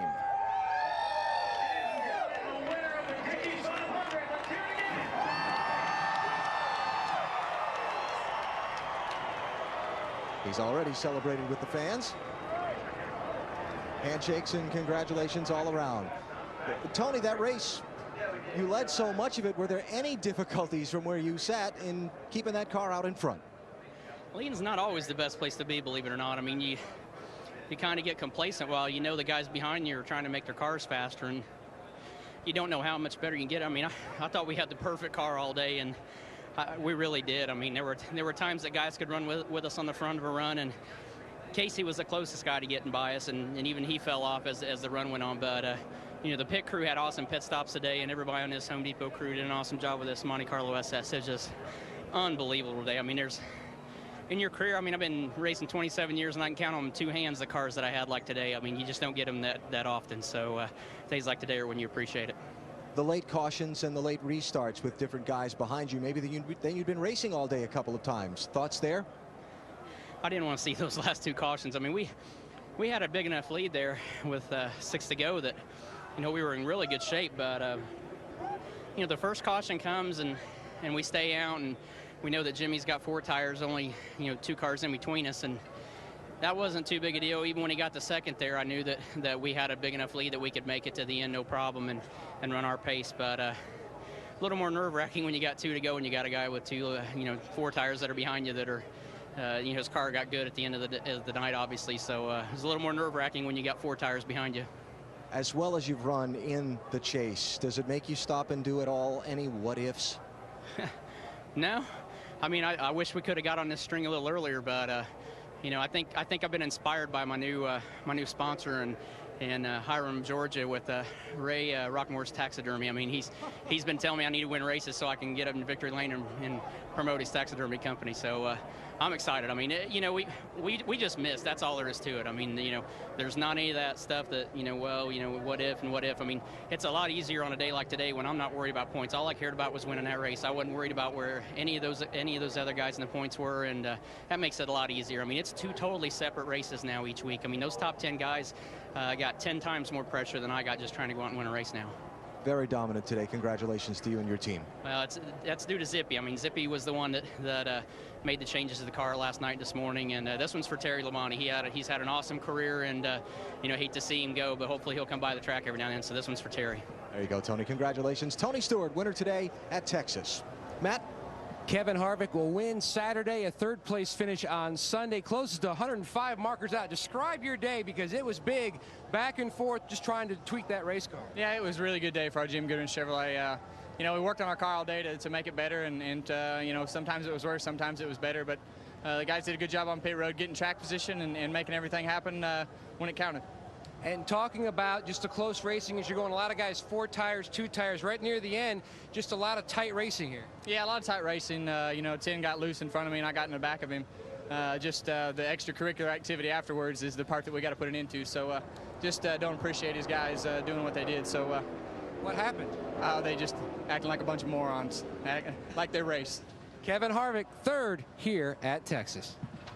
Well, we'll follow up on that and see exactly what Kevin is referring to. You could tell Riggs was upset, but didn't see anything occur immediately afterwards. My guess is they took some of that off the 10 car and put on his trailer. Well, here are the championship standings. Just 2 races to go. I can tell you no driver is mathematically eliminated. But what do you think? Harvick's the last guy with a realistic shot? I think that's pretty fair to say. Yeah, that's a fair shot. I don't even know if it'd be a fair shot, BP. I think Denny Hamlin is probably the guy that has a, because Harvick's got to go by Denny Hamlin, Jr., Kenseth, and Jimmy Johnson. Yeah. Yep. Junior just 2 points in front of Denny Hamlin.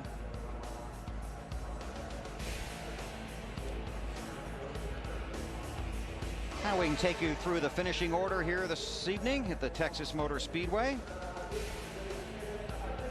We see the green flags on the right side. That signifies that driver led a lap during today's event. Sorry, BP. 5th win of the year for Tony. Also won at Martinsville, Daytona in July, Kansas, and Atlanta last week. His 29th career victory in 282 races. His 20th all-time, his 18th Super Speedway, his 8th victory on a 1.5 mile track. And Kyle Petty. That is going to help him. Oh, boy, that's big for Kyle Petty. That owner's points. And it looked like he might have been limping across the finish line at the end. Was very slow. Not sure, it almost looked like he had a tire go down right at the last minute or something, but got 11th place finish out of it. J.J. Yaley in 20th. Disappointing run for Mark Martin. Finishes a lap down. Lost a car here in practice. Had to go to a backup car. Never really got the handle on it. And Brian Vickers, pole sitter here today, finishes 27th, a lap down. Scott Riggs was running right there at the front with Tony Stewart when he wrecked. How about Casey Kane, 33rd, after sitting there in second spot, blows an engine. Terry Labonte, his last race. Terry comes home back in the pack. Dave Burns. With Clint Boyer now, who finished his top 5 tonight. Had a pretty strong race car, Clint. Yeah, we did. Jack Daniels Chevrolet was it was good all night long, all day long too. But we just got behind a little bit. Gil asked me what I needed to run with the 20 car, and I told him I was way too loose to run with him. So we tried to tighten it up, and we lost 7 or 8 spots on pit road, and got really tight in traffic. But you know, we came back, and you know, green flag pit stop. He made a good call about putting 4 tires on and getting us the right stuff we needed to you know, be at the end. When the caution came out, we had 4 and they had 2, so things worked out. And you had a little contact with Junior, and that didn't mess you up too bad. Yeah, you know, I hated that. I don't know if I got him loose. I tried to pass him on the outside, and I saw him get loose. I tried to check up, and it was just too late. You know, I hate it for those guys. I know they're racing for a championship. It's just a difficult situation. Clint Boyer, a good run tonight at Texas. Bill. Thank you, Dave. 5th place finish for Clint, behind Stuart Johnson, Harvick, Kyle Busch. Racking up some pretty cool trophies. I'm telling you, that is a cool trophy. Not as big as the one last week. No, that's going to be tough to beat that one last week. That Bear Bass Pro trophy that was furniture. If that's missing from his trophy case or wherever, we might know where to He'll look know for. where the first guy to check. Be Dallenbach. I think I'll take the cowboy hat for the trophy. A reminder, next weekend on NBC will be in Arizona, Saturday at 3:30 Eastern. It's NASCAR Busch Series racing from Phoenix, presented by Pennzoil Platinum. And next Sunday, with only 2 races left in the chase for the Nextel Cup, don't miss NASCAR Nextel Cup racing from Phoenix, presented by the Principal Financial Group. Coverage begins at 2:30 Eastern time with the Bank of America Countdown to Green. Coming up, we'll join the Wall Street Journal report with it already in progress. Tony Stewart wins. He goes back-to-back, just 2 races to go. Jimmie Johnson, the championship leader. What will happen when we get to Phoenix? Who will still have a shot when we get to Homestead? Congratulations to Tony Stewart on the victory, and to Terry Labonte, a 2-time champion, we say thanks for the memories. See you next weekend in the desert.